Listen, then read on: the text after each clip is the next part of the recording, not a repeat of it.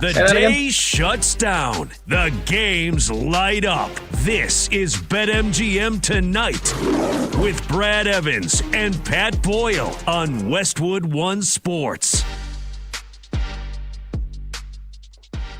Hey-o!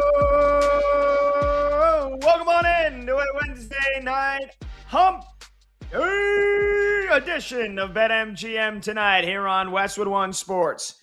He is Brad Evans, and I am Pat Boyle, and we are brought to you by BetMGM. Make it legendary. Download the app today. Please gamble responsibly.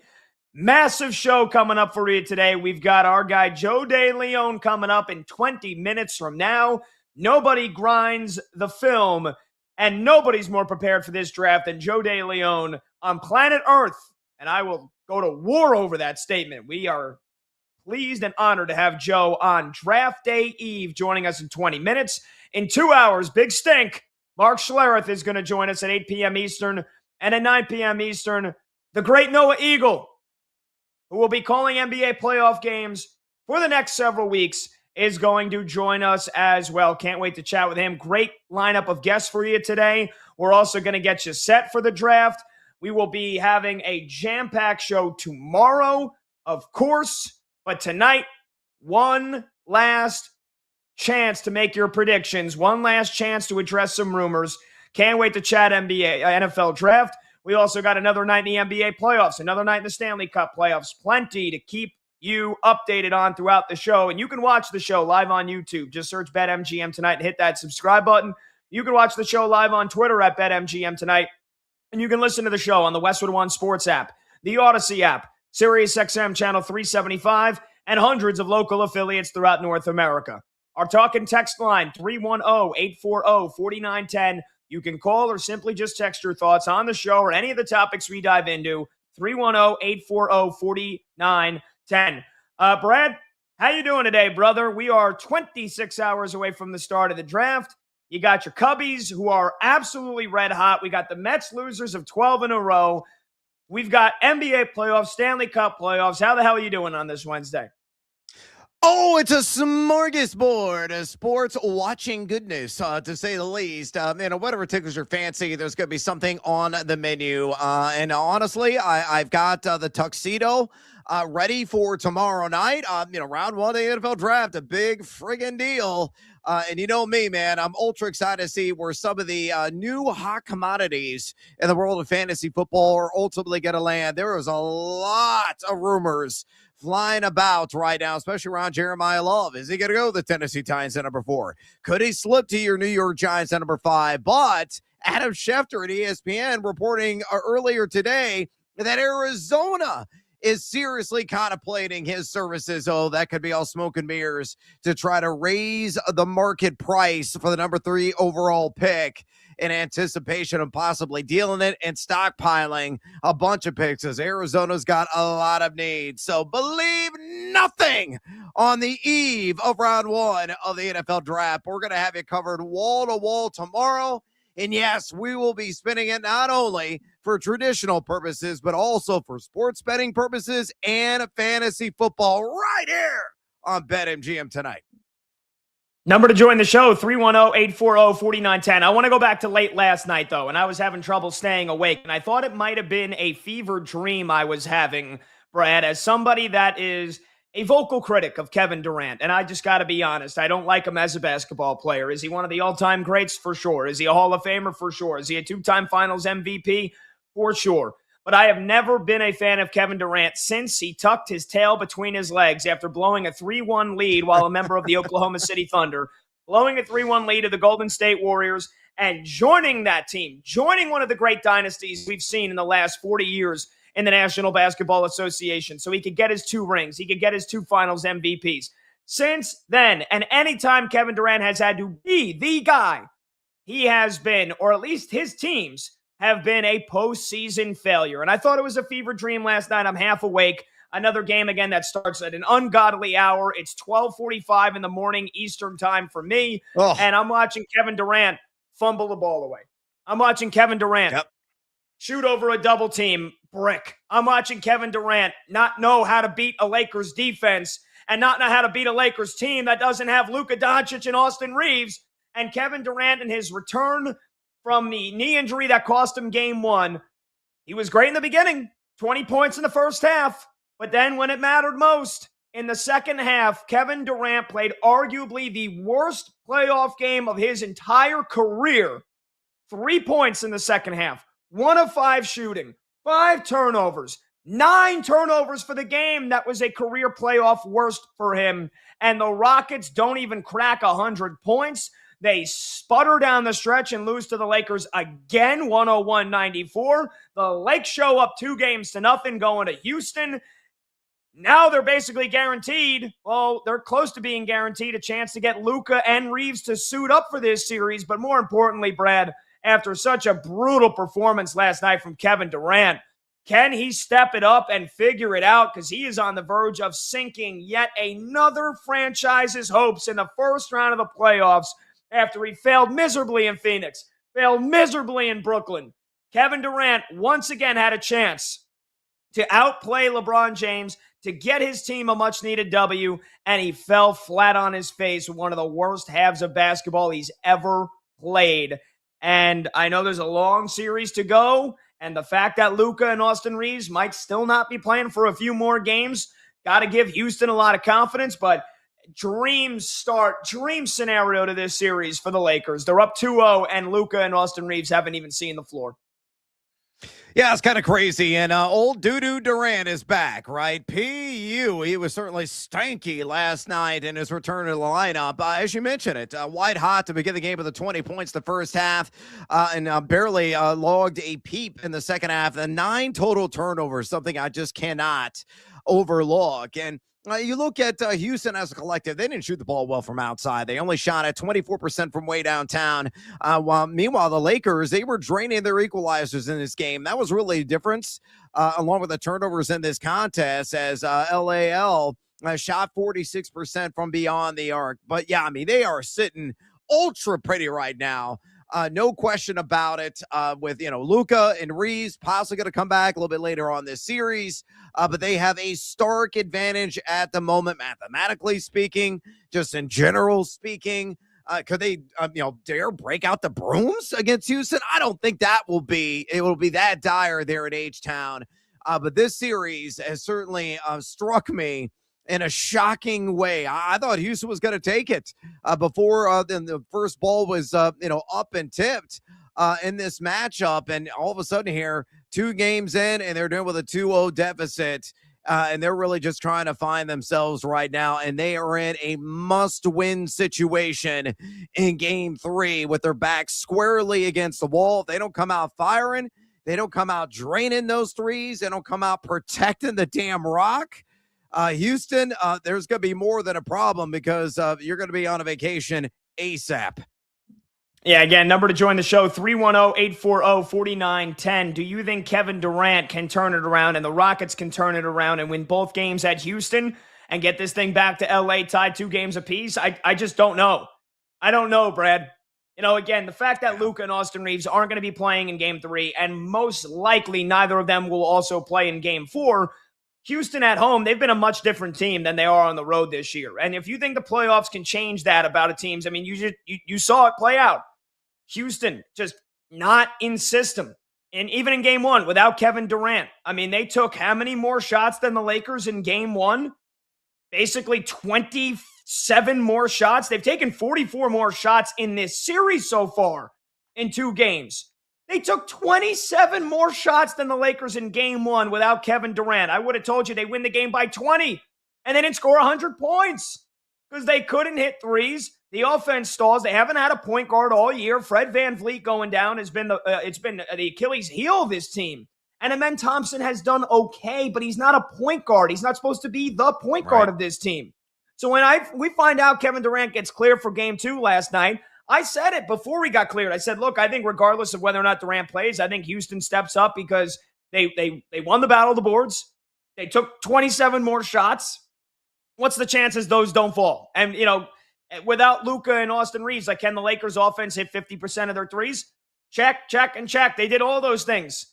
And Durant comes back to play. And don't give me any excuses. Any Kevin Durant apologists out there, any Rockets fans out there, don't give me the excuses about the knee injury because he scored 20 points in the first half.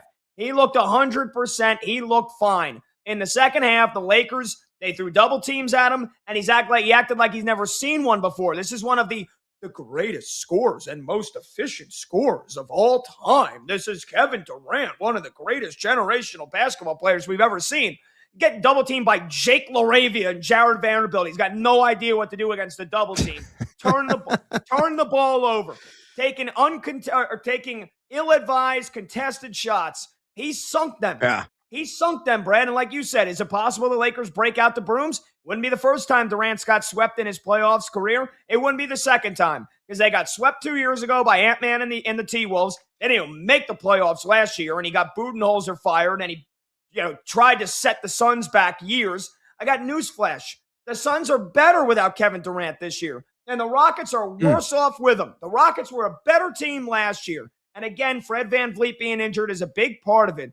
But Kevin Durant sunk the Rockets last night, and he also got swept by the Celtics when he was with the Nets a couple years ago. So, yeah, sweep's not out of the realm of possibilities. But, for a guy that individually we know is capable of stepping up and playing, right, there's no way around it other than that every team he goes to now, they call him the Slim Reaper. He is like the meme of the Grim Reaper, knocking on a different door of a different team ready to kill him. He's the one doing the killing. He's killing these teams. He set the Suns back. He set the Nets back, whether it was his fault or Kyrie's fault or James Harden. I don't care. That was Kevin Durant's team. It's his personality, and his teams can't win in the playoffs unless he joins one of the great dynasties of all time. So I'd like Kevin Durant. Here's an invitation for you, KD, for Kevin Durant to prove me wrong, to shut me up. But he hasn't been able to do it anytime he's the driver of the bus, and he's got to be the guy. His teams fail, and they fail miserably. And I have no choice but to expect that once again against the Lakers here, even if Luka and Austin Reeves don't even step on the floor the entire series.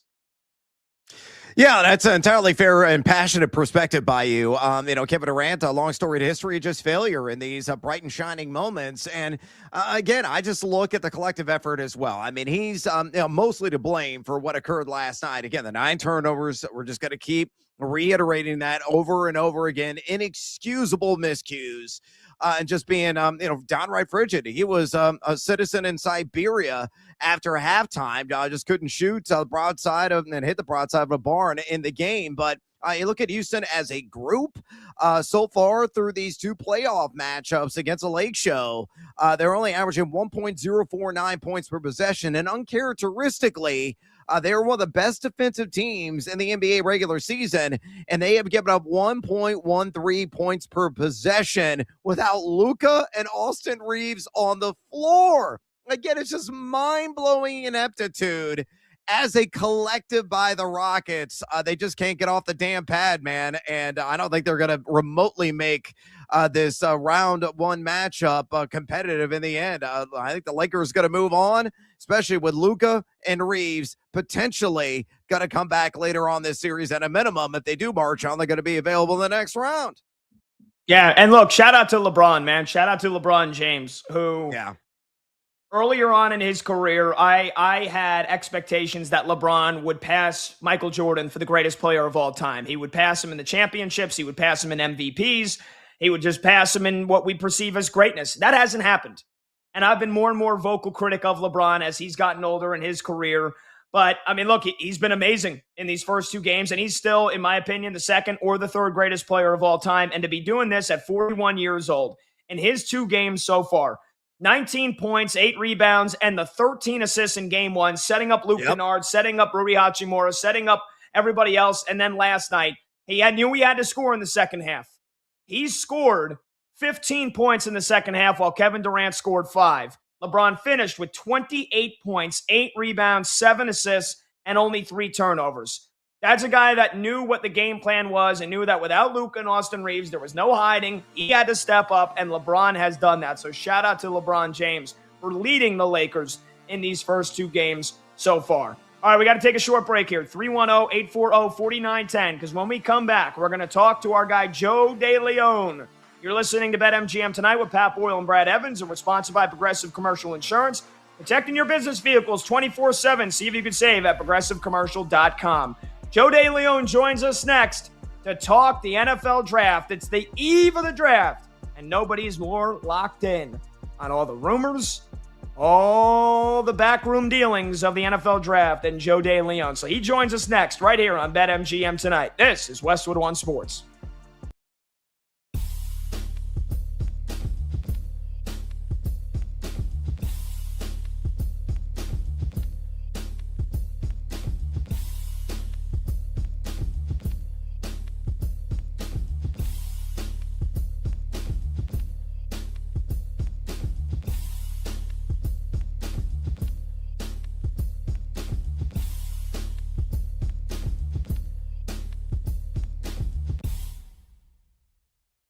Meet the mess. Meet the mess. Step right up and greet the mess. It may be the most predictable thing we've seen in sports since Sunday, when choke artist Devin Williams took the mound to try and close out a win for the Metropolitans in the series finale at Wrigley against the Cubs. That was predictable that Devin Williams would cough up the lead. And they were up 1-0, and the Cubs tied it at 1, and then they won the game in the 10th. It was also very predictable last night that Devin Williams takes the mound with the game tied at 3, and he yaks it away. Take a listen, SNY, as the Mets lose to the Minnesota Twins last night.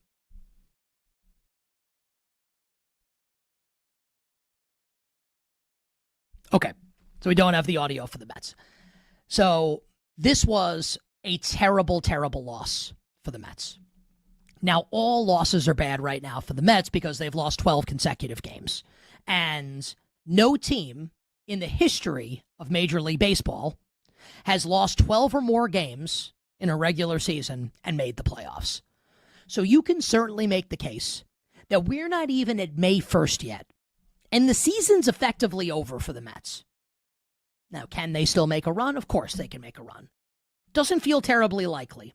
12 straight losses. And the thing that's truly crazy to me about the Mets, and look, I'm far from the only person that's done this, right? Mets fans have been pissed at general manager David Stearns, who's running like this team like it's Moneyball, right? They hate David Stearns. And I understand, because this Devin Williams thing was the easiest first guess of all time. Devin Williams, first off, when he's the Brewers closer a couple years ago, the Mets watched as Pete Alonso cranked a home run in that wild card series when the Mets beat the Brewers to end Milwaukee's season. So the Mets watched him yak it away in a huge spot. I was pissed when the Yankees traded for Devin Williams because I knew he stunk. And what a surprise, he stunk last year for the Yankees. So when the Mets not only A, beat Devin Williams and ended the Brewers season in a high leverage spot, but B, then watched the Yankees in the same market, watched him absolutely melt under the New York pressure, why would they sign him? Why would they think it's a good idea for Devin Williams to close games? It makes no sense. And you don't have to be like a math nerd, MIT graduate, Harvard business, pocket protector, calculator toting, spreadsheet loving, baseball prospectus worshiping, WOBA, XFIP, whatever, batting average, balls in play. You don't have to be a baseball stat nerd to know that this guy sucks. The only people that don't know it are the New York Mets. 12 straight losses. Season's over. It's April. And tonight, somehow, some way, I double taked when I saw this last night. The Mets, as it stands right now, are minus 160 favorites tonight against the Minnesota Twins. Now, the Mets have a big pitching advantage. The Mets on paper are better than Minnesota. Do people understand they've lost 12 straight games? You want to bet the Mets tonight? Go for it. I'll bet the Twins. I'll fade this team that's spiraling out of control and that is an outright dumpster fire. We're not even at May, and the season is over as far as the playoffs are concerned for the New York Metropolitans.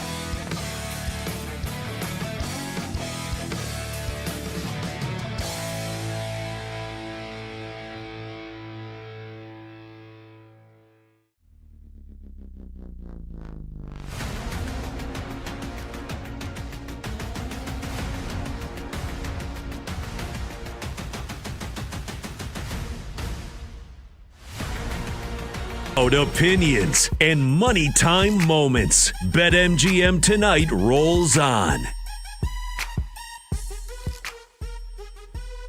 Welcome on back. BetMGM Tonight, Westwood One Sports. He's Brad Evans. I'm Pat Boyle. Let's talk NFL draft, shall we? It's the eve of the draft. We are just over 25 hours away from hearing Roger Goodell likely announce that Fernando Mendoza is the number one overall pick to the Las Vegas Raiders. But, man, there is so much more intrigue. And even in a year where I hear some people saying, oh, the draft's kind of boring, the draft's not that exciting, I think you better tune in because I think we're going to have a ton of trades. I think there's going to be some chaos that unfolds tomorrow night. And who better to get us prepared for all the chaos and all the picks and all the moves that happen than Joe DeLeon, college football and NFL draft analyst for A to Z Sports. He's the host of the Ruffino and Joe Show and the Hack City Pod. You can follow him on Twitter at Joe DeLeon. Joe, the combine is big for you, and it all kind of leads up to this, the NFL draft. This is one of your is this your Super Bowl tomorrow night here? How pumped are you, and how much overtime has your espresso machine been working? Well, the one thing that I guess is maybe not a misconception, but that's interesting with this, because I'm not doing any direct reporting. All my content comes from evaluating and reacting to the picks when they're in and doing all the prep work. It ends up until this week. If you're still watching players leading up to the draft, it's usually nice to do that, but those are guys that might not even get drafted at that point. So all the hay's in the barn, so to speak. I'm kind of using the past couple of days to get my ducks in a row, because once that first pick comes in on Thursday, it's a very long night on Thursday. It's a very long day on Friday, and especially on Saturday and Sunday. I'm juiced up, though. You said it's my Super Bowl. I'm going to sound like such a dork saying this, but the Super Bowl is great. I love the Super Bowl, but I don't get as excited for the Super Bowl as I do for the NFL draft. We get 3 straight days. We get a lot of action. There's so much drama. I think that if you look at it with the right lens, it is more exciting than the Super Bowl. That's a hell of a take, and I don't hate that take, Joe. Look, I think the biggest rumor to me ahead of tomorrow night is, will Jerry and Stephen Jones and the Cowboys trade inside the top 10, specifically with the Browns to the number 6 pick? I keep hearing it, and it ain't going away. If Dallas does that, who do you think they'd be pointing their big shiny star at with that 6th pick? And who do you think the Cowboys should be aiming to land if they do move inside the top 10, Joe? Yeah, I would imagine if they do make that move up, that has to be Sonny Styles. I don't really think that Arvell Reese is going to be on the board at pick 6. I just think that there's too many teams that are sitting there in the top 5 that would be willing to take Arvell Reese. And I think that David Bailey is probably going to be off the board at that point as well. Ruben Bain maybe could be worth consideration, depending on, it's kind of unclear if the Cowboys really like Bain or not, and they feel like he could be a missing piece for this team. But with a transformation on the defense that they're going to be running this upcoming year, it makes a lot more sense for them to go after Sonny Styles. Their linebacker room is bad. They took multiple swings and missed at linebacker. And while they could take CJ Allen at pick 20 or hope maybe he's still on the board or Jacob Rodriguez is still there in the second round, you should take the opportunity to go all in and to go after one of the rare prospects in this class, one of the elite premier athletes in this class. I think if you're Jerry Jones, if you can hold on to pick 20, make that move up to pick 6 and go and get Sonny Styles. I love that call. Joe, according to various betting markets right now, Ty Simpson is roughly minus 200 to land with the Arizona Cardinals. Now, of course, Arizona's got to take him at number 3 overall if they stay at number 3 overall. A lot of smoke bellowing out of AZ today from Adam Schefter that they may be looking hard right now at Jeremiah Love, but maybe they're just trying to stoke the market value there for the number 3 overall pick. Anyway, I digress. Do you think is that the Alabama quarterback's inevitable destination, assuming Arizona were to trade back in to maybe one of the last 10 picks in round 1? Or do you see Ty Simpson landing with the Jets, Steelers, or possibly somebody else beating Arizona to the punch? And I guess the broader question, will Ty Simpson even have his name called tomorrow night? Or do you think he's going to slip to day 2? So the first question, the last question you asked on if he's going to go in the first round, I keep coming back to the fact that in a story that was published at the very beginning of this cycle by On3's Chris Lowe, referencing that Ty Simpson had received grades from 18 teams. 17 of those teams gave him a first-round grade. Unless all of those teams were teams that had established quarterbacks and have no intention of taking Ty Simpson, if that is truly the case, and all the teams that do like him have day 2 grades on him, then why the heck would he fall out of the first round? There's nothing that's happened during this pre-draft process. There was no gas mask video. He didn't get caught partying out late in Indianapolis. He hasn't gotten arrested like Stetson Bennett did leading up to the draft. Nothing's happened. And if anything, the questions that he had of his weight and being undersized, that's been answered. He was underweight because he had gastritis. He added a ton of weight back for the combine, not only showing that he's at a normal weight, but also if he needs to continue to bulk up his frame, he can do it in a short period of time. And then lastly, this is the type of kid who was going to do really well in the interviews and also looked really good on the field at the NFL Combine. So he's checked every box and he's passed every test with flying colors. It just would seem really weird for me if he fell out of the first round. Now, what could create this potentially is that there's not a lot of teams that really are gung-ho about going in on a quarterback right at this second. Right now, it feels like the Jets are wanting to wait and just see what they can do about continuing to build this roster with Geno at the helm. The Steelers are banking on Aaron Rodgers coming back, even though he was supposed to tell them months ago if he was planning to return or not. And I don't think that the Browns are in the mix. I think that the Browns, as messy as they are, I think that they're not really trying to rush this process because they've rushed it so many times over. The Cardinals seem like they're the only team that ultimately ends up making sense. And if the Cardinals don't feel rushed, why give up capital to trade into the end of the first round when you can still get them at the beginning of the second, unless you feel very committed to the concept of getting that 5th-year option? So Arizona, I think, is probably going to be the team. But it just depends on if he'll actually go in the first round. I would imagine he probably still would somewhere in the back end of the first. Ooh, and that could dictate the cash on the over-under 1.5 quarterbacks taken in round 1. So definitely pay attention to that one. Joe, a little connective tissue here. Let's talk about some of the wide receivers since we're talking about the pass game right now in the NFL draft. We could have maybe upwards of 4 or 5 WRs having their names called tomorrow night. Rank them for me. Your top 3 wide receiver prospects at the position entering the draft. And my second question, of course, landing spot obviously dictates everything, but of that group, who could you see stack greenbacks on cracking 1,000 receiving yards this fall? So give me your top 3 in order, wide receiver prospects. And of that group, who do you feel best, no matter where they land, is going to reach 1,000 yards this upcoming season?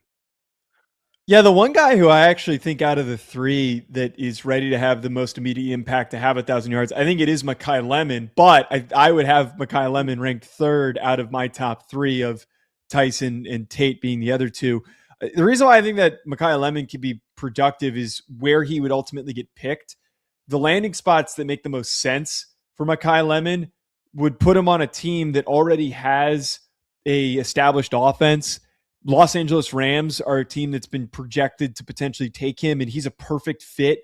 Maybe not the craziest athlete, but he's super shifty and quick. He's not a long speed burner. He wins with route running and intelligence, and that's the type of dude that has worked time and time again in Sean McVay's offenses. So if he goes there, I think it's totally plausible that he has 1,000 yards. But that being said, I put him at 3rd because I think that he's role specific. I think that he can only play in the slot. I think that Jordan Tyson and Cardinal Tate can be deployed in multiple ways and can line up all over a formation. We saw Cardinal Tate play quite a bit in the slot and win over the middle of the field as a deep route runner. For me, I have Tate number 1 and I have Jordan Tyson 2, but there's a bit of a caveat with that discussion.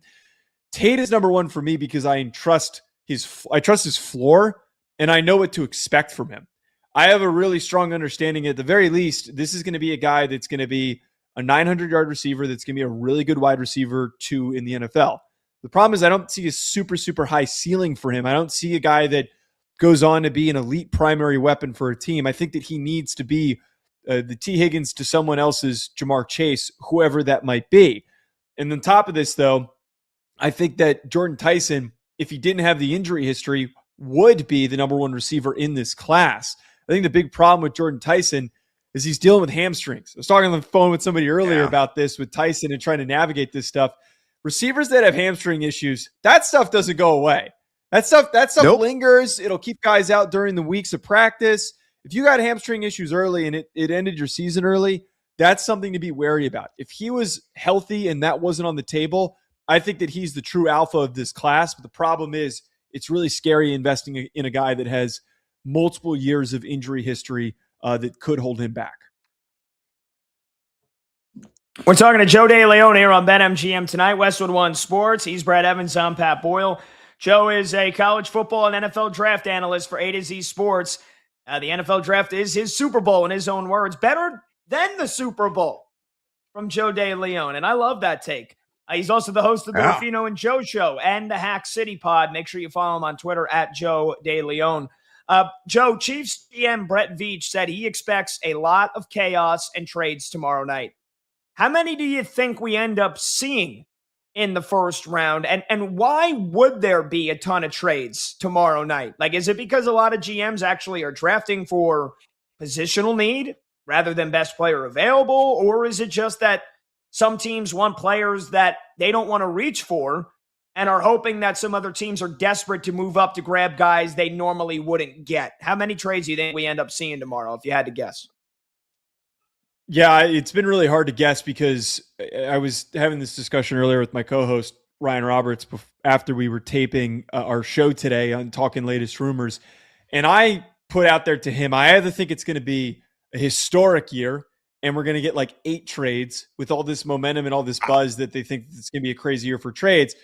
And I think if that happens, it's because there's scarcity at a lot of positions. There's also a very small number of premier elite players. There's also a couple of teams picking in the top 10 of this draft where their needs don't really match the guys that would slot in the top 10. So if they have the opportunity to trade back and allow for other teams to move up to go after these premier defensive players, I think that they're going to be enticed to do so. The teams that would make sense in this regard would be the Giants, the Commanders, the Browns, maybe even the Saints could consider doing that if somebody offers the right deal. Maybe the Chiefs even consider doing that in order to continue to build up their roster. I think that with that being said, though, the other end of the spectrum is I feel like this could be a comically low traded first round where we could get just like 2. And the reason for this, it's smokescreen season, and we got to read a little bit further into the notion that there's going to be a lot of trades.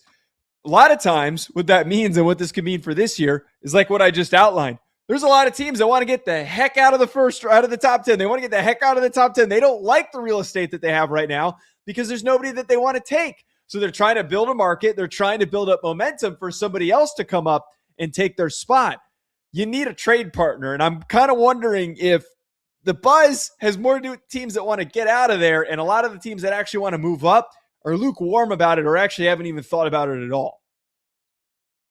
Yeah, no doubt about it, man. 8 trades. If that actually comes to fruition, holy mackerel, we're going to be in for a wild ride tomorrow, but you're probably right. It's probably going to be a low amount of trade volume in the bitter end. Joe, as you're fully aware, and being part of the South Bend Brotherhood, I'm surrounded by Notre Dame knuckleheads here on BetMGM tonight. We all love Jeremiah Love, me included, even though I'm an ILL fan. But fellow Fighting Irish running back product, Jadarian Price, shouldn't be discounted either. Talk about what he brings to the table. And do you get the feeling that Seattle invests in Price's services at pick number 32 to cap off round 1 tomorrow? Could he be the new Kenneth Walker III? Yeah, I think that I would imagine, even though the Seahawks have a very limited amount of draft picks, I wouldn't imagine that they're going to draft a running back that early because they have other needs, but they probably will draft one of those second-tier running backs. I actually think that Jadarian Price is still going to be on the board for them for their next pick. I don't think that it's a guarantee that he ends up being the second running back off the board or even an early running back off the board, but I don't see it coming to fruition mostly with Price because I think, as I mentioned here, the Seattle needs to look at corner. They need to look at potentially drafting a guard. Maybe they decide to add to their edge room, or maybe they're a team that should straight up trade out and see if they can add picks because, again, they have one of the lowest pick totals in this year's draft class. I also, to this point, I think Jadarian Price is a really good running back. I think that he is primarily more projectable as a really good RB2. And that works for Seattle because they had a 2 running back system with Charbonnet. Yep. And when Charbonnet's back and healthy, they'll be able to pick right up where they left off with Kenneth Walker. And there's some similarities there traits wise, but I just don't think that Price has that lead back 220 or whatever plus carries type of a career in him. So if you're going to get that out of him, it's not worth taking him at the end of the first round. Interesting. Talking to Joe DeLeon here on BetMGM tonight, Westwood One Sports. Joe, what do the Eagles do now after the report from Adam Schefter over the weekend that A.J. Brown is likely to be traded once June 1st rolls around? They pick at 23. Does Howie Roseman try and get A.J. Brown's replacement right there and then? Howie normally loves drafting defensive players in the first round, but the Eagles' offense was the biggest reason for their failures last year. So in your opinion, what should Philly do tomorrow night with the 23rd pick? Yeah, last I checked, the odds had offensive line as their projected first position selected at the current moment in the first round. But I really think that they're going to take a receiver, and it's going to have to do with who's left on the board. But I wouldn't put it past the Eagles trading up maybe, depending on where Jordan Tyson goes. And if he's still there in the teens, do they consider moving up from 23 to say, it's a totally random, there's no connection here, but do they move up to 15 with the Tampa Bay Bucks? Do they move up somewhere in the teens when they start to see Tyson slide? That's the annoying thing, especially as a Giants fan with Jordan Tyson. And I was just sitting here talking about how I'm afraid of Jordan Tyson with his injury stuff. Kind of was bearing my take with that I don't want the Giants to take him at 5th overall, because I think with an injury history like that, that's very, very rich for me to take him that early. But the total thing that would happen with Jordan Tyson is that he would go to the freaking Eagles and he would be as healthy as can be his entire career, and he'd have an unbelievable career and take over for A.J. Brown. I can just see it now. If this comes to fruition, do not be shocked if it ends up actually happening. Well, really quickly, we got about 30 seconds left here, Joe. I know we got to get you out of here, but what do our New York Football Giants do now that they have 2 picks in the top 10 after the Dexter Lawrence trade? I want Caleb Downs at 5, and I actually want Jordan Tyson at 10 if he's still there. What's the ideal combo for you for Big Blue at 5 and 10? Yeah, my perfect combo is either Caleb Downs. I'm locked into Caleb Downs. I want Caleb Downs, and then either Vega Ione from Penn State or Francis Mauigoa from Miami, or if Carnell Tate is still on the board, I'd love to see Carnell Tate. Okay, but you'd be happy with either of them, either even the interior lineman, the guard. You'd be happy with that.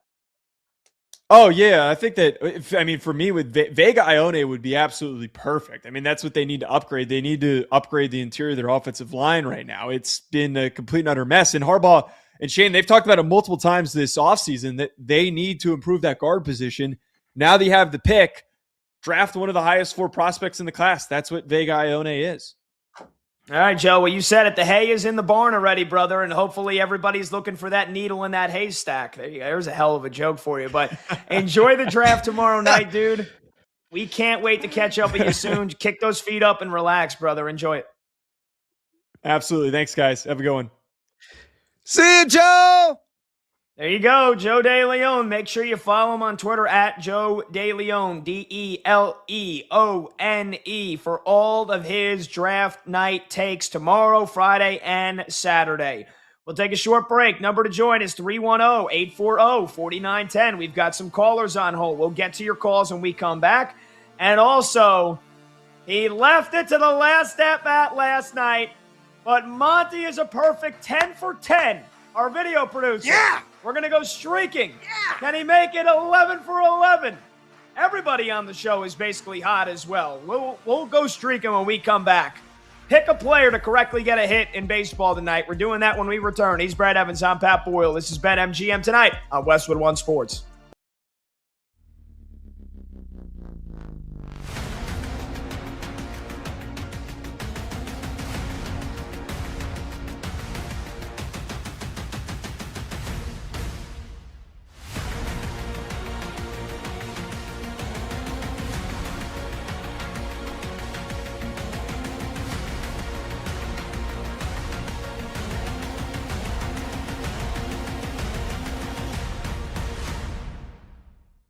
Here's the problem that I have with San Antonio without Victor Wembanyama. It's like when you're younger, and I don't mean this in terms of like designated driver if you and your friends go out like to the bars, like when you're younger. That's not what I mean. But when you're of an age when everyone first starts getting their driver's license, right? And maybe one person has a license, one person doesn't. In my experience, it seemed like every friend group had one person that would drive the car, right? There was one driver of the car. Whether that person, multiple people had their license or not, one person was always the trusted driver. One person always drove to the mall to go get fast food. One person was the driver of the car. Victor Wembanyama is the driver for San Antonio, right? Now, Wembanyama can't. He's been grounded by his parents, or he's on vacation. Whatever's happened, you don't have that driver now. So who do you look at to drive the car? How about the oldest friend? The friend with the most experience driving. That friend is De'Aaron Fox. But the problem with De'Aaron Fox driving the car, he doesn't use his blinker. He's weaving in and out of traffic. He doesn't like to stop at stop signs the full way. And he is generally not a very good driver. De'Aaron Fox, you want De'Aaron Fox sitting shotgun, controlling the music, while Victor Wembanyama drives. You want De'Aaron Fox sitting in the back seat, making everybody laugh, while Wemby's driving and Steph Castle sitting shotgun. You don't want De'Aaron Fox driving the car. And the problem with the Spurs now, and you saw this manifest itself in the fourth quarter last night, De'Aaron Fox is the Spur with the most experience, right? You could point to Harrison Barnes. I understand that. But we're talking like De'Aaron Fox is like one of the key players on this team. Harrison Barnes is a role player. And De'Aaron Fox was horrible in crunch time last night for San Antonio. He was terrible. And there are legitimate questions about Fox that have nothing to do with what happened in the game last night moving forward for the Spurs. And I know he signed a big extension. Like, is he superfluous with Steph Castle and with Harper? Like, what's his role on the team as the years go on? That's independent of what happened last night. And now, like, the regular season is one thing and the playoffs is something entirely different. So the betting market tells you that this is going to be a tight game on Friday night in Game 3. And again, I don't think Wemby's playing. So let's say San Antonio, the game is close. The Spurs are up by a little, they're down by a little with 4 minutes to play. You want De'Aaron Fox being the guy that's taking the shots in clutch time? You can't have that, right? It has to be Steph Castle. It has to be. If I'm a Spurs fan, if I'm someone that wants to bet San Antonio to win the series or win Game 3, I want Steph Castle shooting the ball. I need Steph Castle with the ball in his hands. Castle's got to be the guy at the ends again. I don't want De'Aaron Fox shooting. I want Steph if I'm losing, I'm going down with my second best player. And the second best player on the Spurs is not De'Aaron Fox. Stephon Castle's the second best player on San Antonio. That's what this needs to be.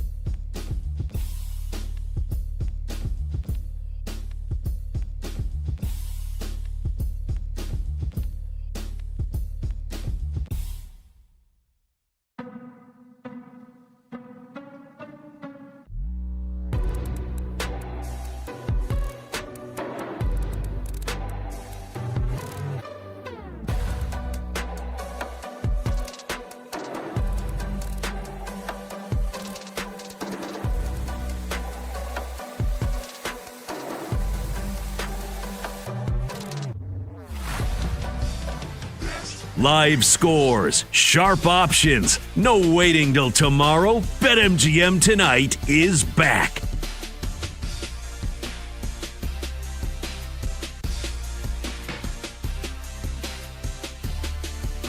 Welcome on back. BetMGM Tonight, Westwood One Sports. He's Brad Evans. I'm Pat Boyle. The phone number to join the show is 310-840-4910. We will get to your phone calls in about 5 minutes from now. But first, this from our friends at BetMGM. Looking to take your MLB action to the next level this season? Boosted odds are here to crank up every pitch, swing, and home run.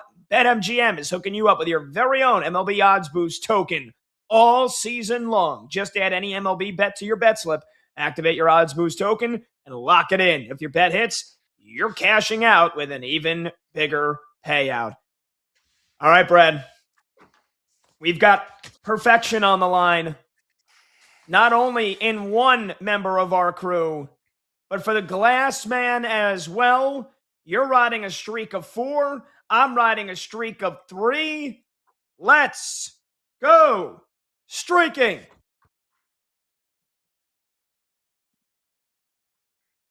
Let's We go won a game yesterday. streaking. We win one today, that's 2 in a row.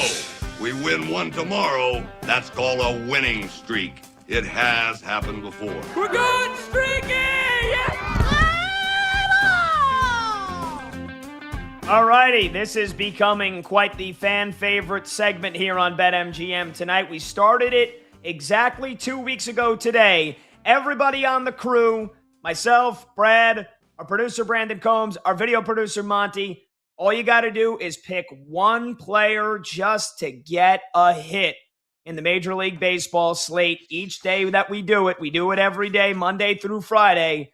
And boy, it has been very profitable and it has been electric because our video producer, Michael Montgomery, the operator and owner of the website batters-box.com or batters-box.com, he's used his analytics, he's used all his isometrics, all of his nerd stats, and he's been a perfect 10 for 10. He has picked a hitter correctly to get a hit every single day we've done it. Can he keep the perfecto going? Also, guy that filled in for you most of last week, the Glass Man, PJ Glasser. He's 6 for 6. And he was 4 for 4 last week. And we're like, all right, we got to have PJ just text in his picks until he gets one wrong. He's 6 for 6. Brad, you're 4 for 5, and you've got 4 right in a row. I'm 8 for 10. I've gotten 3 right in a row. And look, even in last, Combs, he's 5 for 10. He's 50%. That gets you in the Hall of Fame. So without further ado, let's get it going here for tonight. Any game that starts after 7 p.m. Eastern, and I'm going with just a vibes play, just straight from the gut here. Give me Juan Soto, his first game back after a 3-week absence because of the calf strain. He's batting second in the lineup against the Twins, and I think Soto, with the Mets losing 12 games in a row, he's got to be aggressive. Even if he normally wants to take his walks, he can't do that tonight. Connor Prelip is making his season debut for the Minnesota Twins, and I think even though he's a lefty, this is somebody that Juan Soto, it's not going to take long for him to get around. I think it's actually the big league debut for Connor Prelip. So he's going to get a rude awakening from Juan Soto at Citi Field tonight because Soto's going to be aggressive, one of the best hitters on the planet. Give me Juan Soto to get a hit for the New York Mets. Brad, you're looking to make it 5 in a row. Who are you rolling with? Let's go down the Sonoran Desert where I spent the entire week last week on Vacacione, and I'm going to go with a slithering snake. That is Corbin Carroll of the Arizona Diamondbacks taking on the Southsiders of Chicago and Anthony Kay. You look at Carroll this season, he's batting .303 at home. They're in AZ. He's batting .393 as well against LHPs. And Anthony Kay is a southpaw. He's gotten a hit in 5 of his last 8 games. And Anthony Kay has got a sparkling 2.60 ERA, but a 6.88 expected ERA and a 50% hard hit rate. I know Kay has been really good against fellow left-handers, but he's going to get cut down to size tonight. Split a gap, baby. We're going streaking to 5 with Corbin Carroll of the Arizona Diamondbacks. All right, there we go. Let's go with Combs trying to start a new streak. Jackson Merrill, tough night last night, Combs, but you're 5 for 10, 50%.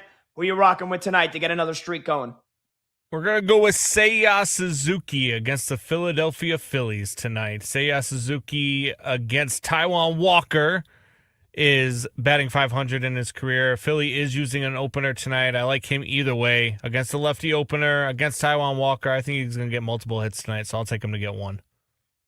All right, very good. And off of last night's magic, the man who is perfect himself, he waited and needed it all the way until the 9th inning when Nick Kurtz got a single to get the A's in position where they eventually hit another home run, hit another single to score Nick Kurtz, and they beat the Mariners. But he left it into the 9th inning. Monty, a perfect 10 for 10.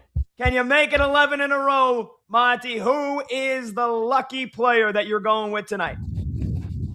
I believe I can behind Ketel Marte. This is the first time I'm re-picking someone on this streak, so hopefully that doesn't bite me here. But I really like him against Anthony Kay. As Brad mentioned, the advanced stats show that his 2.6 ERA is an absolute joke. Against righties, Kay has an xERA of over 8, an expected batting average of .356, and a hard contact rate of 52%. So righties have absolutely been teeing off against Anthony Kay, and that's the side that Ketel Marte is going to hit on since Kay is a lefty. He's one of 3 hitters with an elite matchup WOBA, ISO, and hard contact tonight, all increasing by over 20% in this matchup against Kay. And in 104 games with an elite rating, Marte is getting a hit 74% of the time, and he's hitting .292 against lefties this season. So really love Marte tonight. I think he leads off the game with a hit, but we'll see if that happens. Oh, bold. Wow. He's even saying he leads off the game with a hit. How about that? Call the shot. I mean, that is some stones for a guy that's 10 for 10. Why the hell not? Why the hell not? I guess it would be leading off the bottom of the first, so because they're home. But same thing. Hey, doesn't matter. Why not, Monty? Oh, boy. He's feeling himself. Let's do it. He's saying first AB, it's going to cash. We're going to get it to 11 in a row. All right, and then finally, the Glass Man, PJ Glasser, who filled in for Brad most of last week. He went 4 for 4. We told him to text in his picks this week as well. He's got another 2 in a row. He's a perfect 6 for 6, and he's going with Manny Machado tonight in the Padres game in Colorado at Coors Field, looking to take advantage of those conditions.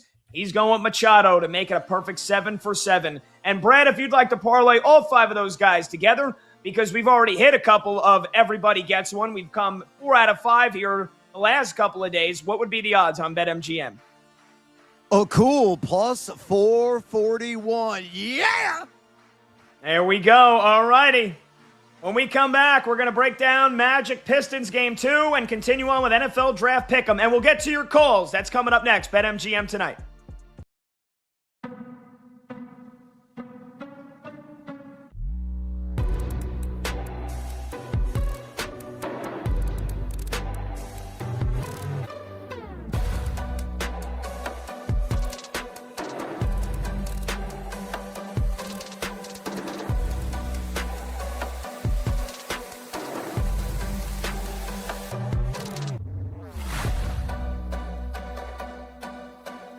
What does Ime Udoka do? Does he coach this team? Do the Rockets actually have a coach? Because I'll tell you what, the Rockets are the only team in the postseason. I can't imagine any other team. I'm talking the Sixers. I'm talking Phoenix. I'm talking Portland, the Magic, Toronto. Maybe not Toronto, a.k.a. LeBronto. What other team is allowing LeBron to do this? We said after game 1, Houston's game plan just needs to be, don't let LeBron do what LeBron does. Let anyone else beat you and you live with it. What happens in game 2? 28 points for LeBron James. And this Houston Rockets offense, you know what I call it? Studio apartment. Because there's no space anywhere. Kevin Durant's the bedroom. Şengün's the kitchen. They're right next to each other. Josh Okogie's the radiator that doesn't work, and the hole in the floor is Jabari Smith. No space anywhere. They are not fun to watch. It's an absolute slog. They don't seem to be enjoying themselves. What's the point of this team? And the worst part about all of it, they took last year with the 3rd overall pick in the draft, Reed Shepherd, right? This hotshot combo guard, right?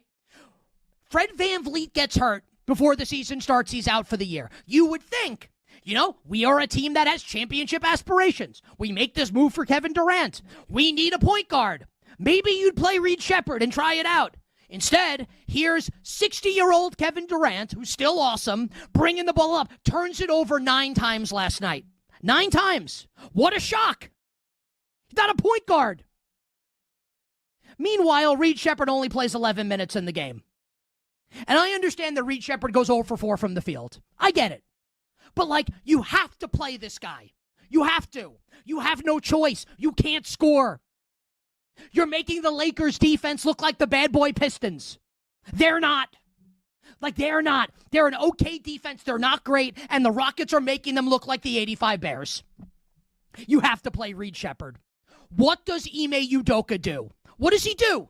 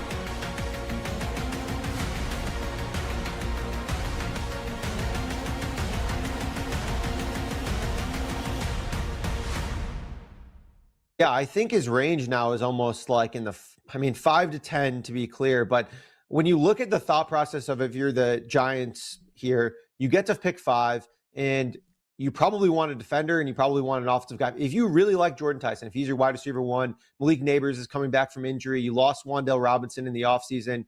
Their wide receiving core right now is like Darnell Mooney and I think Darius Slayton is the other guy. So not a whole lot for Jackson Dart to work with at this point. So you look at all that.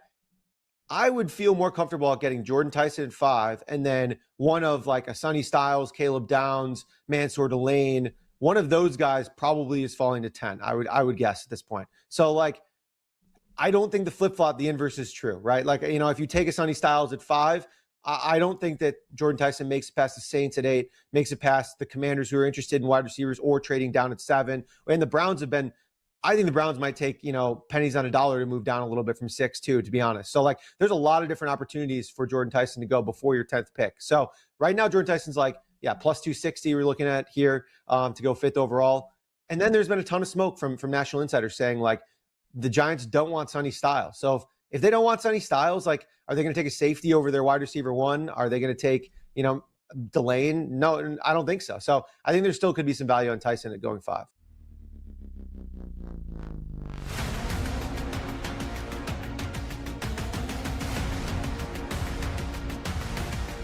Lines, late games, and breaking angles. BetMGM tonight with Brad Evans and Pat Boyle. Back now. Welcome on back. BetMGM tonight. Westwood One Sports. The top of the hour. So let me instead greet you with a hey-o. Welcome on back to BetMGM tonight here on Westwood One Sports. He's Brad Evans. I'm Pat Boyle. And we're brought to you by BetMGM. Make it legendary. Download the app today. Please gamble responsibly. You can watch the show live on YouTube. Just search BetMGM tonight and hit that subscribe button. You can watch the show live on Twitter at BetMGM tonight. And you can listen to the program on the Westwood One Sports app, the Odyssey app, SiriusXM Channel 375, and hundreds of local affiliates throughout North America. Our talk and text line is 310-840-4910. You can call or simply just text your thoughts on the show or any of the topics we dive into. Again, that's 310-840-4910. And if you text in your question, just let us know what your name is and where you're from so we can get you featured on the show. We've got a caller on hold that wants to talk about what the Ravens should do with the 14th pick. We'll get there in about 5 minutes, I promise. We'll also get to a text message that we just got here in the last couple of minutes regarding the NFL draft as well. But Brad, before we get to our NFL draft pick'em, we've got tip-off in less than 10 minutes. Game 2 in Detroit, Pistons Magic, after the stunner in Game 1 on Sunday night, where Cade Cunningham scored 39 points, and the Detroit Pistons still lost by double digits because nobody else stepped up, including the All-Star Jalen Duren. Do the Pistons bounce back with a vengeance tonight? They are nearly double-digit favorites over on BetMGM. And the Orlando Magic, there was explosive reports last week that they were going to fire their head coach Jamal Mosley, and all they did since then was win on Friday night and smash the Hornets on Friday night, and then win Game 1 against the Detroit Pistons. So can they keep it rolling here? Game 2, Pistons Magic. Brad, what do you think ends up happening tonight? Yeah, I think Detroit's gonna get their bearings straight. They're the better team. I don't think they're gonna get ousted here in the opening round of the NBA playoffs. I think you disagree with me. I think at your core you believe that there could be the mother of all upsets here in the NBA playoffs, the 8 seed ousting the number 1 seed. But I think Cade Cunningham's cohorts are going to rise the occasion. Duren and some of the other guys, they're going to go out there and play, at least a B level of basketball. And they do that, they should be able to oust and bounce and even up this series. The Orlando Magic, though, credit Orlando in the last game. Just a phenomenal balanced effort with the starting 5. All starting 5 players scored at least 16 points. But with that said, I do have a player prop in this game. I like Franz Wagner, the product of Michigan, to go over 4.5 rebounds. There for the Magic. It's at a minus 125 juice right now at BetMGM. He has faced Detroit in 3 games this season, including game 1 of the playoffs. He went 7 boards, and in game 1 had 5 rebounds. So the trend hopefully will remain, my friend, as you look at Detroit. Yes, over their last 15 regular season games and entering the postseason, they have allowed the second fewest opponent rebounds per game, usually block out and wax that glass. On all I need is a handful of boards for Wagner, and we cash. So again, taking the over 4.5 rebounds, Franz Wagner minus 125, and I do believe Detroit is going to win this game outright. Yeah, I think they win it. I think it's going to be close, though. I think it'll be close again here. Again, I don't know if we should be looking at this through the lens of a traditional 1 seed versus an 8 seed. And I know Detroit won 60 games, and I know I'm going to sound like a Knicks fan that's just a hater here of Detroit. But look, they haven't really done much other than this regular season to deserve being a nearly double-digit favorite, especially after the way they lost in Game 1. The question all year has been, who's going to step up for Detroit if not Cade Cunningham? And look, when Cade went down with the collapsed left lung, Dennis Jenkins was awesome. The rest of the guys on the team stepped up and performed admirably, and they locked up the 1 seed when we were all asking, Detroit might let the 1 seed slip. Is this the beginning of the end for them? And then all of a sudden, nobody else stepped up in Game 1 besides Cade Cunningham. 39 points. Yep. You lose by 11 at home. They got outscored by 20 in the paint. I do think the Pistons win this game tonight. And I think because they get off to a good start. Like, they've got all the reason to be pissed off, motivated. How many times do you see the higher seed lose game 1 and then they come out of the gate and it's like a 10-point lead after the first quarter? I think we get that tonight. I think Detroit will build a big early lead, but I don't think Orlando is going to go away. And I think these are 2 teams defensive-minded, and so if the Pistons go into a little bit of a lull shooting the ball, which like Duncan Robinson, is he going to step up and hit a ton of threes tonight? Jalen Duren vowed to be more aggressive after he had just 8 points and took only 4 shots in game 1. Is he going to be more aggressive? And is he going to basically get his season averages, a 20-point double-double? Or are they going to – I think there could be a point where they're up by 13 or 14 or 15, and Orlando chips away and makes this a 2-possession game in the fourth quarter. I think this one's going to be sweaty tonight for Detroit. I think they will hold on and win. And I am going to go ahead and be the sucker that listens to Jalen Duren's words. And if you want to build a little same-game parlay on BetMGM, how about the Pistons just to win and Jalen Duren to get a double-double? That's minus 115 odds on BetMGM. That's how I'm looking to play this one.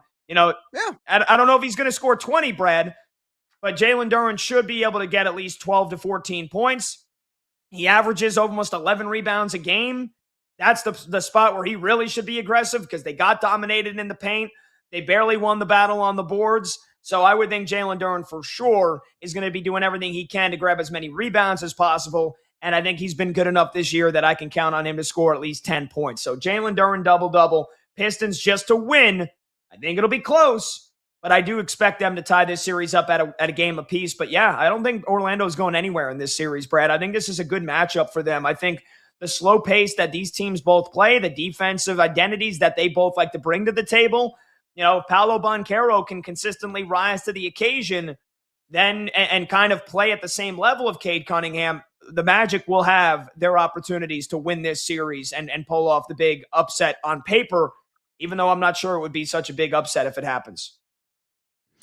Yeah, man, I think entirely you were kind of selling me Orlando keeping this nice and snug as Detroit. You just don't know, what team is going to show up outside of Cade Cunningham. Cunningham is going to go out and be a baller under shot caller. He might drop another 39 points like he had in game one, but the secondary and tertiary players on this team, they have got to bring the noise. And I think they will tonight to a certain extent, but Orlando will keep it competitive to say the least.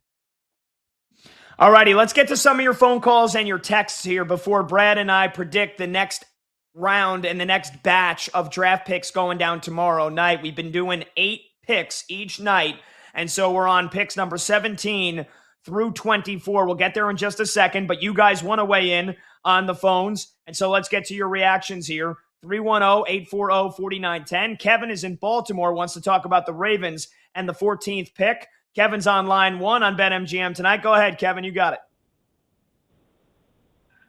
Thanks, fellas. Good evening. Appreciate you taking my call. Yes, sir. Jonathan Ogden was our first-round pick a long ways back when the inception of the Ravens happened.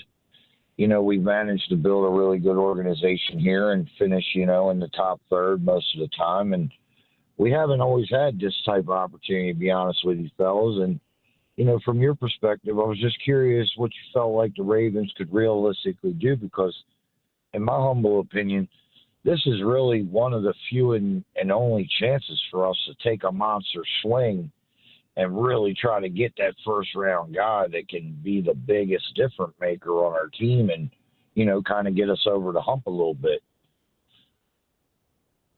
Yeah, Kevin, we appreciate the call, man. Thanks so much. This is a big pick for Baltimore. New head coach Jesse Minter coming off the failures of last season. Lost some key players in free agency. And Brad and I were pretty lockstep on who we think they're going to take at the 14th overall pick. And Brad, that would be, and another opportunity to really nail this name here. Well, I'm only going to go with a shortened first name because Joe De Leon was just on. It gave us that reward. So Vega Ione, offensive lineman. Clearly, they need somebody in the trenches. And they're going to take the best O-lineman at the top of their board that is available at that time. It could be Proctor. It could be Vano. It could be Ione. It could be a number of guys. There are a number of talented offensive linemen in this draft class, but it is a glaring area of need because you look at Baltimore where they finished last season, number 25 in the National Football League and drop back protection. So, you look at that data there at Pro Football Focus. The pass blocking efficiency was woeful. Lamar Jackson's not getting any younger. They need to solidify that offensive line to better protect their quarterback, have those clean pockets, and, have a ton of success. And certainly would assist as well, grading some roads for the football Frankenstein there and Derrick Henry to boot. So Ione, we believe, will be the selection for the Baltimore Ravens at number 14 overall. Yeah, I do. I will add this, though. And Kevin, we appreciate the call again. Thank you so much. 310-840-4910. If you want to join in on the phones with what your team should do in the draft, or if you want to ask us what we think they should do. Our buddy Joe DeLeon, who was with us, just under an hour ago, he did say that he would actually like Ione for the Giants at 10, potentially. A guard at 10, which I thought was a bit surprising. Let's say that happens. You know who I think would be next up on the list for the Baltimore Ravens? Tight end Kenyon Sadiq. From Oregon, because they just lost Isaiah Likely. Yep. That would be the next most logical position that they need to fill, in my opinion.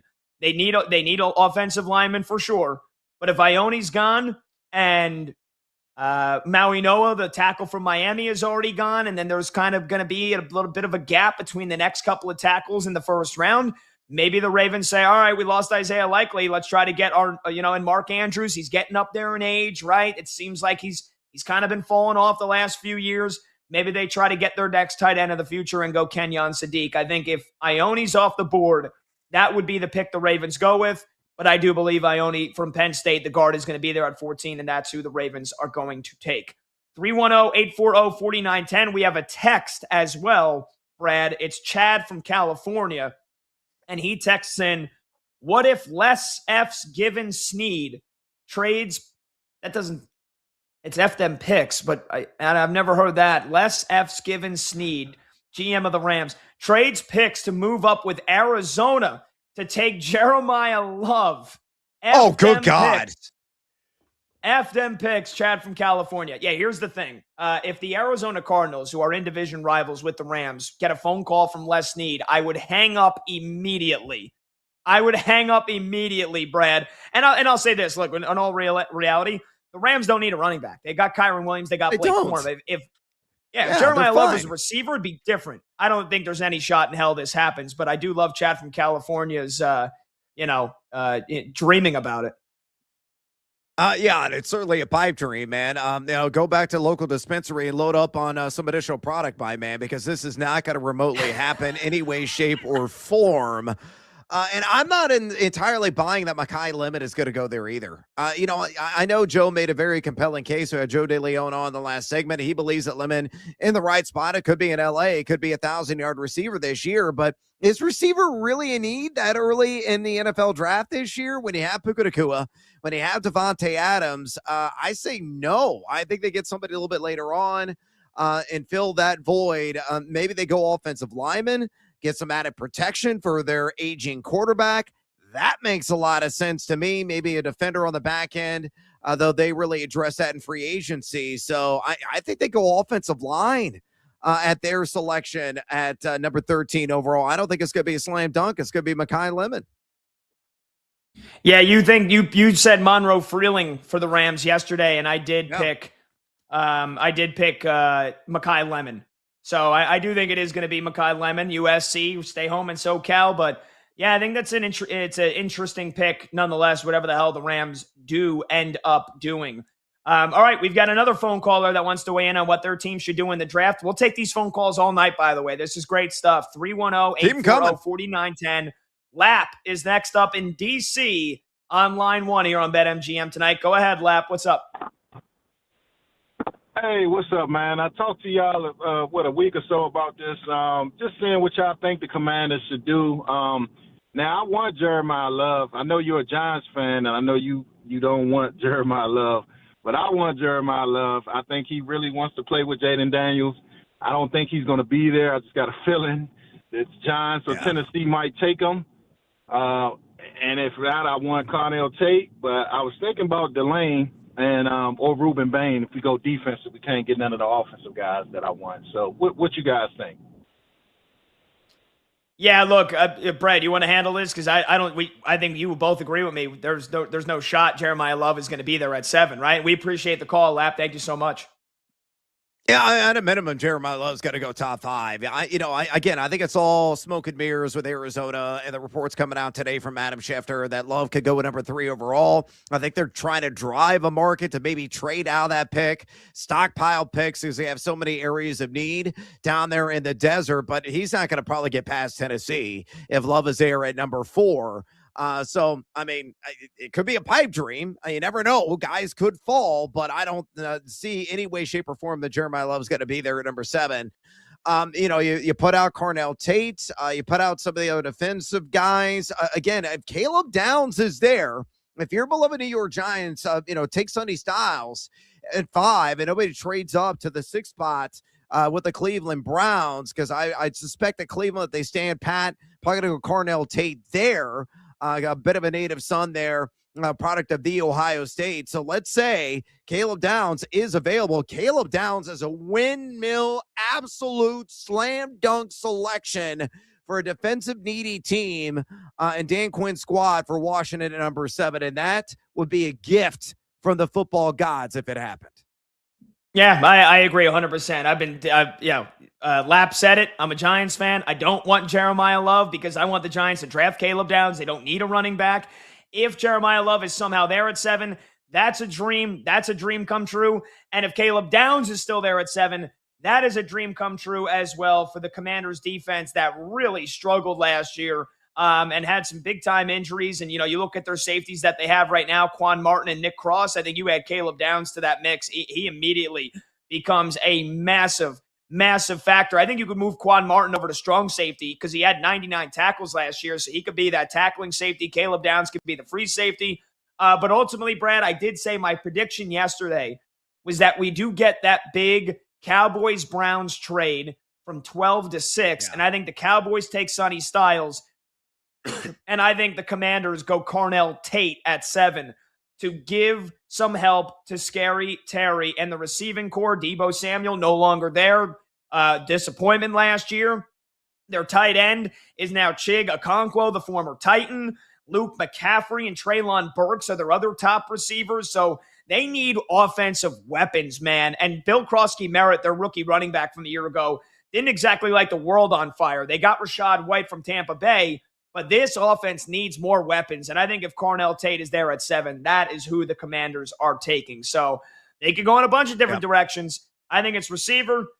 And Brad, what was your official prediction for what the Commanders are doing at 7 again? I idiotically did say that Caleb Downs going to slip them and grab him at 7. By the way, if you're buying what I'm selling, it's plus 850 for Downs to go to Washington at that position, number 7 overall on BetMGM. Oh, well, you never know. You never know what is going to happen. All right, we've got playoff games off and running. We'll get you the first scoreboard update of the night when we come back, and we will give you our predictions, NFL Draft Pick'em, for 17 through 24 with the NFL Draft 24 hours away. He's Brad Evans. I'm Pat Boyle. This is BetMGM Tonight, right here on Westwood One Sports. The Cowboys have 2.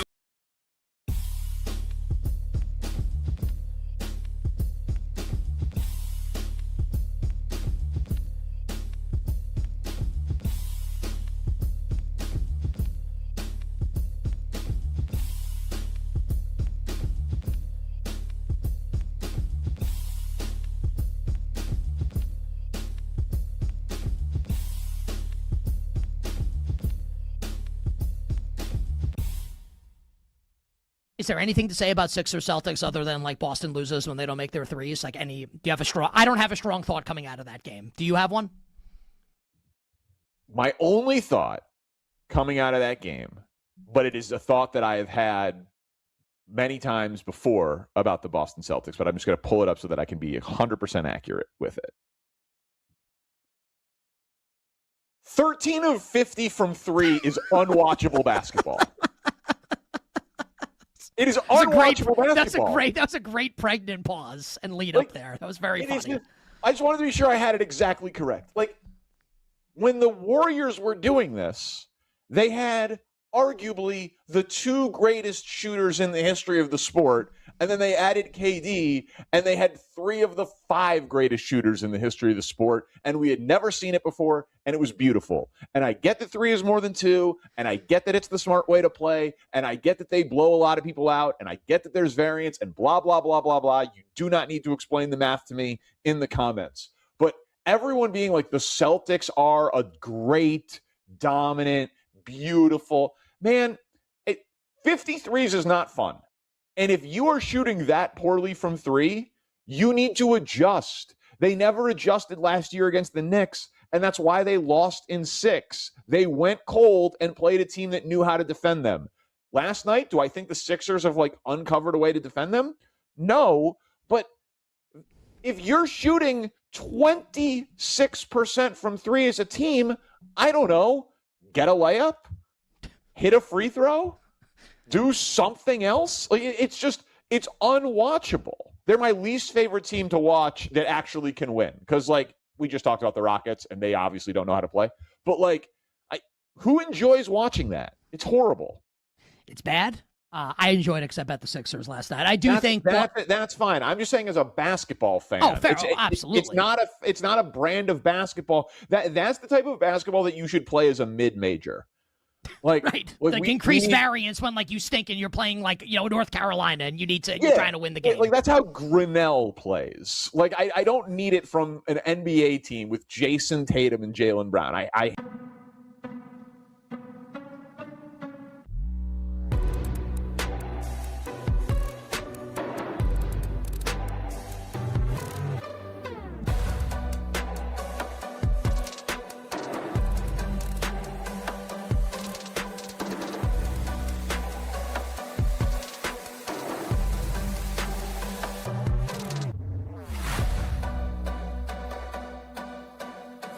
Yeah, I'm going to go with Arvell Reese at this point. We've seen national insiders flip-flop multiple times, but a lot of the big ones who just released their mocks, we're talking about, the Peter Stragers of the world, have basically said, we don't know. And if you say that you're probably wrong. So it seems like all the national insiders are kind of throwing their hands up in the air, and so are sportsbooks. Like you said, both are minus odds right now. I think that they're just kind of happy, maybe taking some action at this point and keeping it close. So I'm going to go with Reese. I think there's been a couple of, dot connecting here early in the process, and just schematically and logically, it makes a ton of sense. I personally think that the canceled visit was another sign that it's going to be a Reese here. I went back and looked historically. I think there's two ways to look at that logically, right? But historically, there's no precedent for a team canceling a visit and then taking the guy. There's been teams who have drafted a guy without a visit, or have drafted a guy with the visit, but there's not really much precedent for a team in the top 5 canceling a visit and then drafting them anyway. So generally doesn't happen. I would be surprised at this point. I'm going to go with Reese here at minus 105.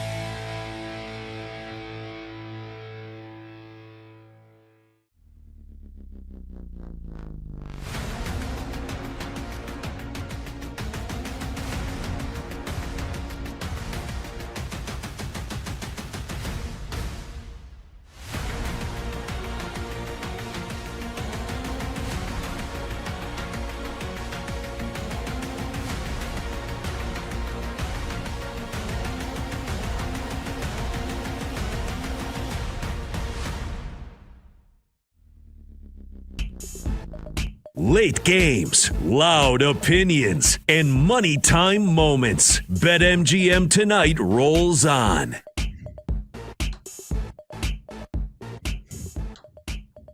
You ready? Welcome on back. BetMGM tonight, Westwood One Sports. He's Brad Evans. I'm Pat Boyle. Phone number to join the show is 310-840-4910. That's 310-840-4910. Before we get to NFL Draft Pick'em, Brad and I have been going through every pick in the first round and predicting exactly what's going to happen, whether it's just your traditional team picking player at that pick or if it's a trade. We're going to get to, we did 1 through 8 on Monday. We did 9 through 16 yesterday. We're going to do 17 through 24 tonight and finish off the first round tomorrow before the draft begins. But before we do that, let's get you the first scoreboard update of the night here. Pistons out to the early lead that I predicted they would get out to, 14-7. They lead the Orlando Magic halfway through the first quarter. For Detroit, he's vowed to be much more aggressive. He's got a couple of assists, but Jalen Duren, 0 points, 0 rebounds in the first 5 minutes. Great. It's early. It's Tobias Harris that has been arguably the best player. 4 points, 4 rebounds, and 2 blocks with 1 steal. Doing a little bit of everything. The Long Island native, Tobias Harris. For Orlando, Paolo Banchero and a couple of other starters have 2 points. But again, it's early. Pistons lead the Magic 14-7. On the ice, I just watched the Pittsburgh Penguins, who are trying to dig out of a giant 0-2 hole, and now they're in Philly, about 10 minutes away from where I now reside. And I would love to hear the silence that is going on right now inside the arena in Philadelphia, because the Penguins are up 1-0 after a power play goal. Sid the Kid, Sidney Crosby feeding Evgeny Malkin on a beautiful pass right through the slot. Malkin tapping it in at the back post. So it's 1-0 Penguins over the Flyers. You got a couple of late starts coming up tonight between the Stars and the Wild, and then the Ducks and the Oilers.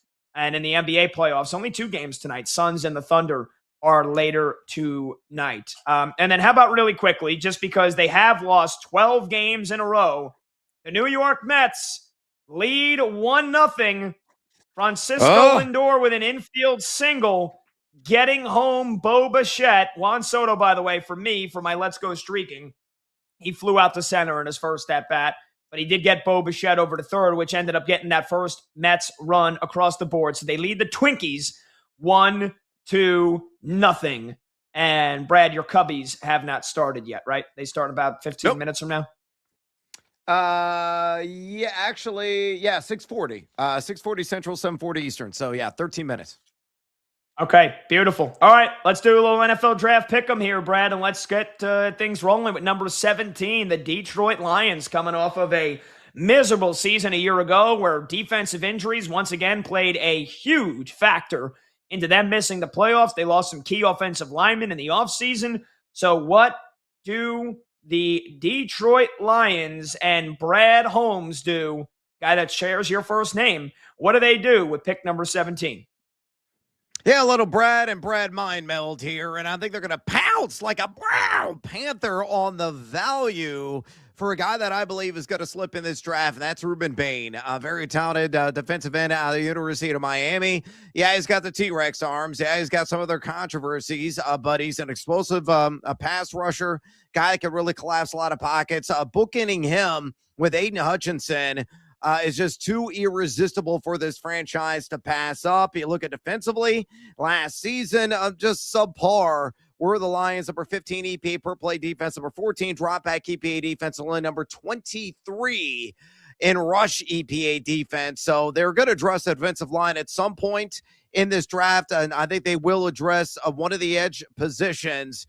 And again, because they feel that Bain is just fallen on their lap, they're going to snatch him at number 17. Ruben Bain out of Miami, the selection for the Detroit Lions at 17 overall. Yeah, and look, if he does fall that far, that was your big prediction here over the last couple of days, is that Ruben Bain does indeed slip. If he gets to 17, that would be a hell of a pick. I had him going a couple of picks earlier than that, so I think the Detroit Lions, after all the offensive linemen that they've lost here in the offseason, they need the replacement for Taylor Decker. So I think they're going to go big Caden Proctor out of Alabama, the 6'7", 350-pound mauler from Alabama. I think this is where he goes. 6'7", 350 pounds. And this is a guy that played, I believe Caden Proctor played right tackle early on in his college career. But either way, you need to fill left tackle. You got Penei Sewell at right tackle. This is a perfect replacement for Taylor Decker. I think the Lions go Caden Proctor from Alabama with the 17th pick and try to shore up that offensive line, because Jared Goff, when he's under pressure, boy, oh boy, it's getting worse every year. So they need to protect Goff, and I think they're going Caden Proctor. All right, number 18, Minnesota Vikings. Brad, I think we are similar and yet different here. We are. With what the Vikings are going to do. So what do you think they end up doing at 18? Yeah, I would have gone with your guy at the safety position, but I had him going early in the draft, actually going as high as number 12, assuming the Dallas Cowboys remain there. So he's off the board on my draft board. So I'm going to go with the next best thing at the safety position out of the University of Toledo. The Fighting Rockets. Emmanuel McNeil Warren goes to Minnesota Vikings because if they don't take him, The Chicago Bears, their rival in division there in the NFC North, they're certainly going to grab McNeil Warren at their draft position at number 25 overall. You look at Minnesota and what they need. They need a lot of defensive help, whether it's on the line, but particularly on the back end, particularly at the safety position. This is a team last season, yes, defensively, the number 3 overall in EPA per play defense, and number 2 in dropback EPA defense. So they lost some guys at the safety position. They really have got to shore that up and make it a strength once again. So my pick at safety, Emmanuel McNeil Warren out of Toledo to the Vikes at number 18 overall. And you are going with the other safety who I would have gone with if he were available, and that is who, Pat? Yep, I think I got safety here. The next 2 picks, I'm going Dylan Thieneman, guy that I've fallen in love with because he basically showed out and goed out at the combine, blasting a tremendous 40-yard dash time, vertical leap, broad jump, everything. The 6-foot safety out of Oregon, a great tackler, can make plays sideline to sideline, and so I think the Minnesota Vikings, that is where they end up going here with this pick. Also because Harrison Smith is 40 years old now? I mean, I feel like Harrison Smith is there's no expiration date on him. He's 37. But there is a lot of murkiness about his future. Yep. And what his playing is going to look like this year. He might end up retiring, so I think you need to get his replacement. Minnesota's defensive backfield was a big problem last year. We know that Brian Flores will love to blitz all night. So you need somebody that can make plays in the defensive backfield in case that blitz doesn't get home. And I think Dylan Thieneman is an athletic freak. I think he's going 18 to the Minnesota Vikings. And you think the other safety, Emmanuel McNeil Warren, is going to Minnesota. All right, 19, Carolina Panthers, coming off a great season, winning the NFC South, pushing the Rams to the brink in the first round of the playoffs. How do they now build on that this year? And GM Dan Morgan did say leading up to the draft, he doesn't believe in drafting for depth. So that might be a giveaway as to what they're doing here. Brad, who do you think the Panthers take at 19? Well, with Kenyon Sadiq not available as he went to Tampa Bay on my draft card at number 15 overall, I think they're going to be still focused on offense. So they're going to turn to the wide receiver position and go with a guy with phenomenal short area burst quickness, strong route running ability, kind of a do-it-all wide receiver. Doesn't have elite size, doesn't have elite top-end speed, but he wins in tight spaces consistently. Those contested catch rates are going to be extraordinarily high at the next level, despite being 5'11", and that's Casey Concepcion, not related to Dave Concepcion, the former Cincinnati Reds great, but Casey, a guy proud of the Texas A&M Aggies, is an ideal fit for a Carolina team that really needs a surefire high-end WR2, and I think he immediately checks that box, and they want to put Bryce Young in the best situation possible. So Casey or Kevin Concepcion out of A&M goes to Carolina at number 19 overall. Yeah, I look, if he is I like KC Concepcion, and I think that would be a really solid pick. You look at it with the Panthers wide receivers outside of Tedero and McMillan. They definitely could use some help. Jalen Coker came on strong at the end of the season, but Xavier Legette feels like he hasn't lived up to his potential. Jimmy Horn, the very speedy slot receiver from Colorado, didn't really get involved a whole ton. They got John Mechie in the offseason, so you get a great body like that in KC Concepcion, who made contested catches all year long. I think that would be a great pick. I think, like I said, though, I think this is safety here. And I'm going to trust in what Dan Morgan said about not drafting for depth, and I think he's going to go with safety. Nick Scott had 111 tackles last year, and then he signed a one-year contract with the Panthers. So, yeah, he's going to be their starter. But also at 30 years old, how much are they expecting of him? And also Trayvon Moehrig had 103 tackles last year in his first season with Carolina after he came over from Las Vegas. And don't get me wrong, those guys are solid players. But I think the guy that you had going in the last pick, Emmanuel McNeil Warren, I think Carolina is expecting him to be the starter if they do draft him. 6'4", box safety, can get downhill and make tackles, but mostly the Panthers need more turnovers from their defense this year, and I think Emmanuel McNeil-Warren could be that lightning rod, jar the ball loose safety that comes down and makes big plays, maybe also grab some interceptions. Needs definitely some work in coverage from everything I've read up on him, but at 6'4" with great speed and great strength, how can you pass up on that for a Carolina defensive backfield, again, that was probably the weakest part of their defense, because you had some trouble running on the Panthers that you could throw on them for sure. So I think they go with EMW, Emmanuel McNeil-Warren. Finally, Brad, number 20, Dallas Cowboys. Second pick of the first round. Where's Jerry and Stephen Jones going with this one when we get to number 20? Yeah, at the end, I've been going to them at safety to the Dallas Cowboys at 12 overall. You had them trading up, which I think is definitely a distinct possibility. But again, assuming they stay at number 20, again, the primary focus of this draft, the primary focus in round 1 is going to be defense, and more defense. They're going to go Keldrick Falk, edge rusher out of Auburn, a guy that's not even 21 years old. He can't even drink legally until September, plus athlete. Got a nice long frame, needs to add some muscle mass, but a lot of people sing the praises of his culture fit. He is a strong leadership guy, really strong in the locker room, and that will go a long way for a Dallas team that needs some defensive leaders and a guy that's got some ton of talent and a ton of upside, given the youth that he has. So Keldrick Falk, your pick to Dallas at number 20 overall.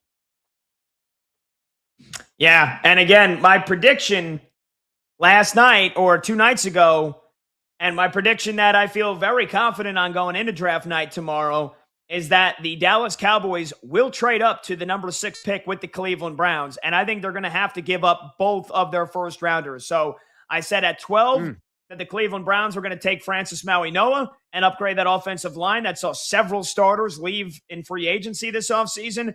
And so at number 20, I think it will once again be the Cleveland Browns picking for the Cowboys because of that trade from 12 to 6. I think the Browns will take the 12th and the 20th. They've also got their own in this first rounder. So I think this is their 3rd first-round pick. They addressed offensive line. I think they're now going to address the receiver position, and I think this is where they take big Denzel Boston from Washington. Cleveland loves big receivers. And Jerry Jeudy at only 6'1", down season, expectedly after he had such a tremendous season 2 years ago.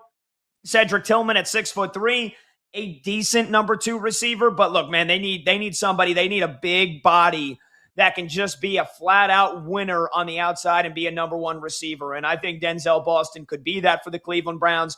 You need somebody that can make contested catches for either Deshaun Watson or Shedeur Sanders or whoever the hell is playing quarterback for the Cleveland Browns this year. So I think it's going to be Denzel Boston, and they'll address the offensive line and receiver with their first-round picks. Now that I've got them having 3 here in the first round, I think the Browns go Denzel Boston at 20. You've got the Cowboys making that pick and going Keldrick Falk. We'll take a short break. The phone number to join the show is 310-840-4910. When we come back, Steelers, Chargers, Eagles, and the Brownies again. 21 through 24 when we return. We'll tell you who we think is getting selected at those picks tomorrow night when we return. He's Brad Evans. I'm Pat Boyle. This is BetMGM tonight on Westwood One Sports.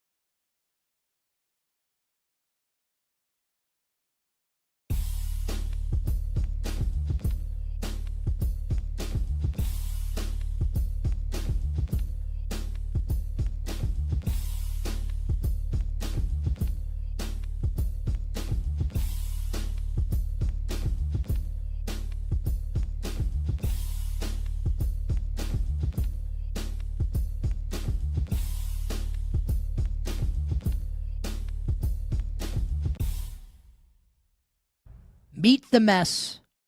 Meet the mess. Step right up and greet the mess. And maybe the most predictable thing we've seen in sports since Sunday, when choke artist Devin Williams took the mound to try and close out a win for the Metropolitans in the series finale at Wrigley against the Cubs. That was predictable that Devin Williams would cough up the lead. And they were up 1-0, and the Cubs tied it at 1, and then they won the game in the 10th. It was also very predictable last night that Devin Williams takes the mound with the game tied at 3, and he yaks it away. Take a listen, SNY, as the Mets lose to the Minnesota Twins last night.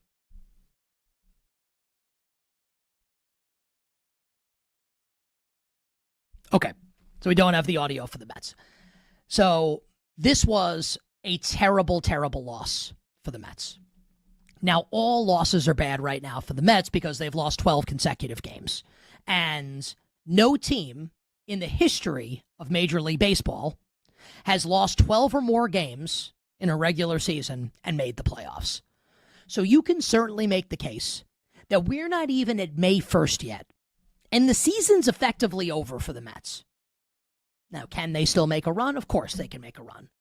Doesn't feel terribly likely. 12 straight losses. And the thing that's truly crazy to me about the Mets, and look, I'm far from the only person that's done this, right? Mets fans have been pissed at general manager David Stearns, who's running like this team like it's Moneyball, right? They hate David Stearns. And I understand, because this Devin Williams thing was the easiest first guess of all time. Devin Williams, first off, when he's the Brewers closer a couple years ago, the Mets watched as Pete Alonso cranked a home run in that wild card series when the Mets beat the Brewers to end Milwaukee's season. So the Mets watched him yak it away in a huge spot. I was pissed when the Yankees traded for Devin Williams because I knew he stunk. And what a surprise, he stunk last year for the Yankees. So when the Mets not only A, beat Devin Williams and ended the Brewers season in a high leverage spot, but B, then watched the Yankees in the same market, watched him absolutely melt under the New York pressure, why would they sign him? Why would they think it's a good idea for Devin Williams to close games? It makes no sense. And you don't have to be like a math nerd, MIT graduate, Harvard business, pocket protector, calculator toting, spreadsheet loving, baseball prospectus worshiping, WOBA, XFIP, whatever, batting average balls in play. You don't have to be a baseball stat nerd to know that this guy sucks. Until tomorrow, BetMGM Tonight is back.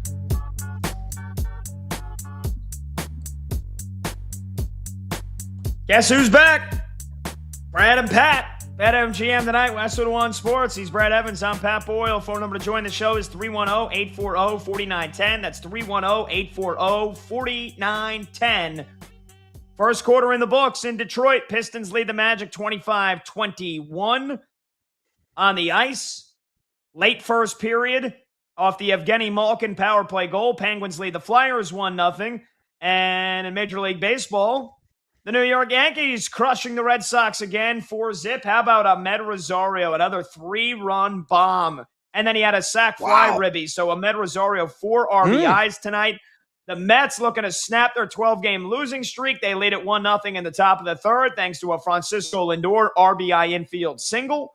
And the Cubbies and the Phillies just underway in that one. We had some matinee games that we'll get you caught up on a little bit later on in the show. But, Brad, let's finish off here our NFL Pick'em draft predictions all the way throughout the first round, which we will complete the first round tomorrow, right before the draft begins. But we're on picks 21 through 24 here in this segment. And that brings us to the Steel Curtain. The hosts of the draft, the Pittsburgh Steelers. Will it be Aaron Rodgers who walks out to the podium to make this pick and reveal he's coming back? I don't know, because honestly, I think half the crowd might boo if that happens, Brad. Could you see that being a possibility? Rodgers comes out, makes the pick at 21? Somebody could probably bet on that right now. Can we get odds on that immediately on BetMGM? Will Aaron Rodgers walk on stage and make the draft pick, the first draft pick for the Pittsburgh Steelers, and say, "I'm back"? Can I get odds? Let's do it. No way in hell that happens, but I'd still bet on it. All right, so Steelers at 21 here. I think Ty Simpson's going to the Jets with one of the most Jet things ever at 16, but if he's still there at 21, is that what Omar Khan and the Steelers do? Brad, what do you think Pittsburgh goes with at 21?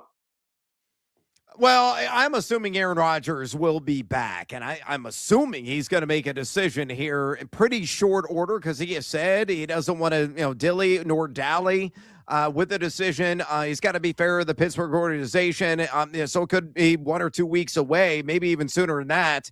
So as a result, him being a 40-something quarterback who's still got a little bit of a step, he moves fairly well in the pocket, but not like he used to. They got to invest in the offensive line. So they're going to go with Spencer Fano out of Utah with their selection. Pretty good value here at number 21 overall. And you look at what they were in terms of pass block efficiency last year. They were top 3 according to Pro Football Focus. Run block efficiency on only number 16 in that category.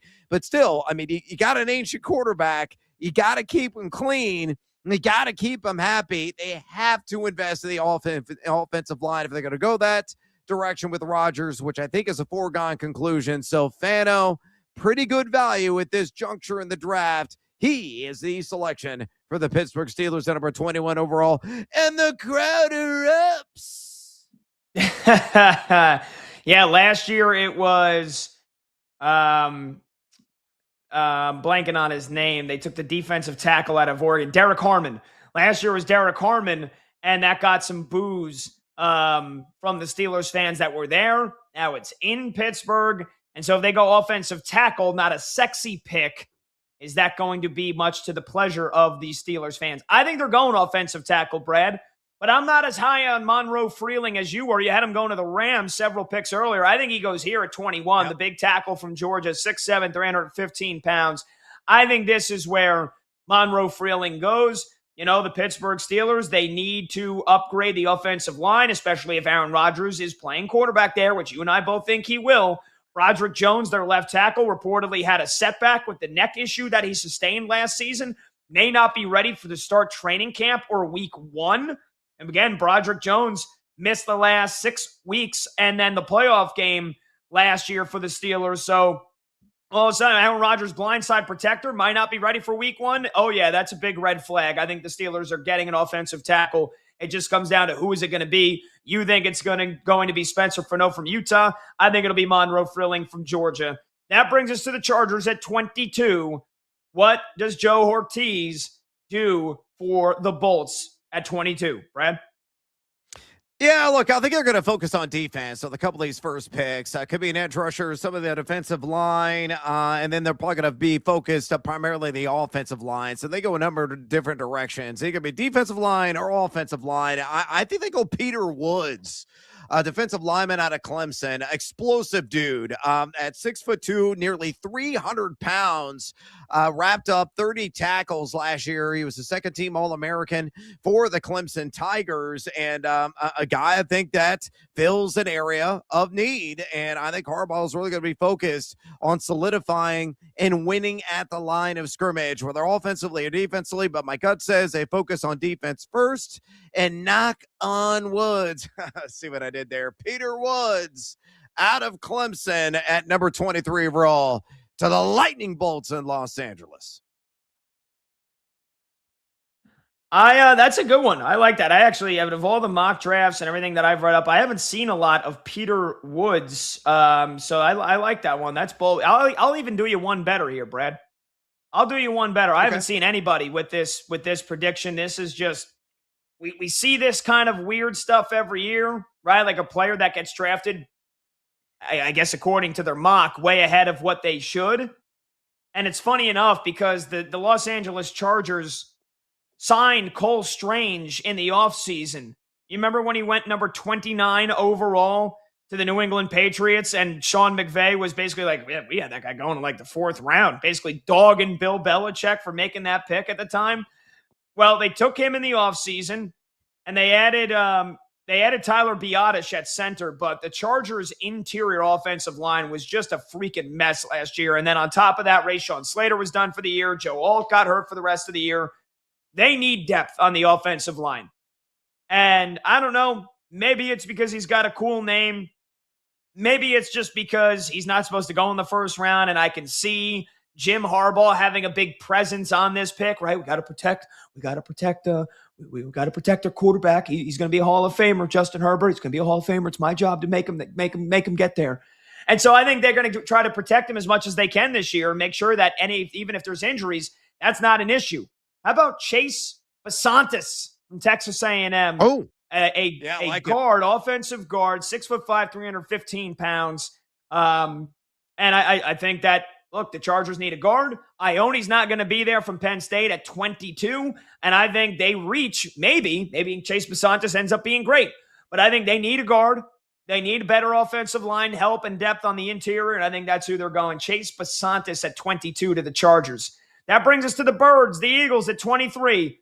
A.J. Brown likely to get traded. What does Howie Roseman, the great Howie Roseman, do at 23 here, Brad? Again, I think they're going to be focused on the offensive line here. That is an area that I think, again, they could really strengthen up. It's still somewhat of a plus for this organization. I think the value is too irresistible. You had him going a couple of picks before. I got him sliding to fly, Eagles fly, number 23. That's Caden Proctor, the offensive tackle there. This team, was taking a little bit of a step back in terms of run blocking efficiency, pass blocking efficiency overall, but they're still going to be run first and run heavy offense, especially with the duality of Jalen Hurts. Got Saquon Barkley there as well. You might say, well, maybe they go wide receiver. Maybe this is an area where Denzel Boston could be drafted, although you had him go in a couple of picks before. Maybe they go with, Casey Concepcion if he is still available, though I feel he's going to be off the board. I am going to Carolina, number 19. So, again, I think they focus on the trench work. Caden Proctor, offensive tackle, the selection for the Philadelphia Eagles. I got a tackle as well for the Eagles, but I got one that all of a sudden I'm hearing a lot of here the last 48 hours. Blake Miller from Clemson, two-time first-team All-ACC, played over 3,700 snaps. I think the Eagles want somebody that's got experience. That's who they go with. We talked to Mark Schlereth when we return on BetMGM tonight.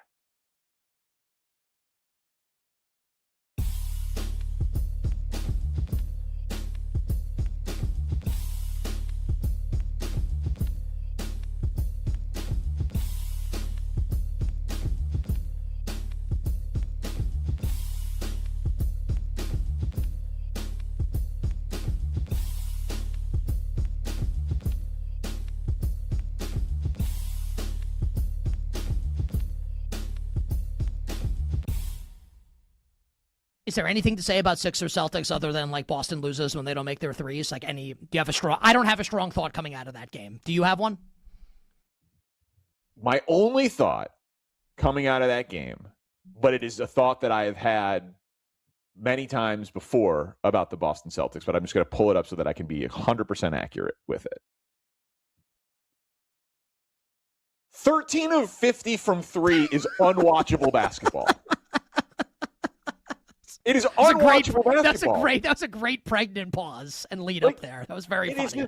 I just wanted to be sure I had it exactly correct.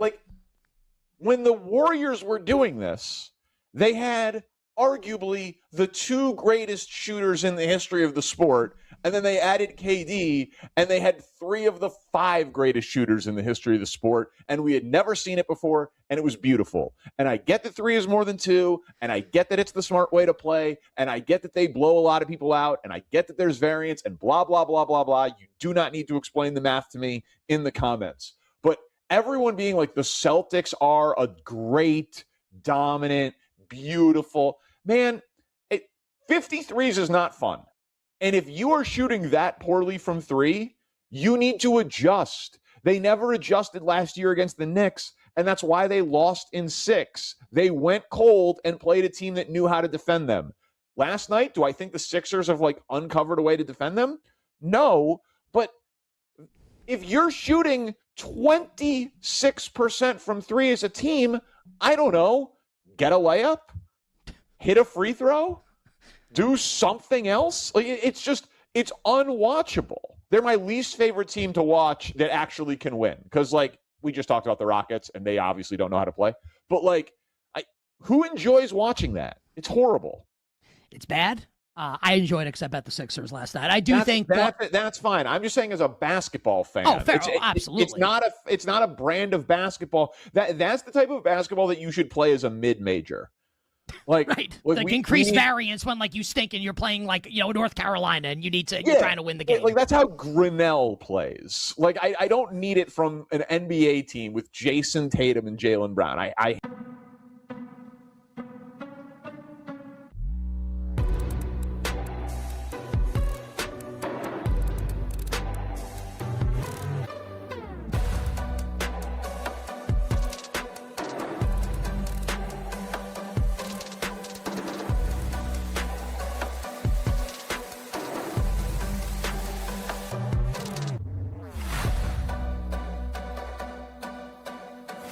Yeah, I'm going to go with Arvel Reese at this point. We've seen national insiders flip-flop multiple times, but a lot of the big ones who just released their mocks, we're talking about, the Peter Stragers of the world, have basically said, we don't know. And if you say that you're probably wrong. So it seems like all the national insiders are kind of throwing their hands up in the air, and so are sportsbooks. Like you said, both are minus odds right now. I think that they're just kind of happy, maybe taking some action at this point and keeping it close. So I'm going to go with Reese. I think there's been a couple of, dot connecting here early in the process, and just like schematically and logically, it makes a ton of sense. I personally think that the canceled visit was another sign that it's going to be a Reese here. Like I went back and looked historically. Like I think there's two ways to look at that logically, right? But historically, like there's no precedent for a team canceling a visit and then taking the guy. Like there's been teams who have drafted the guy without a visit, or have drafted a guy, obviously drafted a guy with the visit, but there's not really much precedent for a team in the top 5 canceling a visit and then drafting them anyway. So generally doesn't happen. I would be surprised at this point. I'm going to go with Reese here at minus 105.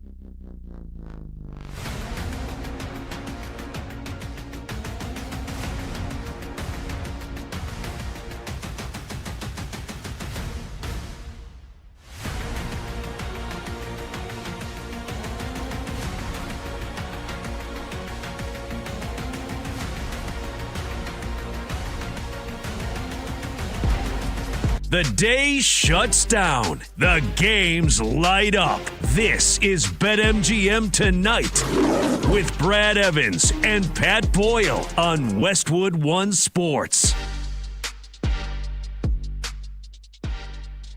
Hey-o! Welcome on back to BetMGM Tonight here on Westwood One Sports. He's Brad Evans. I'm Pat Boyle, and we're brought to you by BetMGM. Make it legendary. Download the app today. Please gamble responsibly.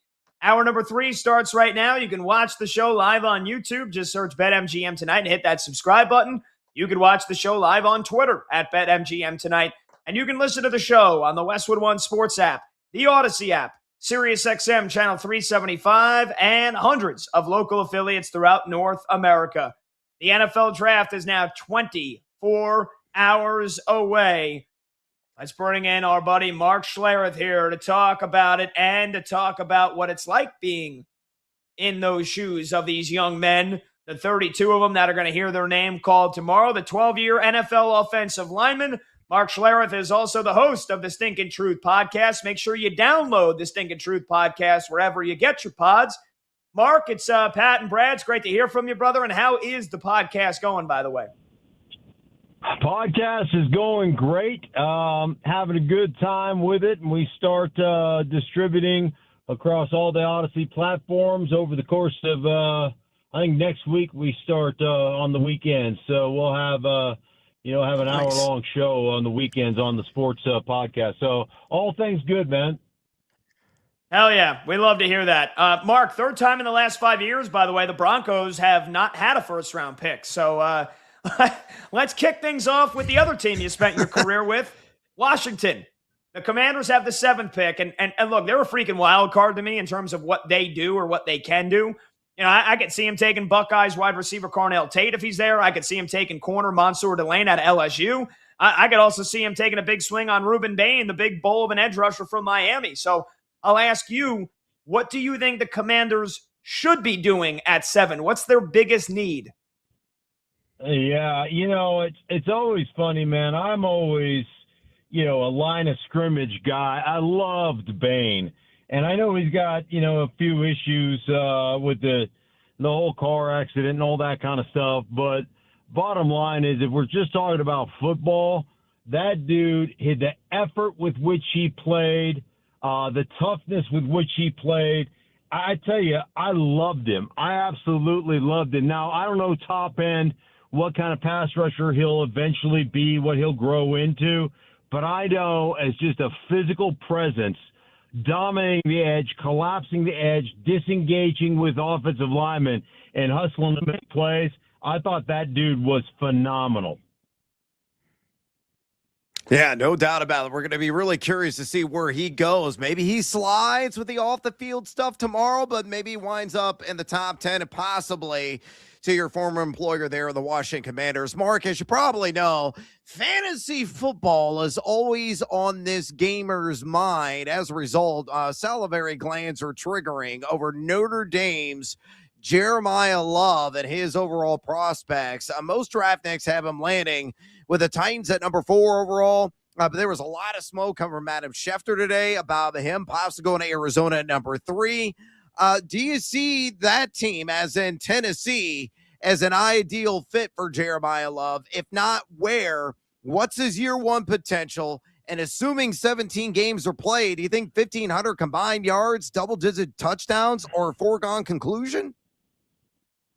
Yeah, I think you could make an argument, and a very compelling argument, that Jeremiah Love might be the best player in the draft. And, when I study Jeremiah Love, one, he's an exceptional back. And the thing I love about Notre Dame, and I like Price as well, the way they're coached, that first opportunity to get back into the line of scrimmage and make positive yardage, they're coached that way. They are coached like an NFL team. And a lot of times what I see with college backs all think they can get to the edge. College backs all think they can, jump cut in the backfield and then bust it out to the edge and beat people to the perimeter. And that's not the way the NFL works. It's not designed that way. And so the guys I love to watch are the guys that first opportunity stick their foot in the ground and go get me a positive 3 or 4. And then off of that, they make a move inside in traffic, and then all of a sudden it's a bust-out run. That's what I saw with Love. The other thing I loved watching him and studying him is his ability to affect the game without the ball in his hands. So blitz pickup stuff, catching the ball out of the backfield, running routes, all those different things. I thought he was a complete player. So whether it's Arizona, whether it's Tennessee, I've seen a bunch of mock drafts with him going to the New York Giants. I just don't think you can go wrong with Love. I think he's an outstanding player. Yeah, I got to have a mammoth impact in year 1. No question about it. Mark, it's inevitable. Fernando Mendoza is going to be selected at number 1 overall by the Las Vegas Raiders tomorrow night. Everyone is in agreement on that front, but many evaluators are split on the Indiana prospects overall. Prospects this upcoming season, really for his career. Do you feel he starts the season week 1, or do you buy into the fact that maybe they're going to bring him along slowly and Kirk Cousins is the guy early in the season? And randomly, if I set the line at 23.5 passing touchdowns this fall for Fernando Mendoza, where would you go? Over or under? What are your thoughts about him overall?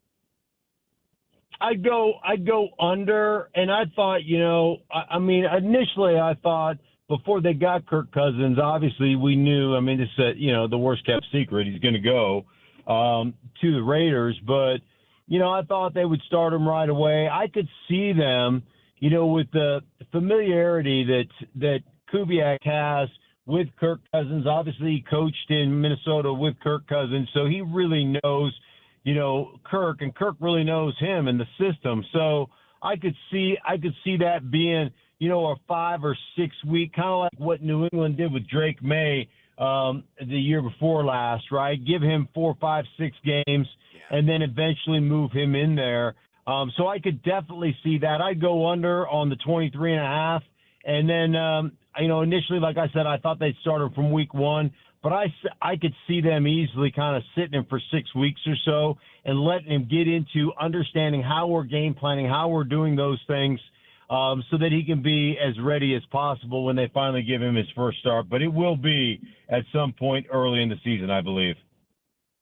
And I think that would be the right decision, Mark. I think give him a couple of games to learn and soak in as much as you can behind Kirk Cousins before you take the shackles off the kid gloves and just let him launch away on a jetpack.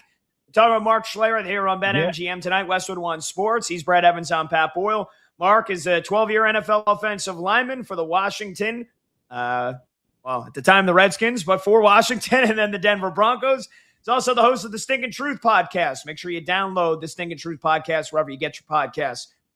Mark, huge news over the weekend from Adam Schefter, who reported that A.J. Brown's indeed likely to be traded once June 1st rolls around and that the Patriots are the likely destination. So that leads us to Philadelphia and Howie Roseman with the number 23 pick in the draft tomorrow. I know they signed some reinforcements at receiver this offseason, like Hollywood Brown, Eli Moore, and they traded for Dontavian Wicks.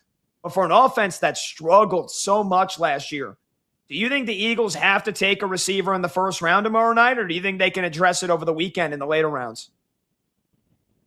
I don't look at it like, oh, you got to go get a wide receiver. Again, my belief in the wide receiving group, or my belief in wide receivers, is it's the most overvalued position in all of football. I think the interesting thing about A.J. Brown is he's their one legit kind of big body, physical, outside the numbers guy. And it's funny, I was watching a bunch of Philly film just today. I was watching a bunch of this offense and think Devontae Smith is much better inside, kind of as a slot receiver, than he is outside the numbers as kind of an X or a Z. So I still don't think they have that position, but I hate feeling the kind of the situation where you have to draft for need. And Howie Roseman has always been a guy that, hey man, we don't need offensive linemen, but we'll draft one. We don't need defensive linemen right now, but that's the best player on the board. We'll draft them. And so those are picks that I look at and think, I think they're going to figure it out. I don't look at the wide receiver at 23 and say, God, we got to go get one. And by the way, a lot of those guys are going to get pushed up in this particular draft. That's a coveted position. So I get where you're going, and I understand that if A.J. Brown is traded, they don't have a guy that I look at on their roster as a legitimate big-time X receiver. With that said, I don't think you ever want to be forced into taking that position. Good stuff. Mark, let's talk about a guy that only wears mediums, I believe, in his shirt size, and that's Oregon tight end Kenyon Sadiq, who clearly adds an extra plate on the bar every time he steps into the gym. Dude is yoked. Incredibly well built, runs a 4.39 40-yard dash, a versatile route runner. When do you expect his name to be called on Thursday, and to what team? Where could his game be maximized from week 1 immediately this upcoming season? And do you feel that he's going to be an immediate high-impact player? Give me your thoughts on Kenyon Sadiq. Yeah, it's funny. When I went and studied Kenyon Sadiq, I thought to myself, all right, 4.39 guy, fast, all that stuff. And, I expect him to be ripping seams and running routes and just being that guy. And then I put on the tape, and I was blown away. In my mind, he's the only legit dual-threat tight end that can line up at Y and beat you up on the end line of scrimmage in the run game, and then also line up as your movement F and beat you down the seams and rip you in the passing game. I thought he was a complete player. I thought the best part of Kenyon Sadiq's game was his run blocking. And I've talked to several teams. Talked to several teams that feel the exact same way I do about him. So, like, I see some mocks at 20s, and I think he's the worst kept secret behind closed doors. I think that guy's going in the top 15, maybe the top 10. Maybe a pick like the Kansas City Chiefs as a replacement for Travis Kelce when he decides to hang him up. But I think the guy's a legit big-time player. And like I said, I was absolutely dumbfounded by how good he was in the run game. And I'm talking about cutoffs on the backside as a puller in the counter game, as, F counter game, seeking out people in the middle linebackers and dropping his hips and absolutely stunning people, being on the front side in combination blocks with your tackles, with trays, with quads, with your tight ends. I thought he was a dominant run blocker. So my one critique of him was I wish he was more violent with the ball in his hands after he catches it. That was my only real critique. So I think the kid is legit. I wouldn't be surprised to see him go in the top 10. Wow. Well, that's a hell of a take from Schlereth. Kenyon Sadiq, top 10. Okay. We're talking with Mark Schlereth here for another 2-3 minutes or so on BetMGM tonight, Westwood One Sports. Make sure you download and listen to the Stinkin' Truth podcast. Mark, finally, there were, 12 rounds in the NFL draft when you got selected in 89 by Washington? And that came in the 10th round when you got picked. Look, I'd say that was a steal. Last year, we saw Shedeur Sanders slide all the way to the 5th round, and we see players slide in the 1st round every year, and being a projected top 10 pick and then not hearing your name called until the end of the 1st round or even at all in the 1st round can be a depleting feeling. So what would your advice be to any of the young men that are hoping to hear their name early tomorrow or this weekend and then they'll end up waiting quite some time to get called? Yeah, everybody has a difference of opinion of what they want or what they see, and sometimes, there's information out there about you that's misinformation, whatever the case may be. You know what? 50% of the 1st round guys are going to be busts anyhow. So, you look at the history of the 1st round. There's a lot of guys who get drafted high that just never amount to being great players. And that's for a lot of different reasons. Sometimes you just get drafted to a team that doesn't fit you. Sometimes you just don't process information fast enough. There's a million different reasons that you don't make it. But the bottom line to me is you get an opportunity once you get drafted, regardless of where it is, then you have an opportunity to go out there and make something of yourself, to make a name for yourself.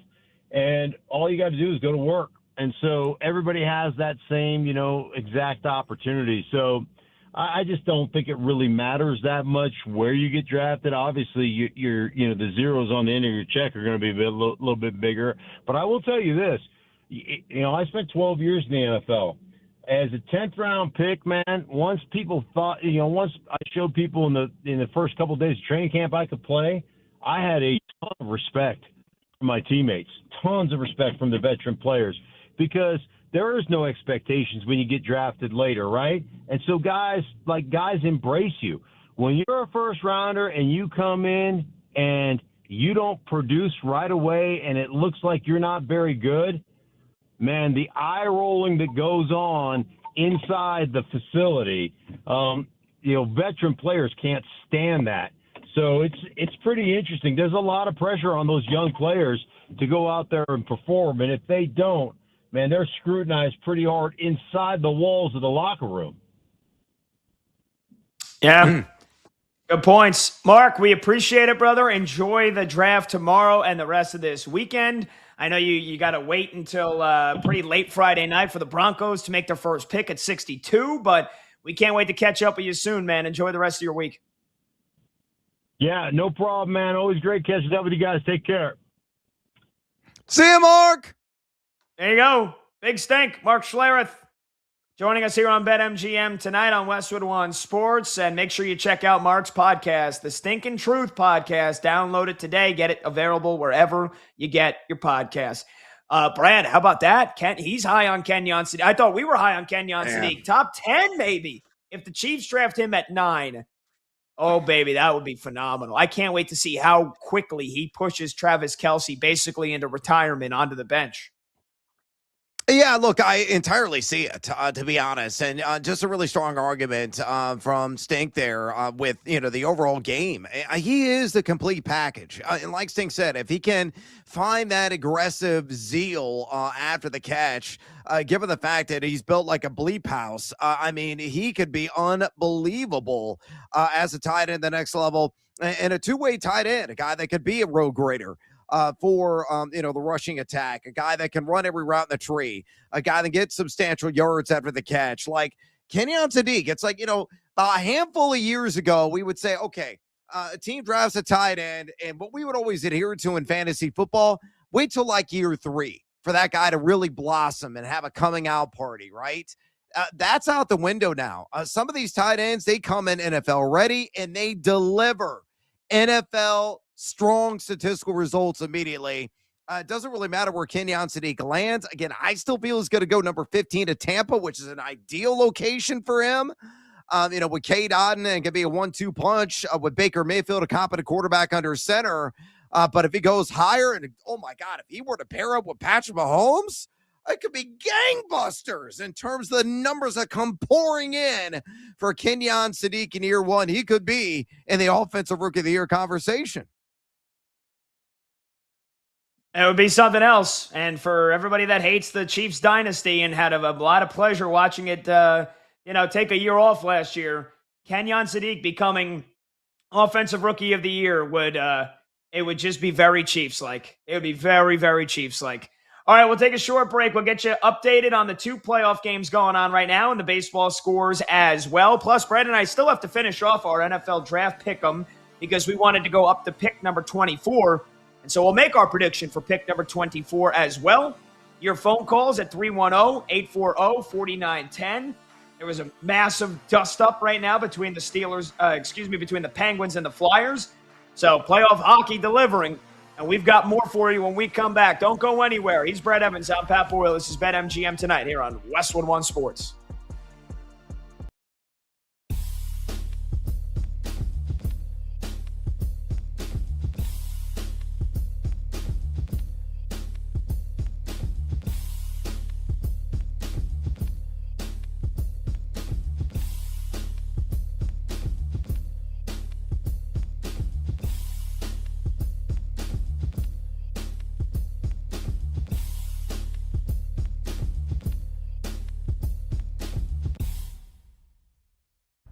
Meet the mess. Meet the mess. Step right up and greet the mess. It may be the most predictable thing we've seen in sports since Sunday, when choke artist Devin Williams took the mound to try and close out a win for the Metropolitans in the series finale at Wrigley against the Cubs. That was predictable that Devin Williams would cough up the lead. And they were up 1-0, and the Cubs tied it at 1, and then they won the game in the 10th. It was also very predictable last night that Devin Williams takes the mound with the game tied at 3, and he yaks it away. Take a listen, SNY, as the Mets lose to the Minnesota Twins last night.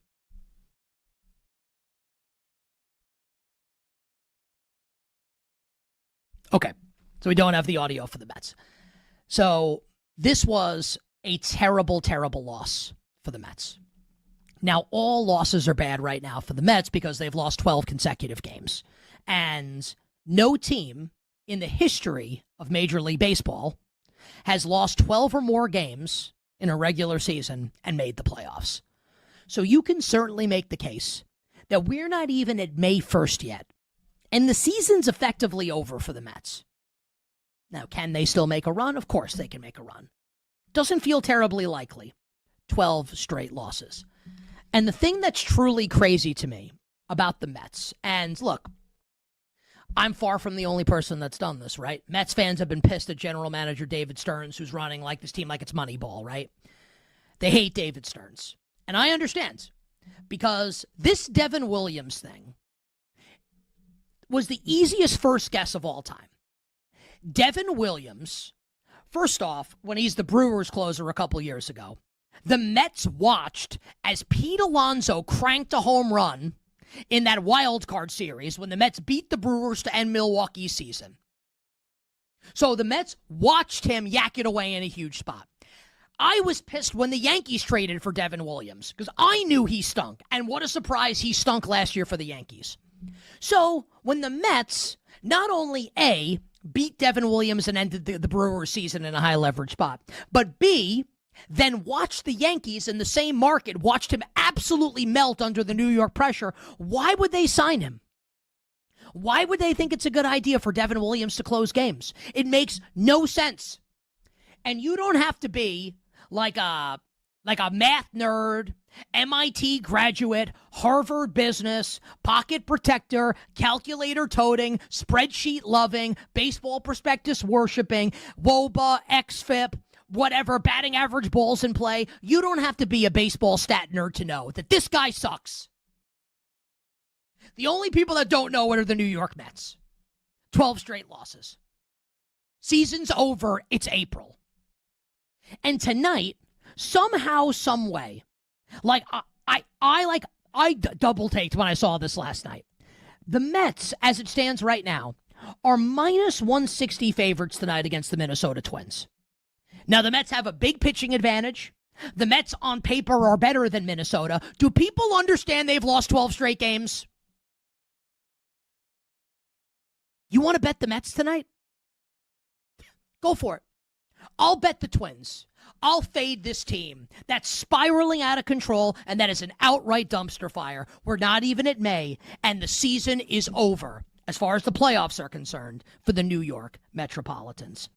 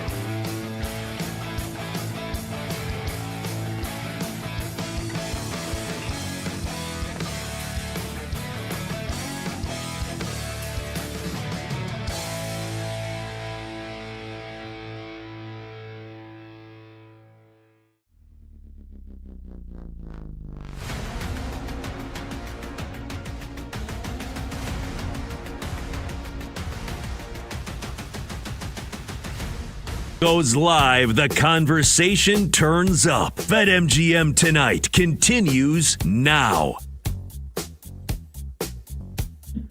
Billie Jean is not my love. Welcome on back. But the kid is not my son. BetMGM Tonight, Westwood One Sports. Hopefully, you never find yourself in a position where you have to say that, right, Brad? I've already been in a dozen times in my life, so thanks for that. BetMGM Tonight, Westwood One Sports. He's Brad Evans. I'm Pat Boyle. Phone number to join the show is 310-840-4910. Huge thanks again to the Stank, Mark Schlereth, for joining us last segment. Always awesome to hear his insight, his thoughts. Somebody that played the game, somebody that obviously watches film every single week, is broadcasting games, calling games for Fox. So we love to get his insight every single week during the season. And now that we're getting ready for the draft, that was awesome stuff. All right, let's get you a quick scoreboard update, and then Brad and I will finish off our NFL draft pick'em because we still have to predict who the Browns are going to take at 24. And then we will get into a preview of this Suns and Thunder game here in a bit as well. But it's at halftime in Game 2 in Detroit. Pistons again after they lost on Sunday, down 0-1 against the Magic. And they're in a dogfight yet again. 46-46, low-scoring game at the half for the Pistons. It's Cade Cunningham again The only Pistons player in double figures. He's got 15 points, 4 rebounds, and 3 assists.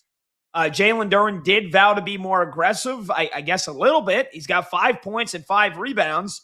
Probably got to be better than that, though. And the Pistons are just 3 for 14 from deep.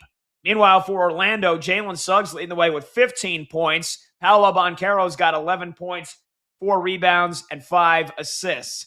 Meanwhile, on the ice, early minutes of the second period, Penguins lead the Flyers 1-0. But Brad, I was just watching this before the break, and they took the entire commercial break. I went downstairs. My girlfriend's watching the game. She's a Flyers fan. It's all geeked up because they're finally good again. It only took them like a decade.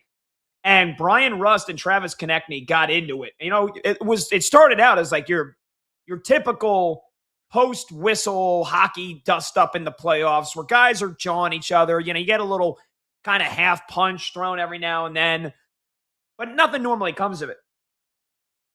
This one was basically just short of an all-out brawl where you had basically everybody locked in on just short of dropping the gloves and going fisticuffs here. And Brian Rust for the Penguins takes Travis Konechny down from the Flyers and he pins him against the ice. And for like a solid 30 seconds, the ref is trying to rip him off him. And he's basically just like rubbing his forearm into Konechny's face, punching him. It was brutal. And so I think initially they were giving offsetting minor penalties. And now it looks like they've basically gone and thrown everybody that was on the ice into the penalty box and +1 for the Penguins. So it looks like the Flyers are on a power play here, down 1-0. This is a crucial spot in this game. But I know you're not the biggest hockey fan, but when it gets kind of out of control with the post-whistle brouhahas, do you like watching that or could you care less? No, yeah, I like the fisticuffs. I like the blood sport aspect of hockey. Look, NHL 94 on the Sega Genesis was kind of my jam, and I live for decking guys, taking them off their skates and getting in brawls. Are you kidding me? That was the best part of that video game. So that comes to life in true reality on the ice. I'm totally there for it. Side question, Pat. Is Gritty going to have to come out and play for the Flyers because they don't have enough bodies? Yeah, with his eyeball spinning around. Oh, the Flyers just scored on a clapper. Power play, one-timer goal. And immediately that Brian Rust penalty comes back to bite the Penguins in the ass. Power play goal on a one-time slap shot from Trevor Zegras, Philly's best player. Oh, boy, we got a tie game in the city of brotherly love. One apiece. And that moment right there, that fight, that massive fight there, which wasn't your traditional fight where they dropped the gloves, but it was brutal, and it was over the line for Pittsburgh. They pay for it immediately. So the Flyers tie it up. They don't need Gritty to come out anymore. I don't know if all the guys that were in the penalty box come out because of that goal or if they still have to serve the 2 minutes or however long they got put in the penalty box for. But, our producer Brandon Combs said the penalty box looks like the phone booth thing you do in a frat joke. There was, basically 5-6 guys in there from each team. It was crazy. Okay, let's get a quick little scoreboard update here as well, Brad. What are your Cubbies up to? Because we'll get to the Mets in a second. They're riding a near historic 12-game losing streak, but your Cubbies on the other end, they're winners of 7 in a row, playing the Phils, who are just as bad as the Mets, and there's talks of them firing their manager, Rob Thompson. So what are the Cubbies doing at Wrigley? All knotted up at 2 apiece. Philadelphia took a lead briefly. Matthew Boyd got a bit of trouble. First game back coming off the IL, allegedly, according to Bruce Levine, who covers the Chicago Cubs locally. He is on some sort of pitch count tonight. He's already up to 62 pitches. My guess is probably going to be around 80. He might get another inning. But it's been a bit adventurous for him. And his first game back, he has gone through 3 innings, 3 hits, 2 earned runs, and struck out 4, has not walked a single batter. So not too shabby for him. Not entirely clean. Nico Horner staying white hot for the Northsiders. He's 1 for 2, got a run scored. Ian Happ has got an RBI. And PCA, Pete Crow Armstrong, batting in the 9 hole, actually, Pat, is 1 for 1 with an RBI double. So Cubs and Phillies tied up at 2 apiece at the end of 3. Okay. All right. Well, the Mets had a lead. Then they gave it up. Now they've got the lead again. It's 2-1 Mets in the bottom of the 5th at Citi Field against the Minnesota Twins. The Mets trying to snap a 12-game losing streak that has taken the country by storm. They got a Francisco Lindor RBI infield single in the first. Then Victor Caratini with a sac fly for the Twins in the top of the 4th. And then Francisco Alvarez with an RBI double in the bottom of the 4th. Mets lead the Twins 2-1. My guy Juan Soto up at the plate right now, trying to get me my hit for our Let's Go Streaking segment. He's 0 for 2. He hit a missile to right field his last time up and lined out, hit it right at the right fielder. So he's got a 2-1 count right now. Hopefully he can do some damage against the relief pitcher for the Twins.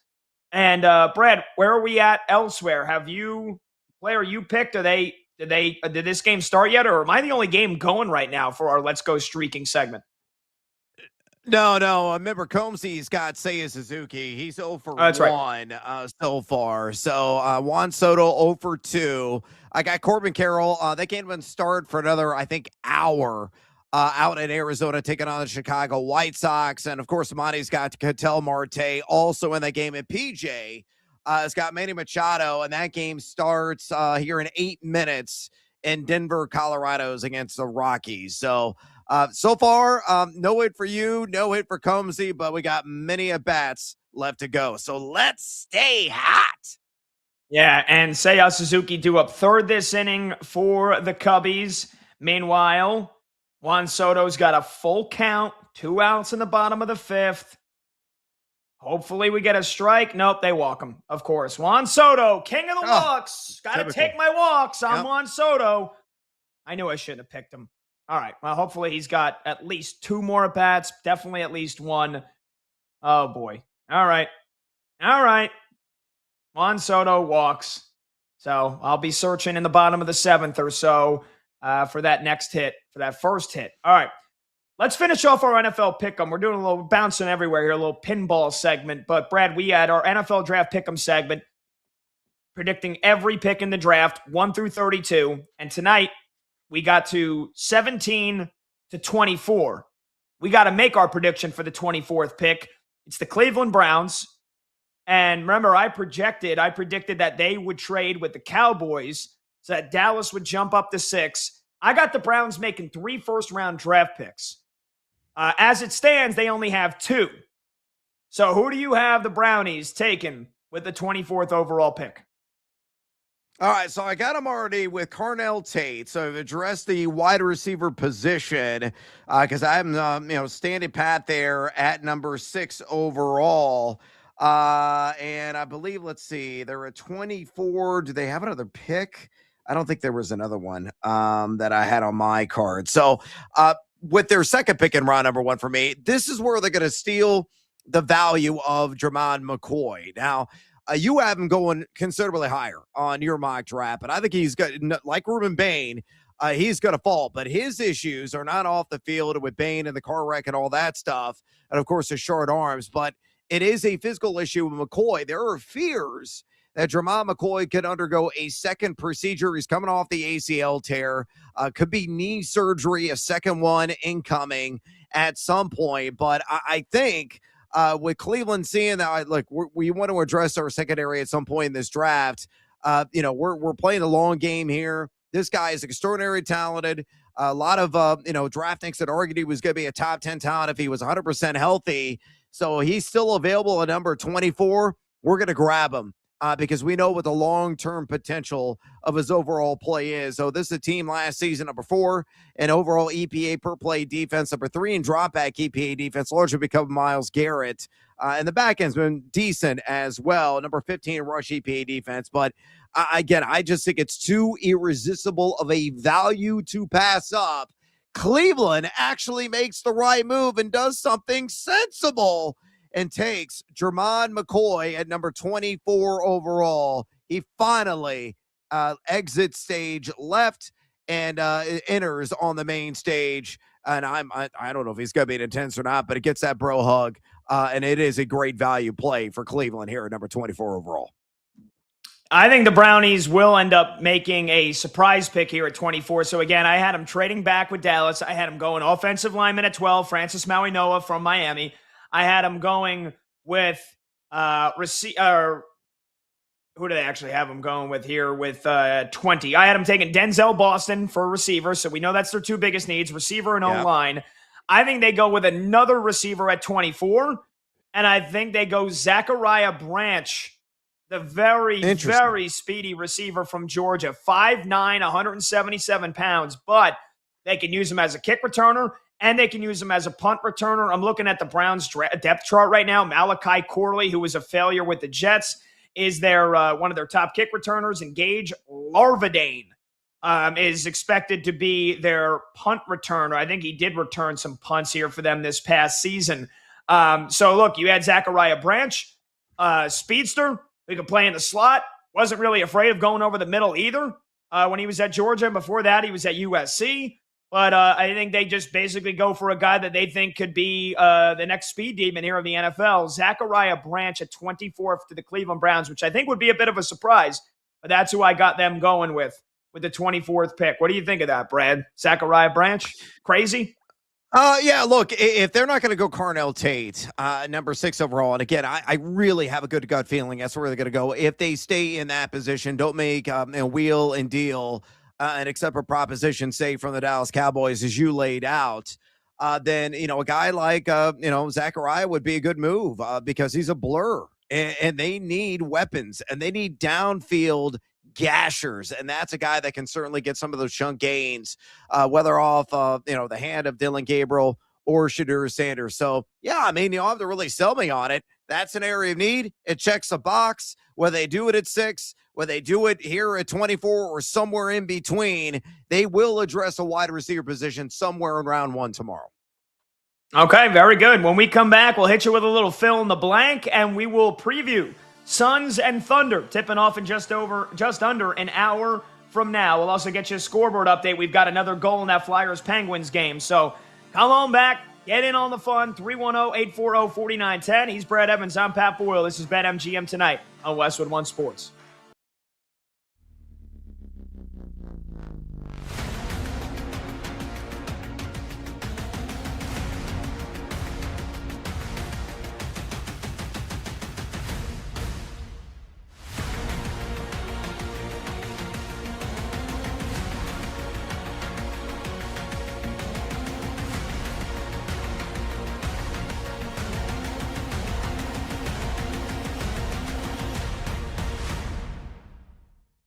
Here's the problem that I have with San Antonio without Victor Wembanyama. It's like when you're younger, and I don't mean this in terms of like designated driver if you and your friends go out like to the bars, like when you're younger. That's not what I mean. But when you're of an age when everyone first starts getting their driver's license, right? And maybe one person has a license, one person doesn't. In my experience, it seemed like every friend group had one person that would drive the car, right? There was one driver of the car. Whether that person, multiple people had their license or not, one person was always the trusted driver. One person always drove to the mall to go get fast food. One person was the driver of the car. Victor Wembanyama is the driver for San Antonio, right? Now, Wembanyama can't. He's been grounded by his parents, or he's on vacation. Whatever's happened, you don't have that driver now. So who do you look at to drive the car? How about the oldest friend? The friend with the most experience driving. That friend is De'Aaron Fox. But the problem with De'Aaron Fox driving the car, he doesn't use his blinker. He's weaving in and out of traffic.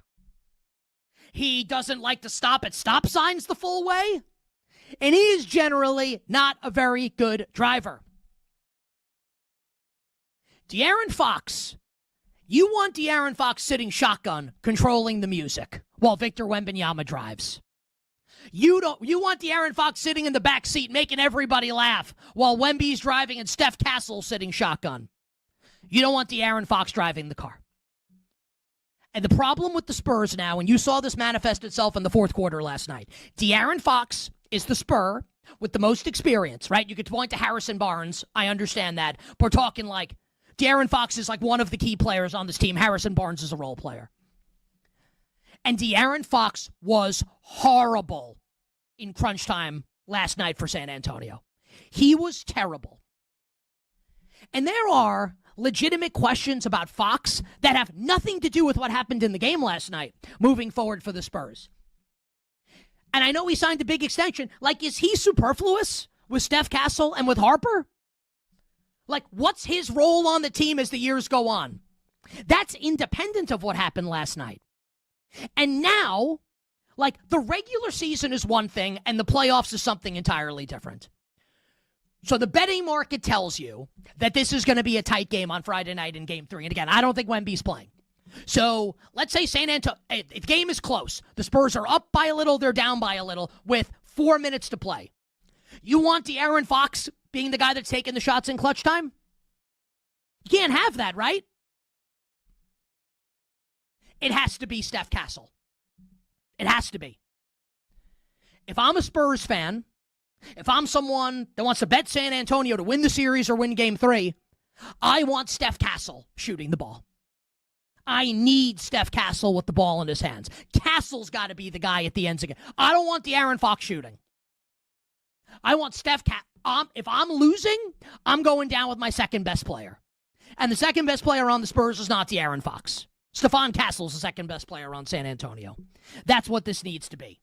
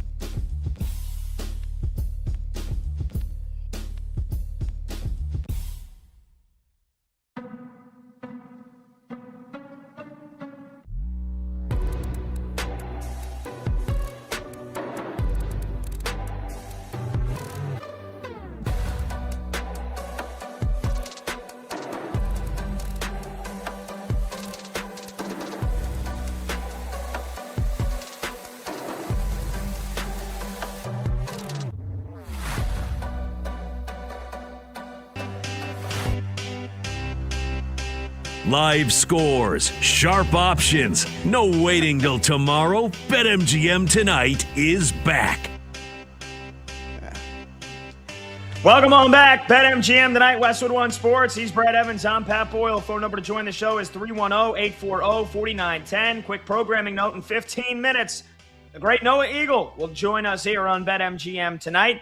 He was on the call for Knicks Pistons the other night. That Game 2 collapsed by the Knicks. He's got Lakers Rockets Game 4 on Sunday, and then he's got T-Wolves Nuggets Game 5 on Monday. So he's going to be calling a ton of the best NBA playoff action here over the next several weeks. Can't wait to chat with Noah coming up here at the top of the hour. Quick update here on the hardwood NBA playoffs Game 2. Pistons Magic. Detroit opened up the third quarter on an 11-0 run. They lead it right now 59-49 over the Magic, with Cade Cunningham now with 20 points for the Pistons. Jalen Duren's got 7 points and 6 rebounds for Orlando. Ella Banchero stuck on 11 points. Jalen Suggs leading the way with 15, but the Detroit Pistons with a massive start here into the third quarter. And then on the ice, it was 1-0 Penguins just a couple of minutes ago, and then Brian Rust committed a stupid penalty along with everybody else on the ice. Everybody on the ice got sent to the penalty box, but it was a power play for the Flyers because Brian Rust basically held Travis Konechny down on the ice and was beating the you-know-what out of him. And the Flyers have since scored 3 goals in 6 minutes. And the Flyers lead the Penguins 3-1. Philly on the verge of taking a 3-0 series lead. Boy, might be time for Sidney Crosby and Evgeny Malkin to hang them up. This series might be over. All right, let's do a little fill in the blank here, shall we? Let's get producer Brandon Combs in the mix. Yeah. Combs, what's going on? How we doing tonight, boys? A lot of action going on all around all of the leagues. Too much action. Fill in the blank. The winner of Minnesota versus Denver will be blank in blank games. Brad? Oh, man. Well, I lived in the Mile High City for 7 years. Absolutely love and adore that place. Attended actually several Nuggets games while I was there. Had the pleasure of watching the all-powerful, the almighty, the omnipotent Nikola Jokic. Denver's a better team, but this is going to be a dogfight. I think it's going to come down the bitter end. So I'm going to say Nuggets in the full 7 games. It will not be easy like it's so far started off not so easy with the series tied at 1 apiece. I agree 100%. I forget what I picked before the series began. I think I had Nuggets in 7. I'm sticking with Nuggets in 7 here. These two teams are so evenly matched. They know each other very well. Denver seemingly can't put Minnesota away when they get a big lead. The T-Wolves, remember, they came back from 20 points down in Game 7 2 years ago in the second round to knock out the Nuggets when they were the reigning champions. And then they came back from 19 points down in Game 2 the other night to beat them. So it's back and forth, two teams that are evenly matched. I expected to go the distance, and I think the Nuggets will use that home court advantage, and this time they'll put them away. Nuggets in 7. I'm going to go with Minnesota in 7. I think this is going 7. I think, but in Game 7, Ant-Man has one of those games where he just takes this team, puts them on his shoulders, and goes for it. All right. The team that trades out of the top 5 in tomorrow's NFL draft will be blank. Pat? The team that trades out of the top 5 will be nobody. Nobody. I don't think we get a trade out of the top 5. I do think we get the trade, though, at number 6. I've been, talking about it here for the last 3 days. I think the Cleveland Browns trade out of the number 6 pick. They give it to the Cowboys, and they'll take Dallas's number 12 and number 20 pick in the first round. So nobody in the top 5, but at 6, I do think we get that first trade. Yeah, look, if anybody's got a wheel and deal in the top 5, it has to be the Arizona Cardinals at number 3. The news from Adam Schefter today. Oh, we're entertaining Jeremiah Love. Oh, he's so cute. He's so adorable. He's going to be so productive down in the Sonoran Desert. They're trying to build a market on purpose. They want GMs to pick up the phone, call their GM, be like, bro, what you want for the 3rd overall pick? Let's make a deal. If they don't find a suitor, they're going to stand pat. They're going to go defense. They're not going to go Jeremiah Love. But I think it's maybe better at a 50% chance they do find a suitor because people are indeed love with Jeremiah Love, and somebody's going to trade up to get him. Maybe it's Washington. Maybe it's somebody else. Maybe Tennessee is like, oh, we're scared. We'll go and trade up one spot to guarantee we get him. It's the Arizona Cardinals or nobody. I agree with both of you. I think it's nobody, but if anybody in the top 5 does trade out, it's Arizona, and I think it's to Washington. And I think Washington moves into number 3 so that they can get Jeremiah Love before they think Tennessee might do it. I think they'd be smart to stay at 7 because I think Jeremiah Love falls to them at 7 if nobody trades. All right. Rumors are that Kyle Pitts could be on the market in Atlanta. So Kyle Pitts would be a perfect fit for blank. Brad? The Kansas City Chiefs. You want to heir apparent for Travis Kelce? It's Kyle Pitts. Kyle Pitts is more or less a glorified slot receiver. Kelsey's more or less a guy at this point in his career, but Pitts has got the explosivity. He's coming off his most complete season to date in his NFL career. Supreme field stretcher. Showed better than advertised hands this year, was finding the end zone with regularity as well. My God, would he be unreal in Kansas City Red. So I say Kyle Pitts to the Chiefs. That's a perfect fit. I'll go with the Baltimore Ravens, and I'm just double checking here to see, do the Ravens, the Ravens second round draft pick. I don't even know if that would fetch Kyle Pitts. It might end up having to be a third or a fourth rounder, again, because he's playing this year under the franchise tag. He just signed the tag. He is present for Falcons workouts, but a lot of chatter that he might end up getting traded here. So he's going to have a $15 million salary for 2026, and there's no guarantee that you have him beyond that. So it could just be a 1-year rental. So I don't, again, I can't imagine that's going to cost higher than I don't even know if it would cost the Ravens a second round pick. Maybe it's a third rounder, but maybe that's a trade we get late Friday night. Kyle Pitts to the Ravens for a third round pick. And then the Falcons, who don't have the first rounder this year because they traded up to get the second one, both edge rushers last season. Falcons get an extra middle round pick back for Kyle Pitts, and the Ravens get the replacement for Isaiah Likely. Even though they have Mark Andrews, right? It kind of feels like he's trending downwards. And, I don't think there's enough depth in their wide receiver talent outside of Zay Flowers. Rashad Bateman took a step back last year. Devontae Walker is not that guy, in my opinion. They tried to go with the experience last year, and it didn't work. And so I think the Ravens could end up getting Kyle Pitts if he is indeed available for a trade, and I don't think it would cost them too high of a pick. Yeah, I think a team that nobody's thinking about, that if they really want to make a move and if they really think that they can do something in the next year or two, that's the Tennessee Titans. I think it'd be a perfect fit for the Tennessee Titans and what they're trying to build there, especially if they do end up going and drafting Jeremiah Love like a bunch of idiots instead of drafting an offensive tackle to protect their franchise quarterback. Then, yes, Kyle Pitts would be a fit there because they're trying to just build weapons for their quarterback. All right. The best division in baseball right now is blank. Brad? Oh, it's got to be the NL Central, right?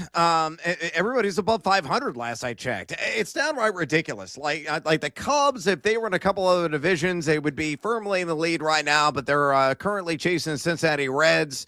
But you look up and down the Central, again, everybody is playing with their heads above water. It's of course not going to be sustainable, but based on what we've seen so far, through the first handful of weeks, the MLB regular season, the nod has got to go to the NL Central based on the balance top to bottom. I agree. The Pirates have a plus 21 run differential through 23 games, and they're in last place at 13-10. So, yeah, I agree 100%. Crazy. Yeah, across the board, it's essential. All right, Brad, we'll bid you adieu. Massive show tomorrow night, brother. Can't wait to do an NFL draft show as it's going on with you. Can't wait to talk to you then. Hot and spicy fantasy takes. I can't wait. There we go. When we come back, the great Noah Eagle will join me here on BetMGM tonight. This is Westwood One Sports. What does Ime Udoka do? Does he coach this team? Do the Rockets actually have a coach? Because I'll tell you what, the Rockets are the only team in the postseason. I can't imagine any other team. I'm talking the Sixers. I'm talking Phoenix. I'm talking Portland, the Magic, Toronto. Maybe not Toronto, a.k.a. LeBronto. What other team is allowing LeBron to do this? We said after game one, Houston's game plan just needs to be, don't let LeBron do what LeBron does. Let anyone else beat you and you live with it. What happens in game two? 28 points for LeBron James. And this Houston Rockets offense, you know what I call it? Studio apartment. Because there's no space anywhere. Kevin Durant's the bedroom. Şengün's the kitchen. They're right next to each other. Josh Okogie's the radiator that doesn't work. And the hole in the floor is Jabari Smith. No space anywhere. They are not fun to watch. It's an absolute slog. They don't seem to be enjoying themselves. What's the point of this team? And the worst part about all of it, they took last year with the third overall pick in the draft, Reed Shepherd, right? This hotshot combo guard, right? Fred VanVleet gets hurt before the season starts. He's out for the year. You would think, we are a team that has championship aspirations. We make this move for Kevin Durant. We need a point guard. Maybe you'd play Reed Shepherd and try it out. Instead, here's 60-year-old Kevin Durant, who's still awesome, bringing the ball up, turns it over 9 times last night.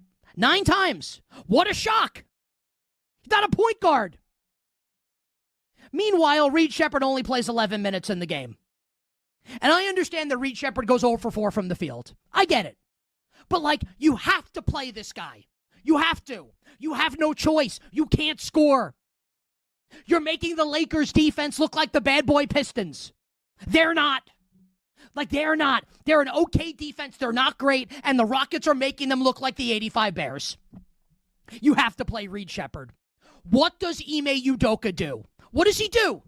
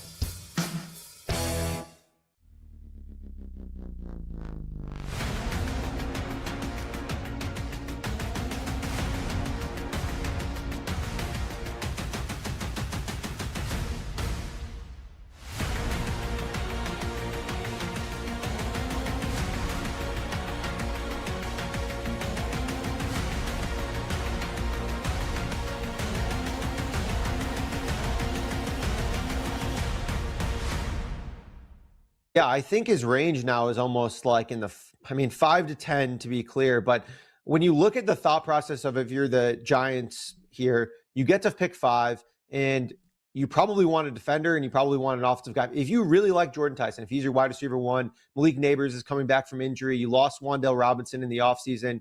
Their wide receiving core right now is like Darnell Mooney and I think Darius Slayton is the other guy. So not a whole lot for Jackson Dart to work with at this point. So you look at all that.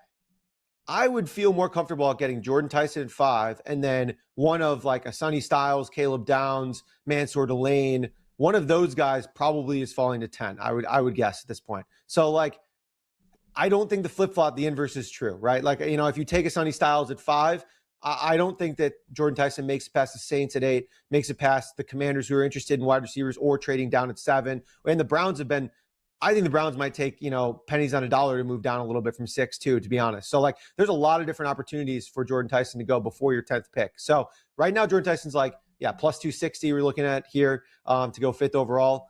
And then there's been a ton of smoke from National Insider saying the Giants don't want Sonny Styles. So if they don't want Sonny Styles, are they going to take a safety over their wide receiver 1? Are they going to take, Delane? No, I don't think so. So I think there still could be some value on Tyson at going 5.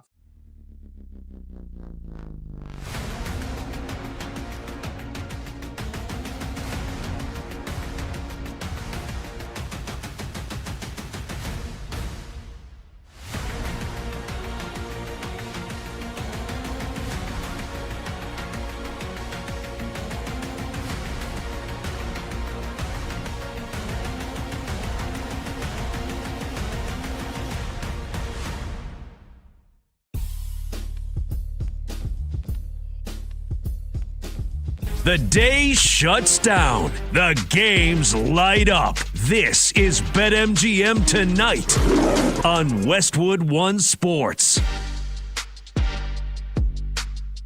Hey, welcome on back to BetMGM Tonight here on Westwood One Sports. We bid adieu to Brad Evans, and that means we've got 2 solo hours starting right now. As we do every night, we take you to 11 p.m. Eastern, Monday through Friday. I'm Pat Boyle, and we're brought to you by BetMGM. Make it legendary. Download the app today. Please gamble responsibly. You can watch the show live on YouTube. Just search BetMGM Tonight and hit that subscribe button. You can watch the show live on Twitter at BetMGM Tonight. And you can listen to the show on the Westwood One Sports app, the Odyssey app, SiriusXM Channel 375, and hundreds of local affiliates throughout North America. The NBA playoff action rolls on. The Stanley Cup playoff action rolls on. We got to see if the Mets can snap a 12-game losing streak. But I want to talk NBA playoffs here with our guy Noah Eagle, who joined us on the show for the first time a couple of weeks ago, calling the NBA playoff action for NBC Sports and Peacock. Noah, of course, did the Netflix games on Christmas for the NFL. He was on the Super Bowl coverage for Peacock and NBC Sports. He's all over the place, one of the brightest in the biz. Happy that he's joining us here again. Noah, how you doing, brother? All good, Pat. How are you? I'm doing great, man. I am doing fantastic. I've certainly recovered over the last couple of days. As a diehard Knicks fan, I was in disbelief. I guess I should have expected it, that they smoked that game the other night up by 14, egging into the fourth quarter. Best fourth quarter team in the NBA all season, and then collapsed in the final minutes. You called that game for NBC and Peacock. I'm sure you felt the energy changing inside the Garden. I've witnessed it firsthand. Some of those moments, they're brutal. They're not fun. And I was ready to eviscerate Mike Brown even more. Forget about the rotations that he was using in the second and the fourth quarters. And rotations he's barely used, but in the final moments when I thought he had a timeout in the final seconds after the McCollum missed free throws. But Maria Taylor pointed out on the broadcast after the game, the Knicks didn't have a timeout. It was a data error that resulted in a timeout being shown on the scorebug, but it was a big talking point. And so what happened from your perspective in that moment? Because that's a tough spot, no? No doubt. First and foremost, I would say, just to go back to the Mike Brown side of things, it is his first series with the New York Knicks, and there's a lot of expectations coming into the playoffs, given what they did last year in their run to the Eastern Conference Finals. The whole idea of getting rid of Tom Thibodeau and bringing Mike Brown in was to raise the ceiling of this team, to turn them into Eastern Conference champions and NBA champion contenders, which they believe that they are right now. And so, of course, the last thing you want to see is a lead given up the way that it was in game two. I think the way that they built their lead and what we saw in game one certainly has a lot of positives to take forward through the rest of this series, but there's been some weaknesses that have been exploited. And a lot of credit to CJ McCollum, who just played an outstanding game and is clearly, even if he's not willing to admit it publicly, clearly willing to take the Trae Young role as the villain here down the stretch. But yeah, towards the end, what ended up happening was Mike Brown, as we know now, took that timeout with 2:43 remaining. You get the two timeouts with under 3 minutes remaining in an NBA game. So he took his use it or lose it timeout too late. So he lost the timeout, then took that other one. His explanation after the game was he just felt like they weren't getting quality possessions. And so he decided that he wanted to draw something up to make sure that they were going to get a clear look as things were beginning to snowball. It comes back to bite him down the stretch, and unfortunate in a way to lose a game in that fashion, in that manner. You get that opportunity when CJ misses the 2 free throws, but you go back to the drawing board. I think in my time doing the NBA, whether it was working directly with a team and now doing it with a network, what you learn in the playoffs is every win, it feels like you're world beaters, and every loss, it feels like the sky is falling. It's the end of the world. And I think if the last couple days have proven anything to us, whether it was the game one Orlando win on the road in Detroit, which now Detroit, after being tied at halftime, is ballooning their lead up to 30 right now in game two. Oh, yeah. Whether it was Atlanta after really never looking like they had a legit controlling chance in game one, coming back and storming back in game two. Whether it was Philadelphia, who got their doors blown off in game one, making a statement in Boston, a team that everyone thought was untouchable in the Eastern Conference. Minnesota, game two win in Denver. The playoffs are so unpredictable. And even if you lose by 30 or you lose by 1, and I know Jason Benetti and Robbie Hummel talked about this a lot during game 2 of Celtics and Sixers, that Nick Nurse said that. You can lose by 1, you lose by 30. The result in a series is the same. It's all about the adjustments you can make throughout. And so now we get to see what Mike Brown's made of in terms of his adjustments through this series. Yeah, this isn't like old school Champions League soccer where you win based on aggregate. Yeah, you like you say, you lose by 30. It don't matter one freaking bit. And by the way, I'll say, because I'm a Knicks fan and I wanted Mike Brown in the offseason when they hired him. I think he thought he had that use it or lose it timeout. And I think he calls it in the middle of a fast break when Jalen Brunson's going down the lane. I mean, give me a break. Anyway, sorry. Noah, speaking of my Knicks, should I be worried here about this series? You mentioned CJ McCollum. I mean, I like CJ. He's fading into irrelevancy earlier this year with the Wizards. And here he is now becoming the latest MSG villain. He had the kick to Brunson's raisins in game 1, then the 32 points in game 2, talking about hunting Brunson on defense. I love Jalen Johnson's game, but the Knicks they've limited his effectiveness here this series. It feels like it'll go as long as the Knicks allow it to go. And they FAFO'd in game 2, and now it's one game apiece. But I picked the Knicks in 6 before it started. I guess I shouldn't be surprised at how they blew that game. But do you think it's just a blip on the radar, or do you think Atlanta can go ahead and win this series? No, I think what you said is 100% correct. It's up to the Knicks how long this series goes, as far as I'm concerned, and whether or not they win the series. I think that they've got the more balanced roster overall, certainly in the starting 5. It's not like Atlanta has all this incredible depth, especially without Jock Landale until at least game 6 of this series. And so that front court depth we've seen can be an issue. And we've seen it over the course of the first 2 games, really in game 2, when Onyeka Okongwu gets in foul trouble. Mo Gay then comes in, he gets hurt. They had to go to Tony Bradley, who barely has played for the Hawks this year. And Bradley gave him good minutes, give him a lot of credit. I just think that for New York, the reason I still feel confident in them in this series is one team has Jalen Brunson, who is as great a playoff performer as you're going to find in the NBA. One team has Mitchell Robinson, who essentially is a secret weapon at times coming off the bench. And when Karl Anthony Towns is on, as we saw in that Detroit series last year, when you've got the 2-man game with him and Brunson working, it's really hard to beat. It's just hard to keep track with them and also maintain getting buckets against the defensive unit that, even though you have Jalen Brunson, who might not be an all-world defender, you still have the length of Anunoby and the hustle and grit of Hart and Bridges on the wing. Those 3 guys make up for so much that it still is very much in their control as far as I'm concerned. But this is not an Atlanta team. I think that there were so many people around the NBA that knew this Atlanta team was going to be a tough out, because you mentioned Jalen Johnson and CJ, but Nickeil Alexander-Walker, I think, will likely win Most Improved Player this year and deserves to do so. He averaged over 20 points per game and has at least a little bit of playoff experience over the course of his career. Tyson Daniels, I know a lot of people were really down on him in the regular season because of his woes from 3-point range, but he's a high-level decision maker, high-level defender. He does a lot of the little things. And then you just don't think of guys like Jonathan Kuminga was awesome in game 2. Now, he's a hit-or-miss player, and there are going to be games he looks like that and games that he most certainly doesn't. But you're just hopeful, if you're a Knicks fan, that you get more of the latter than the former, and you just don't know. I mean, he could easily replicate that game 3 in Atlanta. And so I think you start looking at some of the pieces that they have, and they're just a challenging out. They play fast.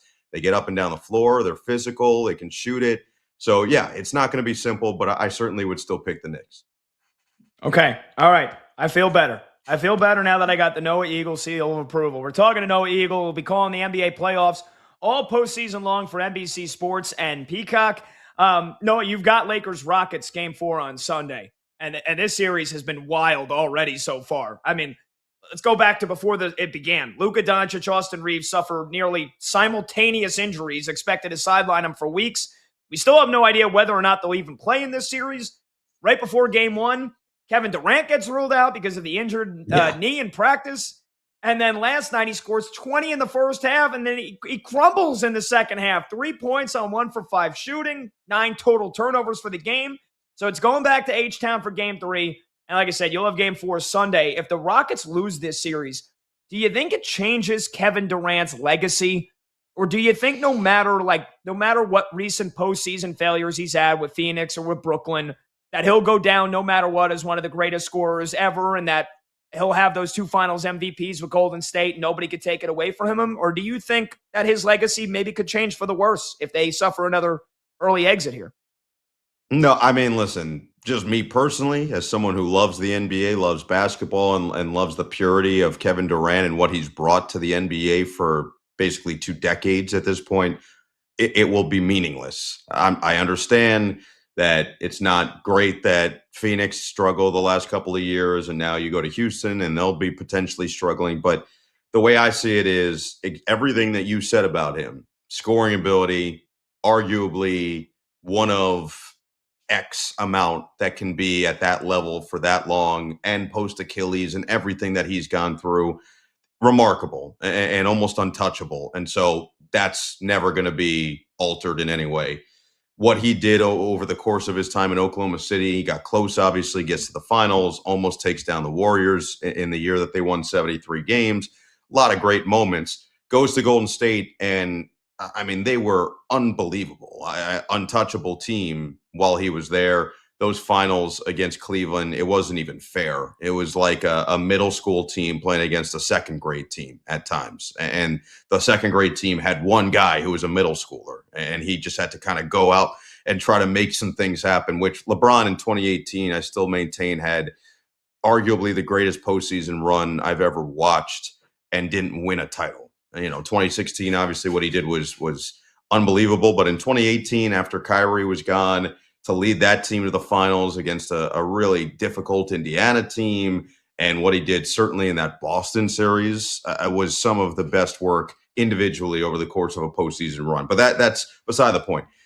As far as I'm concerned, Kevin Durant's legacy, whether it's USA basketball and everything he's done there, his 2 titles, as mentioned, Golden State, I think people forget that, it's unfortunate, the Brooklyn situation, because when he, Kyrie, and James Harden were on the court, that was unstoppable. They just didn't get on the court long enough, and it was an unfortunate ending. But if his toe is behind that line, they move on, take Atlanta, and they probably dismantle that Atlanta team. I mean, even if just one of the other 2 guys is half healthy, they dismantle that Atlanta team. And then you go to the finals and you take on a Phoenix team that we now know probably was not necessarily a worthy finals opponent for a number of those other teams. I think if you go back to that year, a lot of it comes down to health. But I was with the Clippers at the time, and Kawhi Leonard tore his ACL in the second round, and that's who Phoenix gets in the conference finals. And if you look back at the series, Game 1 was less than 48 hours after the Clippers played Game 6 against Utah at home. And it was an early start. So less than 48 hours. You flew the day before. You go. It's like a 1:30 start in Phoenix. They almost won that game. It took a Devin Booker triple-double to take them down by maybe 6 points. Game 2, the Clippers had 1. And Paul George misses 2 free throws, and eventually the Valley-oop was born, where DeAndre Ayton dunks one home with like 0.3 on the clock. Game 3, the Clippers dominate, and then Game 4 was a rock fight. If you go back and look at the play-by-play of that game, I think the final score was maybe in the 70s or in the 80s of that game, and the Clippers had so many opportunities with open looks that just didn't fall. And you just feel like if they had Kawhi Leonard, you maybe see a complete shift in that series. And so now I just look at it because a lot of people talk about Kawhi's legacy since he's been in LA. It's just, I just don't think you can look at this for KD at 37 years old, where he's been really the only main consistently reliable guy on this team for the course of the season, and was asked to do so much and is going to be all NBA again, and say that this is going to tarnish anything that he's done over the course of his career. I think that would be ridiculous. Okay. That's fair. That's fair. And I don't think it would tarnish his legacy. I just wanted to maybe give you a softball question, if you will. That being said, Noah, I am not the biggest fan of Kevin Durant, the basketball player, because I don't know. I just don't know how you can forgive. Maybe that's not even the right word, but how I could ever. And again, the greatness is the greatness. You can't take away the scoring, the points, the scoring titles, the NBA, the 2 finals MVPs. But just from like somebody that had a 3-1 lead on a 73-win team, loses it, and then joins that team. I'm sorry, man. That's just something that will never. Listen, but you're talking about that. You're talking about him as a person at that point. As far as I'm concerned, if you want to say that his legacy is tarnished because you think that he took the easy way out, sure, you can say whatever you want. I don't necessarily agree with that. I think that the opportunity presented itself. They sought him out. It wasn't like he called them. The story is very clear. Draymond Green called him. They went and met him in the Hamptons. They had the Hamptons 5, all of that. They were the ones pitching him. So this isn't, and this goes back to the LeBron decision, obviously. I think so many people would say if LeBron didn't go back to Cleveland and win that title, he'd be in the same boat as Kevin Durant. But when LeBron was in Miami, he was easily looked at as, at the time, already probably a consensus top 3 to 5 player ever. Was that going to change if he never went back to Cleveland and won a title? No, it was never going to change. I think that if you watch the game and you've watched Durant over the course of nearly 20 years now, you know what the deal is. Yeah, that is true. Our producer in our show chat just said Noah basically said stop being a hater. Look, You sound like you a gotta be salty a Knicks. hater. You sound like a salty Knicks fan that just was still upset that Durant didn't go in 2019. That's what you sound like. You might have got me. You might have found me out there. But look, I mean, hey, worked out for the best. That toe was on the line. I'll never forget hearing Chris Carino on the radio. I was in the car that night for that game against Milwaukee, and so I'll never forget that. And as a Knicks fan, yes, I got to imagine. Thank God for that toe being on that line. Noah, for the Lakers, though, look, I mean, they've basically done already all they needed to do to try and ensure that Luka and Austin Reeves can get on the floor. I know there's a lot of chatter that they're trying to maybe get him back for game 6. Maybe that's the game they had eyed up, but obviously nothing's set in stone yet. But look, at the worst, the Lakers have guaranteed there will be a game 6. So if that is the return date for either Luka and or Austin Reeves, do you see their presence, those guys' presence being just enough on its own? Obviously, they'd have to play well. But you know what I mean? Like, if Luka and Austin Reeves come back before this series is over, you think that's enough to get the Lakers over the finish line and into the second round? So I'm curious to see. I actually did Lakers at Rockets. This was right before the NCAA tournament, so March.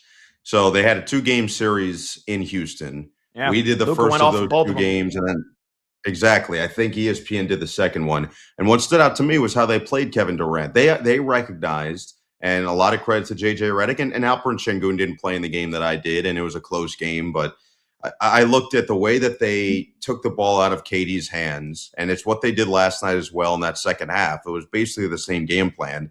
They take the ball out of his hands, they force him into difficult passes, some turnovers, certainly in that second half, and they're essentially daring Jabari Smith Jr. and Amen Thompson and Reed Shepherd to beat them, or Tari Eason, giving him open looks and saying, beat us. And if those guys can't step up and do it, then Houston's not going to win this series, because to me, the Lakers are going to say, we are going to make sure that Alperen Şengün and Kevin Durant are not the guys to beat us.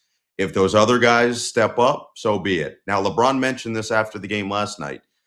Those types of players, the peripherals, and look, those are pseudo stars in themselves. You know, Amen Thompson continues to ascend in his status in the NBA. Certainly, Jabari Smith Jr. had an excellent season coming off his contract extension. Tari Eason has had a streaky season, let's call it. And Reed Shepherd has had some really just sensational moments for them. But those types of players who aren't your 1 or 1A or 2, they play better at home. And that's certainly what happened for the Lakers. Marcus Smart was off the charts good. Luke Kennard had some of his best playoff games that we've seen in his career. Rui Hachimura made big shots in the mid-range and in the corners. DeAndre Ayton played well in games 1 and game 2.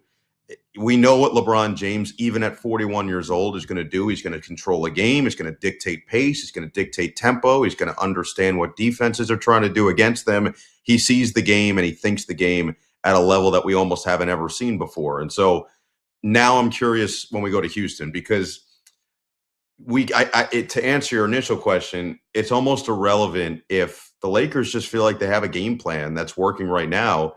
And certainly if they get one of these 2 in Houston and go up 3-1 coming back home, you've got to imagine that they're going to try to delay either of those guys' return, understanding that they're going to have OKC in round 2. And they're going to need a full roster. They're going to need full Luka Magic. They're going to need Austin Reeves at a super high level. They need it all against Oklahoma City. And so I'm curious to see what happens in games 3 and 4. I also want to see how Houston responds, because the difference between the 2 rosters, all those guys I mentioned for the Lakers, LeBron James has played, I think, more playoff games than anybody in the history of the NBA. DeAndre Ayton has been to the finals, as we discussed with Phoenix. Marcus Smart has been to the finals and has played a ton of playoff games. Rui Hachimura has now played a ton of playoff games. You go down the list of the Lakers, Luke Kennard has legit playoff experience. Jake LaRavia has now been in the playoffs before. And so you look at all these guys and say, they know what this is like. They know what it's like through a series. For Houston, Şengün, Thompson, Smith, Eason, Shepherd, their only experience was last year in a series that they lost to Golden State and Steph Curry and an older and veteran team with Jimmy Butler and Draymond Green. So how have they learned from last year? How has Kevin Durant made the difference for them? And so this game 3, especially, and then my assumption is what usually happens when a team loses 2 on the road, they come back home. Game 3, they're inspired. They come out. They kind of hit you in the mouth. For our game in game 4, that's always the real test. Can you make it 2 in a row? Can you go out there with the same type of energy and intensity and focus that you had in the previous? Oh, yeah. Yeah. So hopefully it sets up that. Hopefully it's not. Look, I guess if it's 3-0, you're talking about Kevin Durant getting swept, for the third time in the last 4 years. And, again, maybe for me, that would be nice. But that again, the best case scenario is, again, you get game 4, it's 2-1. Houston still backs against the wall, needing to avoid 3-1 going back to LA. So, yeah, I can't wait. We're chatting with Noah Eagle here on BetMGM tonight, Westwood One Sports. I'm Pat Boyle. Noah, by the way, I still had another 2 questions. Do you need to run, or do you have another 5-6 minutes to hang out? Do your thing. All right, awesome. Because I know you got Nuggets T-Wolves on Monday. That's going to be game 5, guaranteed a game 5. And hell, I think this is going 7 again. But I mean, this series has been amazing. Remember, it went 7 2 years ago. Minnesota came from 20 points down in Denver to knock the then reigning champs out of the playoffs. And Ant-Man and the T-Wolves again erased that 19-point deficit in game 2 to steal home court advantage. So what is it about these big leads that Denver can't seem to put Minnesota away? And again, for me, feels like this series is headed the distance again, doesn't it? Yeah, similarly, I'm curious how it's going to feel when they go back to Minneapolis, because one team has Nikola Jokic and the other one doesn't. And he's still the best player in the world as far as I'm concerned. When you see him up close, you really feel that. And Jamal Murray played his best basketball of his career through the regular season this year, and we know what he is as a playoff riser. And Jaden McDaniels made some very clear comments and very pointed comments about the defensive abilities of pretty much everybody on the Nuggets, and by name, whether it was Jokic and Murray or Aaron Gordon, Peyton Watson, Christian Brown, Bruce Brown. He didn't care. He went at them. And so I know David Adelman downplayed it, and he's got a very good sense of humor and had some good humorous responses to it when he was asked. But it is bulletin board material, and especially for a guy in Nikola Jokic that everybody just goes, oh, he loves his horses. And he is as competitive a human being as you're ever going to come across. Don't let all that fool you. He loves to win, and he hates to lose, and he loves the game of basketball, and he is going to play this game for as long as he possibly can at this high level that he possibly can. So with that being said, to go back to the initial question, I think Minnesota's also had a knack for doing this all season and over the last couple of seasons. But against Houston, they were down, 12 or something like that in overtime, and came back on a 14-0 run or something crazy. They've done this through the season. And so you have to be aware of that if you're Denver, and they will be the rest of the way. But there's a reason they built their 19-point lead this year. There's a reason that they're capable of going on insane runs, because their offense was the most efficient in the NBA. And the other thing David Adelman said, he was like, what's our defensive rating so far through 2 games? It was 106, I think it is, which is pretty good. And that's 6th out of the 16 playoff teams. It's not like they're 15 out of 16. So I think that you get a couple more stops. The playoffs come down to just every possession, where a possession in the first quarter can actually end up costing you the game, which you just don't ever normally feel. But certainly fourth quarter possessions have to be valued. And watching that game the other day, both teams were gassed, but you really felt it from Denver. Every shot Jokic took was short. Every shot Murray took was short in the final 3 minutes of that game. And so you get a couple days rest now going into Minnesota. This is the time that you really have to capitalize. Yeah, and you got the pandering already from both coaches, from Finch and from Adelman, about the fouling, and we've had 100 foul calls so far through 2 games in this series. Jokic with the bloody nose, him and Ant-Man getting into it last game. It's been tremendous. Speaking of which, you do have the best player in the world. I agree with you 1,000%. It's Jokic still, even though SGA is probably going to win the MVP. And then you've got somebody that a lot of people think can be the next face of the league. And I know Wembanyama has kind of changed that, but Ant-Man and Jokic, T-Wolves have been to the conference finals each of the last 2 years. Nuggets were the champions a couple of years ago. feels like they don't have too many more years left with this current core here. Who do you think's under more pressure in this series? Is it Jokic or is it Anthony Edwards?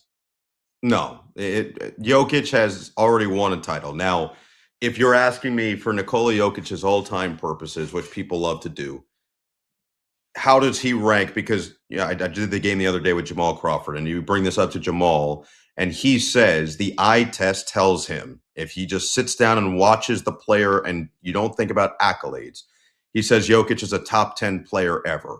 Just eye test. Now, when you add the accolades and everything else, that's when now you start to have the other things. My whole thing has always been he might creep into the top 10 with at least one more title. Two more would almost solidify it for sure. But if he gets two titles over the course of this era where there's so much parity and there's a different champion every year and feels like dynasties have completely gone out the window, I think that says a lot about him. And certainly his numbers will back that up. He's going to be the all-time leader in triple doubles by the time his career is over by probably a hefty margin, which is insane considering how long Oscar Robertson had that before Russell Westbrook broke it. And Russ will have it for just a couple of years by the time Jokic breaks that. He's averaged a triple-double now the last couple of seasons, which as a center is simply out of this world. He's gotten more efficient somehow as defenses have gotten more keen to what he does. I understand what you're saying. In theory, the core isn't going to be there, but they're kind of locked up right now, and they don't really feel like they're slowing down just yet. I still think they have a couple more years competing at the highest level. For Anthony Edwards, I know he's young, but they've built the team around him. This is his chance, again, to kind of really take this thing. And you think about all the greats. Michael Jordan took him years to get over the hump, couldn't get past the Celtics, then he couldn't get past the Detroit Pistons, and finally he gets past the bad boys, and they win 3 titles in a row, takes the 2 years, wins 3 more. You think about a lot of those types where it just took, even Detroit, the bad boys as an example as well. They couldn't get past Boston year after year after year after year, and finally they break through. So for Anthony Edwards, you've been to the conference finals the last 2 years, but here's my thing. You've been blown out in both of those conference finals. You haven't been even remotely close. You've lost in 5. And in the Dallas case, you were down 3-0 and got a game. Last year, it just didn't feel like you even had a chance on the same court as Oklahoma City, who went to 7 with Denver and then went to 7 with Indiana. Those two teams felt like they were way closer to winning a championship than Minnesota was. So as far as I'm concerned, I think Anthony Edwards could use this series win far more than Nikola Jokic could. I agree with you 100%. All right, so outside of maybe my saltiness about Kevin Durant, we've kind of agreed on most things here, which is great. Last question for you here really quickly. Noah Eagle, appreciate your time, brother. He's got Lakers Rockets Sunday night, NBC Sports and Peacock. He's got T-Wolves Nuggets on NBC and Peacock on Monday for Game 5. But tomorrow night, I'm guessing you're off. I don't know if you're calling any other games. I don't know if you've got any ping pong or snooker commitments that you're doing. But we keep them private. You got the NFL draft tomorrow. Any good plans for you for the NFL draft? And if you are willing to offer any Noah Eagle bold takes for the NFL draft round 1 tomorrow? Well, plan-wise, I'm going to try to go as many screens as possible to make sure that I've got the draft covered and I've got the NBA playoffs covered. So whatever I can do, whether it's multi-view or whatever's possible, that's what I'm going to do during the draft. Round 1 takes, the Jets' uncertainty at that number 2 pick is fascinating. And I know that there's a number of Ohio State defensive players that are in the mix for that.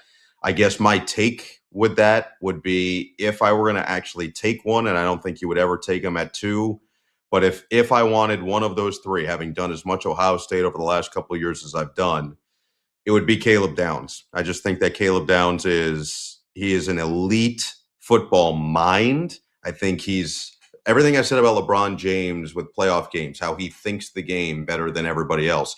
That's Caleb Downs. And I had a chance to talk to him a couple times during the season this year. He's just a wildly impressive young man.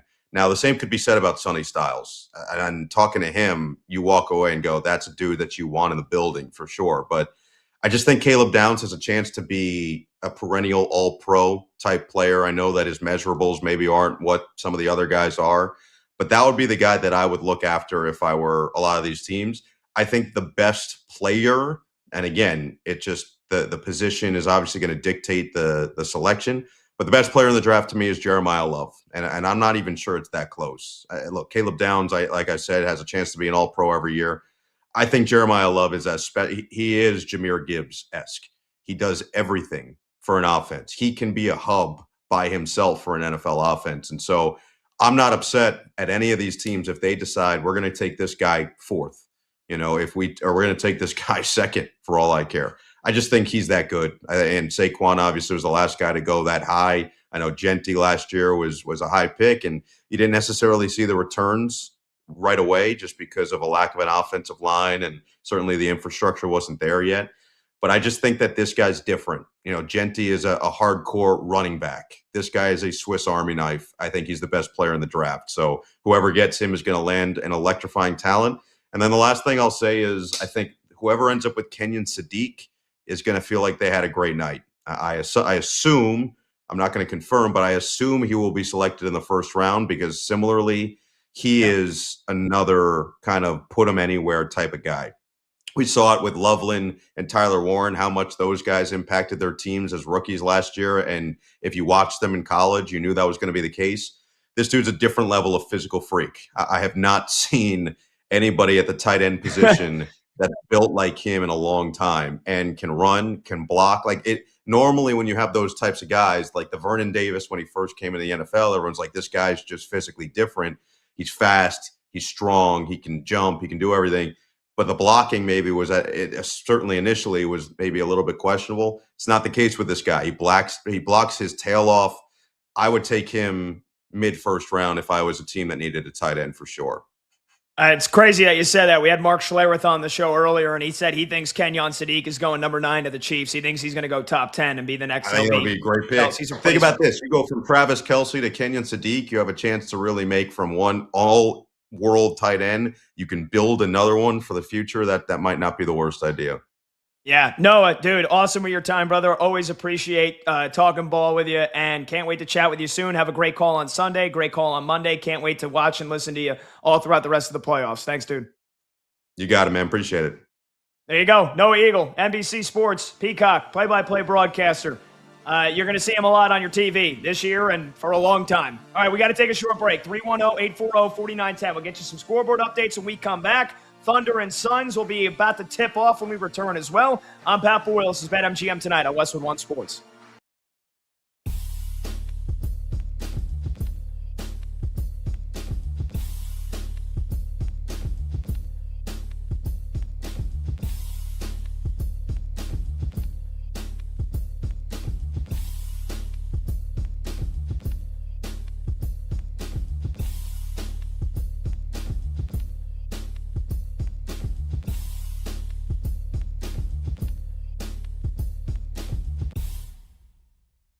Is there anything to say about Sixers Celtics other than like Boston loses when they don't make their threes? Like do you have a strong? I don't have a strong thought coming out of that game. Do you have one? My only thought coming out of that game, but it is a thought that I have had many times before about the Boston Celtics, but I'm just going to pull it up so that I can be 100% accurate with it. 13 of 50 from 3 is unwatchable basketball. It is unwatchable basketball. That's a great pregnant pause and lead up there. That was very funny. I just wanted to be sure I had it exactly correct. Like, when the Warriors were doing this, they had arguably the 2 greatest shooters in the history of the sport, and then they added KD, and they had 3 of the 5 greatest shooters in the history of the sport, and we had never seen it before, and it was beautiful. And I get that 3 is more than 2, and I get that it's the smart way to play, and I get that they blow a lot of people out, and I get that there's variance, and blah, blah, blah, blah, blah. You do not need to explain the math to me in the comments. But everyone being like, the Celtics are a great, dominant, beautiful. Man, 53s is not fun. And if you are shooting that poorly from 3, you need to adjust. They never adjusted last year against the Knicks, and that's why they lost in 6. They went cold and played a team that knew how to defend them. Last night, do I think the Sixers have uncovered a way to defend them? No, but if you're shooting 26% from three as a team, I don't know, get a layup, hit a free throw, do something else. Like it's unwatchable. They're my least favorite team to watch that actually can win. Because like we just talked about the Rockets and they obviously don't know how to play. But like, who enjoys watching that? It's horrible. It's bad. I enjoyed it except at the Sixers last night. I think that's fine. I'm just saying as a basketball fan. Oh, fair. Absolutely. It's not a brand of basketball. That's the type of basketball that you should play as a mid-major. Like, right. Like increased variance when like you stink and you're playing like, North Carolina and you're trying to win the game. Like that's how Grinnell plays. Like I don't need it from an NBA team with Jason Tatum and Jaylen Brown. I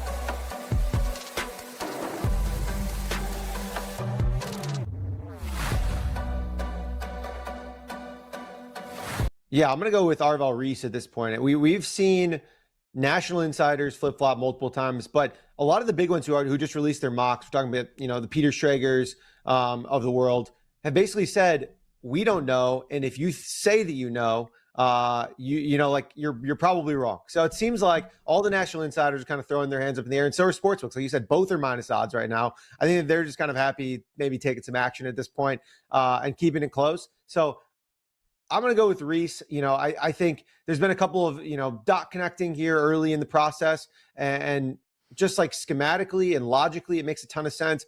I personally think that the canceled visit was another sign that it's going to be a Reese here. Like I went back and looked historically. Like I think there's two ways to look at that logically, right? But historically, like there's no precedent for a team canceling a visit and then taking the guy. Like there's been teams who have drafted the guy without a visit, or have drafted the guy, obviously drafted the guy with the visit, but there's not really much precedent for a team in the top five canceling a visit and then drafting them anyway. So generally doesn't happen. I would be surprised at this point. I'm going to go with Reese here at minus 105.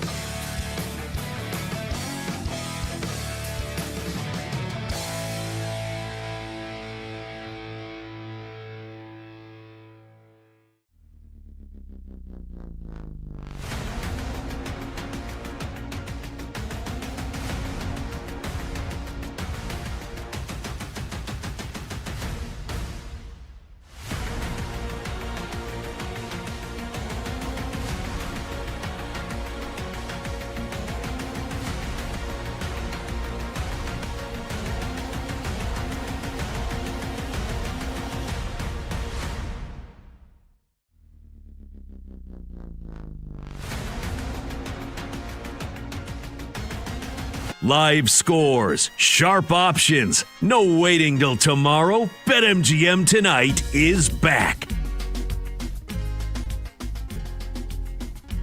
¿Cómo se llama? Sí, bonita. Sí.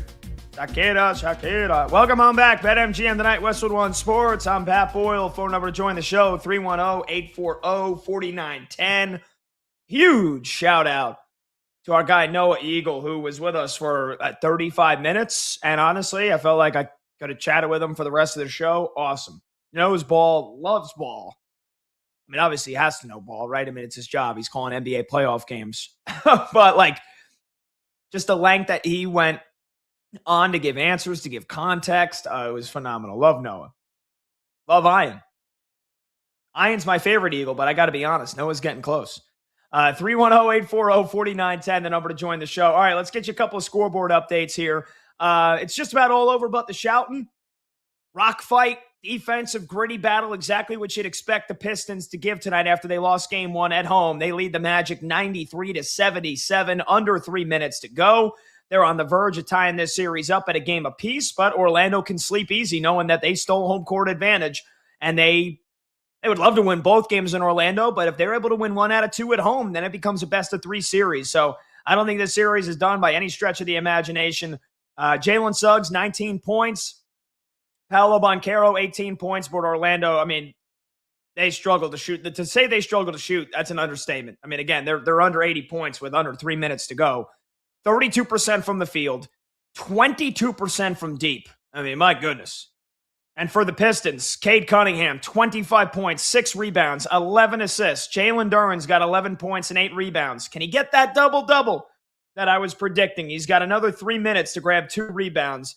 But either way, the Pistons are well on their way to tying this game and this series up at a set apiece. All right, things got interesting in Philly. The one NHL playoff game going on right now. Flyers, 3 goals in a 6-minute span in the second period after a massive brawl that resulted in 11 penalties and a power play for the Flyers. They then scored 3 goals in 6 minutes, but the Penguins have just brought it back to within 1.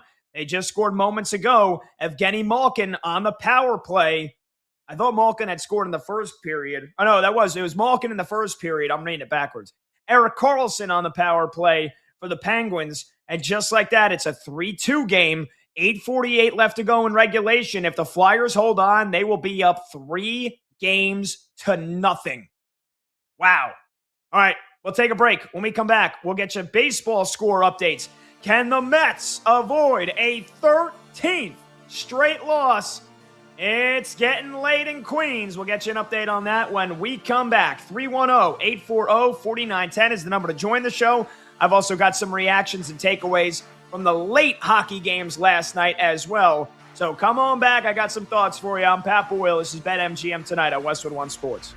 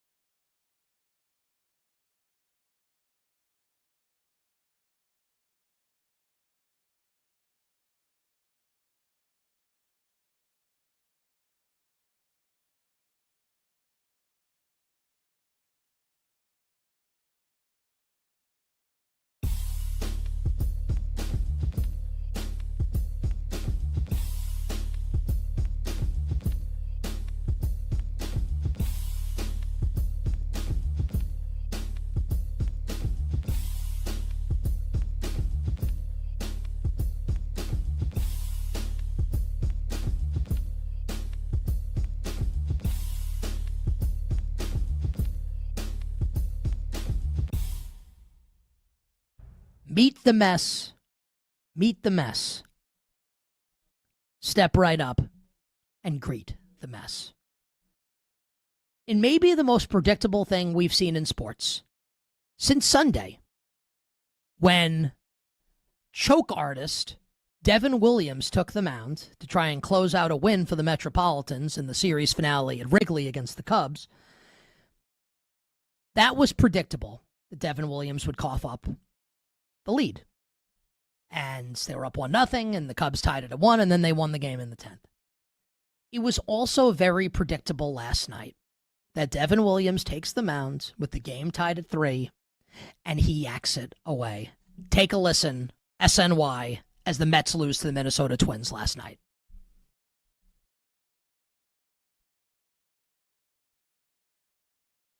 Okay, so we don't have the audio for the Mets. So this was a terrible, terrible loss for the Mets.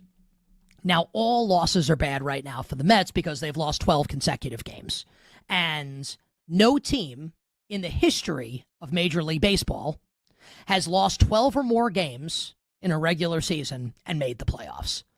So you can certainly make the case that we're not even at May 1st yet, and the season's effectively over for the Mets. Now, can they still make a run? Of course they can make a run. Doesn't feel terribly likely. 12 straight losses. And the thing that's truly crazy to me about the Mets, and look, I'm far from the only person that's done this, right? Mets fans have been pissed at general manager David Stearns, who's running like this team like it's Moneyball, right? They hate David Stearns. And I understand, because this Devin Williams thing was the easiest first guess of all time. Devin Williams, first off, when he's the Brewers closer a couple years ago, the Mets watched as Pete Alonso cranked a home run in that wild card series when the Mets beat the Brewers to end Milwaukee's season. So the Mets watched him yak it away in a huge spot. I was pissed when the Yankees traded for Devin Williams because I knew he stunk. And what a surprise, he stunk last year for the Yankees. So when the Mets not only A, beat Devin Williams and ended the Brewers season in a high leverage spot, but B, then watched the Yankees in the same market, watched him absolutely melt under the New York pressure, why would they sign him? Why would they think it's a good idea for Devin Williams to close games? It makes no sense. And you don't have to be like a math nerd, MIT graduate, Harvard business, pocket protector, calculator toting, spreadsheet loving, baseball prospectus worshiping, WOBA, XFIP, whatever, batting average balls in play. You don't have to be a baseball stat nerd to know that this guy sucks. The only people that don't know it are the New York Mets. Late games, loud opinions, and money time moments. BetMGM Tonight rolls on. Welcome on back. BetMGM Tonight, Westwood One Sports. I'm Pat Boyle. The phone number to join the show is 310-840-4910. That's 310-840-4910. You can also hit me up on Twitter at PatBoyle44. Looks like we do have some Twitter interaction that I want to get to here. Let's see. Excuse me for 1 second. So Levi Edwards tweets in, what happened to the great big hope? 25 years in PDX, can't name a Blazer. They beat the Phenom at home. I'm not sure what that means, if I'm being honest. What happened to the great big? Is he talking about Wembanyama? That's what I'm guessing. The great big hope, 25 years in PDX, can't name a Blazer. The punctuation in this tweet was not great, Levi. I got to be honest. I'm guessing he's asking what happened to the great big hope, meaning Wemby. He fell on his face and has a concussion, and he's probably going to be out for game 3, and there's a chance he's going to be out for game 4. I don't know how you missed that. I'm going to be honest. But Levi, I'll let it slide. Then I'm guessing it was another sentence. 25 years in PDX, can't name a Blazer. Denny Avdia is an all-star this year. I mean, he's like on the verge of, he's definitely a top 20 player in the NBA. He might be a top 10 player in the NBA next year. He might. Like he's on the Cade Cunningham kind of trajectory. So you definitely should know Denny Avdia. I mean, I don't know how you don't know Drew Holiday. You guys an NBA champion. Jeremy Grant's been on the team for a couple of years. Donovan Clingan from UConn. Like, I don't know what to tell you. I don't know what to tell you, Levi. And then I tweeted earlier before, the Penguins are such a stupid team. Oh, no, this is a response to a different tweet. I'm also a Man City fan for soccer. Not that anybody cares about soccer, but massive day for Manchester City. They beat Arsenal on Sunday and then won today to go to the top of the league with 4 games left. Oh my God, who the hell cares? Well, I tweeted it out, and one of my guys, JD, who I go back and forth with on Twitter, he said, "Not for long, Patty." So I guess he thinks Man City's not going to hold on to win the title, but he's going to be wrong, and that's okay. All right, scoreboard update. Told you right before the break, the Penguins got it within 1. The Flyers answered right back. Noah Cates on a beautiful little retrieval right in front of the crease, and then switched it around to his forehand, wrist shot into the back of the net. A goal for Noah Cates on the power play. Flyers up 4-2, under 6 minutes to go. And would you ever think, and I picked the Flyers to win the series. I know Combs picked the Flyers to win the series, but would you ever think that Sidney Crosby and Evgeny Malkin are about to be 3-0 down on the verge of getting swept by a Flyers team that has a bunch of baby-faced assassins, and they had a less than 4% chance of making the playoffs coming out of the Olympics break. And this team is up 3-0 on the Penguins. Not that the Penguins are a great team. This was kind of, they were favored to win the series. It wasn't like it was, David versus Goliath in any stretch of the imagination. But to be on the verge of going 3-0 down, my goodness. Disgrace. It's gone final in Detroit. Pistons beat the Magic 98-83. So that series indeed tied up at a game apiece. Cade Cunningham finished with 27 points, 6 rebounds, and 11 assists. Jalen Duren, 1 rebound shy of a double-double. And they've just started it in OKC. The Suns lead the Thunder 9-7. Mark Williams ruled out of this game. Again, he's been battling some injuries. They ruled out Jordan Goodwin as well, one of their starters. And Grayson Allen is technically available, but they've ruled him available to play the last 2 games, and he hasn't suited up, or he hasn't played. So the Suns are shorthanded. Look, I think this is going to be another beatdown. I think the Thunder crushed them again. That was my beat the books that I do every morning. I said, I don't care that it was a 17.5-point spread. I'm taking the Thunder. They are the kings of the blowout, especially at home. They won by an average margin of victory. An average last year at home in the playoffs. Average margin of victory was over 20 points. So I don't think the Suns have enough. And they lead 12-10 right now, so kudos to the Phoenix Suns. They actually have a lead at any point in this game. But I think the Thunder win this game by 25 points again. I think it's just a matter of when, not if, they start to pull away and get up by 20. All right, really quickly, they're in the top of the 9th in Queens. The New York Mets are now an out away from snapping a 12-game losing streak. Right after we went to break in the bottom of the 8th, Juan Soto led it off with a leadoff single. So that's who I picked for our Let's Go Streaking segment. Juan Soto makes me 9 for 11. But more importantly, it was Mark Vientos with an RBI single to right field to bring in Brett Beatty. The Mets with a 3-2 lead, and they are 1 out away from snapping a 12-game losing streak. They lead the Twins 3-2. We'll have more updates for you when we come back, and we'll do hot or cold to kick off hour number 5. It's a big Wednesday night. Get aboard. I'm Pat Boyle. This is BetMGM Tonight.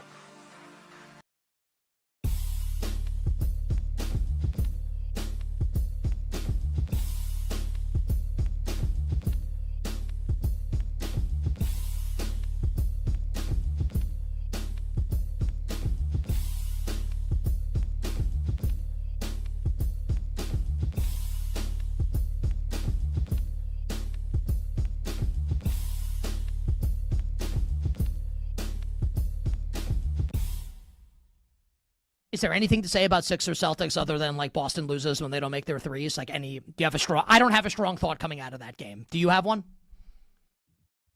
My only thought coming out of that game, but it is a thought that I have had many times before about the Boston Celtics, but I'm just going to pull it up so that I can be 100% accurate with it. 13 of 50 from 3 is unwatchable basketball. It is unwatchable basketball. That's a great pregnant pause and lead up there. That was very funny. I just wanted to be sure I had it exactly correct. When the Warriors were doing this, they had arguably the two greatest shooters in the history of the sport. And then they added KD, and they had three of the five greatest shooters in the history of the sport. And we had never seen it before, and it was beautiful. And I get that three is more than two, and I get that it's the smart way to play, and I get that they blow a lot of people out, and I get that there's variance, and blah, blah, blah, blah, blah. You do not need to explain the math to me in the comments. But everyone being like, the Celtics are a great, dominant, beautiful. Man, 53s is not fun.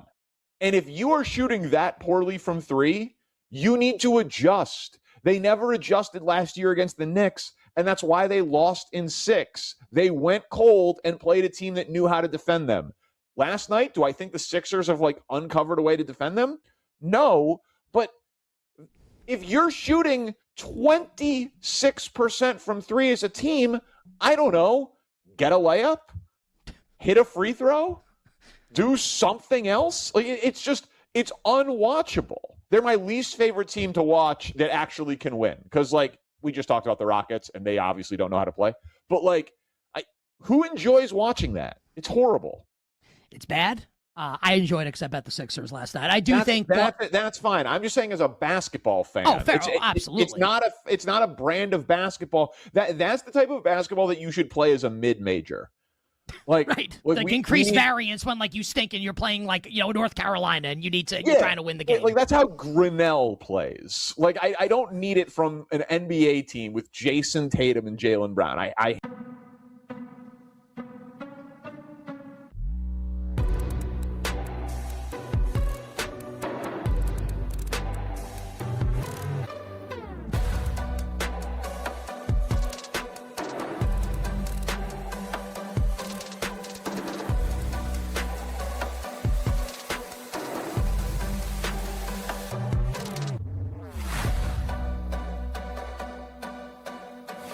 Yeah, I'm going to go with Arvel Reese at this point. We've seen national insiders flip-flop multiple times, but a lot of the big ones who just released their mocks, we're talking about, the Peter Schrager's of the world, have basically said, we don't know. And if you say that you know, you're probably wrong. So it seems like all the national insiders are kind of throwing their hands up in the air, and so are sportsbooks. Like you said, both are minus odds right now. I think that they're just kind of happy, maybe taking some action at this point and keeping it close. So I'm going to go with Reese. I think there's been a couple of, dot connecting here early in the process, and just schematically and logically, it makes a ton of sense.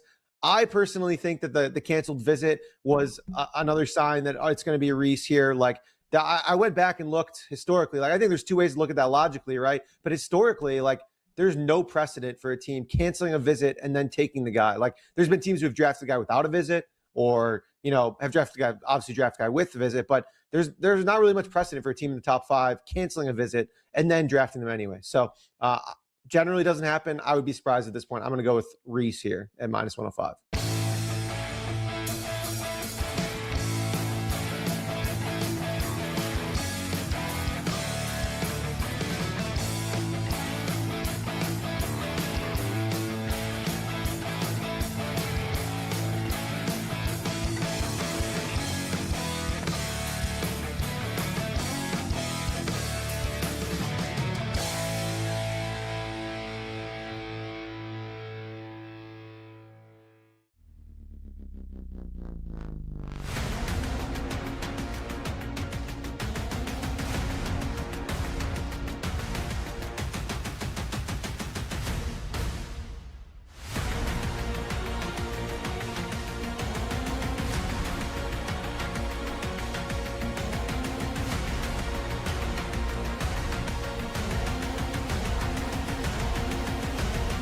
Games light up. This is BetMGM Tonight on Westwood One Sports.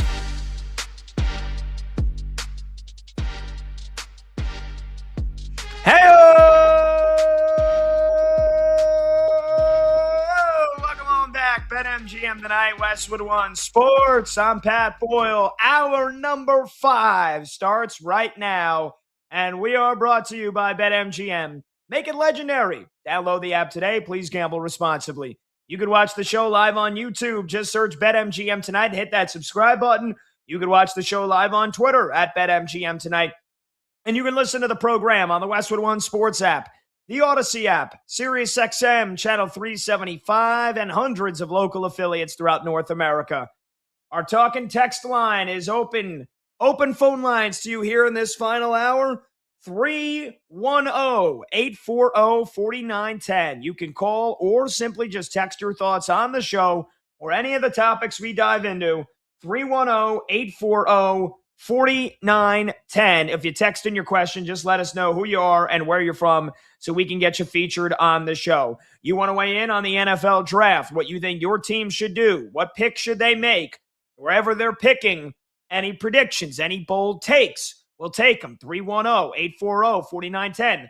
You want to comment on anything on the NBA or Stanley Cup playoffs, we'll take them. 310-840-4910. The Pistons crushed the Magic tonight, 98-83. That series tied up at a game apiece.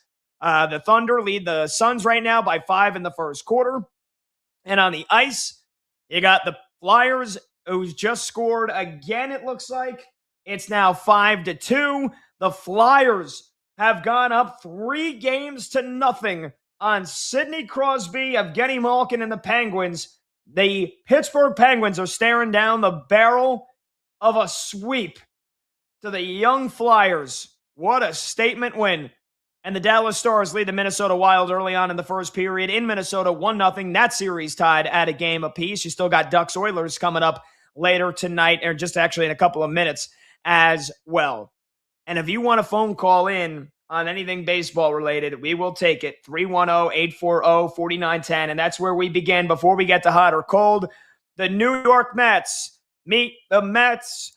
Meet the Mets. Step right up and meet the Mets. Bring your kiddies. Bring your wife. You're guaranteed to not see a 13th straight loss because the Mets have ended the streak. Hallelujah. Hang the banner. Erupt the fireworks. The Mets have won a ball game. Nobody beats the New York Mets 13 straight times this year. Nobody. 12, sure. 13, no. In a game that went back and forth with the Minnesota Twins, the Mets get an RBI single from Mark Vientos in the bottom of the 8th, and they try to make it sweaty. You had what, I guess they're not calling it an error.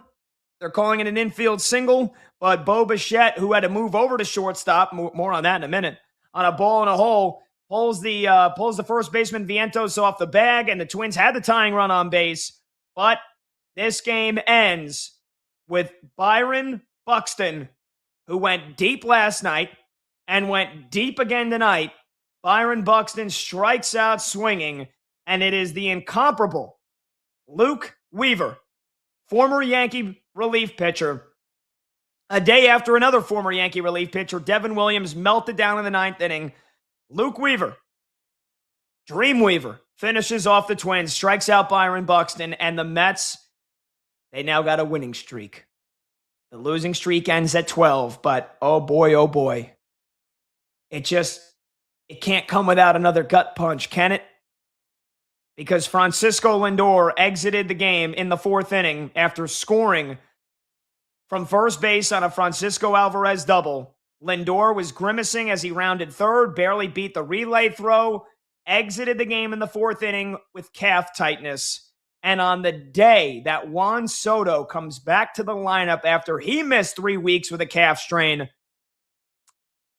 now the Mets captain and their perennial all-star and their starting shortstop, Francisco Lindor, could be headed to the IL. I mean, you just can't make it up.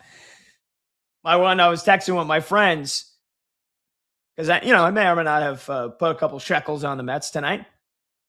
And my one friend said, I said the streak is over in all caps. And my one Mets fan friend said, yeah, you know what's not? The Mets season, World Series, back on. And then he said, a win only cost the price of Lindor's calf.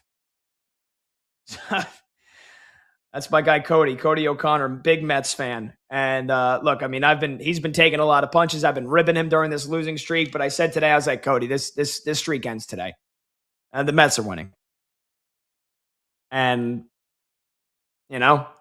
unfortunately, It maybe comes at the cost of an IL stint for Francisco Lindor, but the losing streak is over for the New York Mets. They beat the Twins 3-2. Mark Vientos RBI single in the 8th inning. And maybe World Series is back on for the Mets. You never know. They're only 8 games under 500 now. So it's only up from here. Maybe. 310-840-4910. All right. We always kick off the 5th and final hour of the show, unless there's a guest, with hot or cold. Let's get producer Brandon Combs into the mix. Combs, what's going on, brother?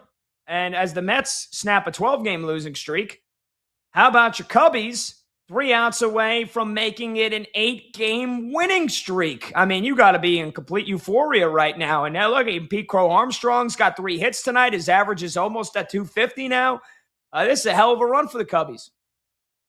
Yeah, no, they're looking good, man. The offense is playing well. This team's hitting right now. It's a good sign, especially going into this gauntlet of a schedule they've got coming up over the next month, where they go out to the West Coast. They got to play the Padres. They got to play the Dodgers. Then they got to play Atlanta in this stretch. So there's a lot of big ball games coming up for the Cubs. So it's good to see the offense humming right now. Yeah, and Combs, how about the Mets snap a 12-game losing streak and they're 8-16, and now, barring a 9th inning comeback, the Phillies will be right there at the bottom of the basement with the Mets at 8-16, and it'll be an 8-game losing streak for the Phillies. I mean, dude, it's two teams that were supposed to be in the playoffs this year, and it doesn't get worse than this. Does not get worse than. I mean, I guess it did. The Mets were worse than this, but now the Phillies are going to be the owners of an 8-game losing streak unless they turn this thing around. Yeah, and I mean, look, we talked about it last night. Like we had said, only 4 teams in the history have had a 10-game losing streak and gone to the playoffs, and only 1 team has had an 11-game losing streak and gone to the playoffs. No team has ever had a 12-game losing streak and then gone to the playoffs. So uphill sledding. Look, there's always a first time for everything. I'm just not sure this Mets team is it. And I mean, look, I said this at the beginning of the season. Anybody who thought the Mets were going to the playoffs, anybody who thought the Mets were going to win this division, man, I don't know how many times you get fulled, but look, I got a plot of land that I could sell you. I'll give you my Venmo. You just send me the money. All right, let's kick it off with the hot or cold here. What do you got? Let's go. Let's go to the Dodgers. This is a hot topic right now that I don't think we've really dove into on this show. And my guy Craig Counsell had some stuff to say about this too. The Dodgers getting to carry an extra roster spot for a 14th pitcher because Shohei is a two-way player is stupid and should be changed immediately. Hot or cold? Yeah, now before I give you my answer, let me just mention Shohei Ohtani is pitching tonight for the Dodgers, and he's batting leadoff. So last time Ohtani pitched, right? When the Dodgers, after he got hit in the shoulder, the day or two before when he, against the Mets, they had him start and they didn't have him hit. And we were wondering if this was going to start to become a reoccurring theme here. Well, a week later, Shohei is on the mound, and he is batting leadoff. And in his first at-bat to start the game against the Giants, he grounded out to first. So far on the mound, 1 inning, 2 hits, no runs, 3 strikeouts. He struck out the side despite giving up 2 hits. So, yeah, look, I mean, I'm going to be honest, Combs. I really didn't even hear about this until I saw you put this on the rundown yesterday. We had meant to get to it in hot or cold. But yeah, this is a rule change that basically just went into effect, right? The Dodgers get to carry an extra roster spot because Shohei is a two-way player. And you're asking me if it's stupid and should be changed immediately. I'm going to go with hot. I think it is. I mean, look, why should they have a 14th pitcher? He is a pitcher who also happens to hit every day. He does both. It's not like he can't do both. That was the first time in like 5 years that he didn't do both last week. So it's not like hitting prevents him from pitching. He's going to start every 5 days or 6 days regardless. It's not like he's a reliever that now it's like, all right, well, we have to plan some off days for him when we want to give him a day to pitch or come out of the pen. He's a starter. You know when he's starting. He's in the lineup every day. And again, last week was the first time in 5 years that he didn't bat because he was pitching. And it was also because he got hit by a pitch. And he was complaining a little bit that it hurt. So, yeah, I think this is stupid. Why did they get this extra privilege here? Because they have Shohei Ohtani. It doesn't prevent him from doing both things. So I don't get why they get an extra roster spot, as if the freaking LA Dodgers need it. Yeah, look, it's something that, I saw that, Dave Roberts had clapped back and said, anybody else in the league can find a two-way player, go ahead. But I would say this no matter who it's for. Because, look, if you have a guy who's a two-way player, great. I mean, that's awesome for you. Good stuff. But you don't get an extra spot because of that. Because, like you said, he's a two-way player. It's not like they're making you make a choice of hey, he's either a pitcher or a hitter, and you've got to make a choice. No, he's doing both. So it doesn't mean you get an extra roster spot because of it. It's still a 26-man roster for a Major League Baseball team. It should not you should not be able to get an extra one just because you have a two-way player. It's the dumbest thing I've ever heard of. It's not preventing them from pitching. If you wanted to bring him in relief, you could bring him in relief. I'm fine with the fact that you can have him in as a DH while he's pitching, and then once he comes out as a pitcher, which most of the time, if you bring out your pitcher or if you bring in a hitter for your pitcher, then you lose your DH spot. That's the normal rule. So I'm fine with the fact that you don't lose your DH spot and he still gets to stay in. But I'm not fine with an extra player on the roster. It's the dumbest thing I've ever heard of. And it should go away. There's no reason why they should have it doesn't stop him from pitching. Even if they wanted to use him in relief, they could still use him in relief. Like it does nothing to prevent him from pitching. It's the dumbest thing I've ever heard of. And Dave Roberts, his argument, his pushback on it is dumb as well. You sound like a toddler. I agree. I agree. Oh, go find somebody. Any other team can find a two-way player. Yeah, really? Because your guy's a unicorn and he's the best player on the planet. They just don't make him like that, buddy.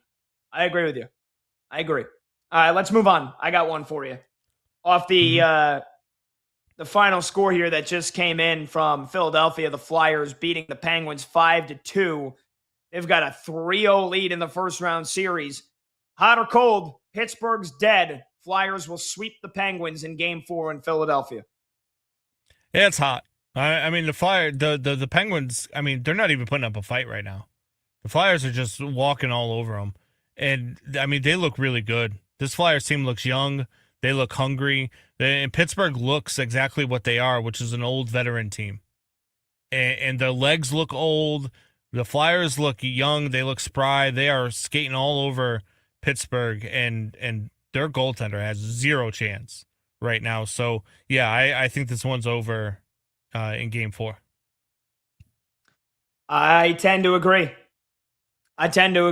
The speed is a massive disadvantage for Pittsburgh. Like you said, they're an older team. Philly is young. They skate with speed. And they're just blowing right by them. I mean, they're getting into the attacking zone every time because Pittsburgh can't catch them. And every time Pittsburgh tries to go into the attacking zone or they dump it in, Philly's there. They clean it up, no problem. And, you said they've shown no fight. That's actually the only thing they have shown is trying to fight the Flyers after every play, after every stoppage. I mean, that brawl that we saw, that felt like that was their last chance, right? Yeah. And Rust takes down Konechny, and he's like basically rubbing his forearm, grinding his forearm against his face. Pittsburgh in the first two games, at the end of them, just trying to beat the crap out of the Flyers players, trying to send a message, trying to impose their will, because that's the only thing that they can do when you have a veteran team that's losing, right? How do you try to tip the emotional scales? You try to do any kind of guerrilla warfare, any kind of trench warfare tactics you can use to give yourself an advantage, and it hasn't fazed the Flyers. They're like, all right, cool, we'll fight you, sweep. We'll get into some fights.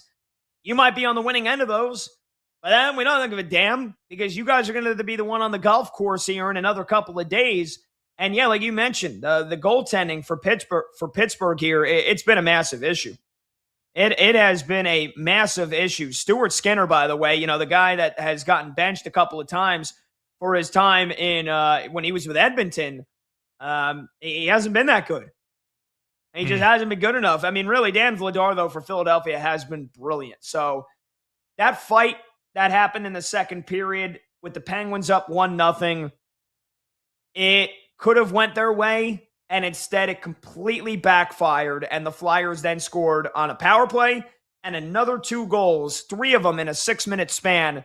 That felt like that was the end. Pittsburgh's going to try to muck the game up again when they play each other in Game 4. They're going to try. I mean, they're desperate, and I just think Philadelphia is completely unfazed. So yeah, I think they're going to sweep them as well. The Cubs are gonna win today. Oh, the Cubbies 8 in a row. Go, Cubs, go. Play it. Cubs, go. One more time. Chicago, what do you say? The Cubs are gonna win. Let's go, baby. 8 wins in a row for the Cubbies, 8 losses in a row for the Phillies. Holy smokes. Phillies, hot or cold? The Phillies will lose 13 straight. Let's see. Who do the Phillies play here coming up? Do they get an easier schedule? They go to Atlanta this week. So they play your Cubbies tomorrow. You better hope that the Cubs win that, make it 9 in a row. But you got Christopher Sanchez on the mound for Philly. If they're going to win, it feels like it's going to be tomorrow. Day game, getaway game. I'd be worried about the Cubbies getting their win streak on the mound for the Cubs. Yeah, I mean, Sanchez is a better pitcher than Edward Cabrera. I know Edward Cabrera's gotten off to a nice start, but you're going up against Sanchez, the lefty, and correct me if I'm wrong, but the Cubbies, they don't hit lefties all that well, do they? Yeah, no, they hit lefties just fine. Okay. All right. They got a lot of switch hitters on the line. Ian Happ's a switch hitter. When you have a lefty on the mound, Carson Kelly's going to be in the lineup tomorrow. They hit lefties just fine. Is PCA going to be in the starting lineup? Yeah, PCA will be in the starting lineup. He's the best defensive center fielder in the game. You got to have him out there. Yeah, he'll be hitting 9th. That average got close to 250. He might be back down to 220 after tomorrow. But, yeah, look, if the Phillies don't win tomorrow, then they go to Atlanta this weekend. And so if they lose tomorrow, it'll be 9 in a row. I could see it hitting 12 if they get swept by the Braves. And then they come home to play the Giants. But, yeah, look, I'm just going to say the statistical probability that they lose another 5 games in a row is quite low, despite how terrible they are. They can't score. They can't hit.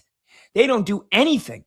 They haven't scored more than 4 runs since they beat the Cubs 9 days ago on April 13th. It's the last time they've scored more than 4 runs.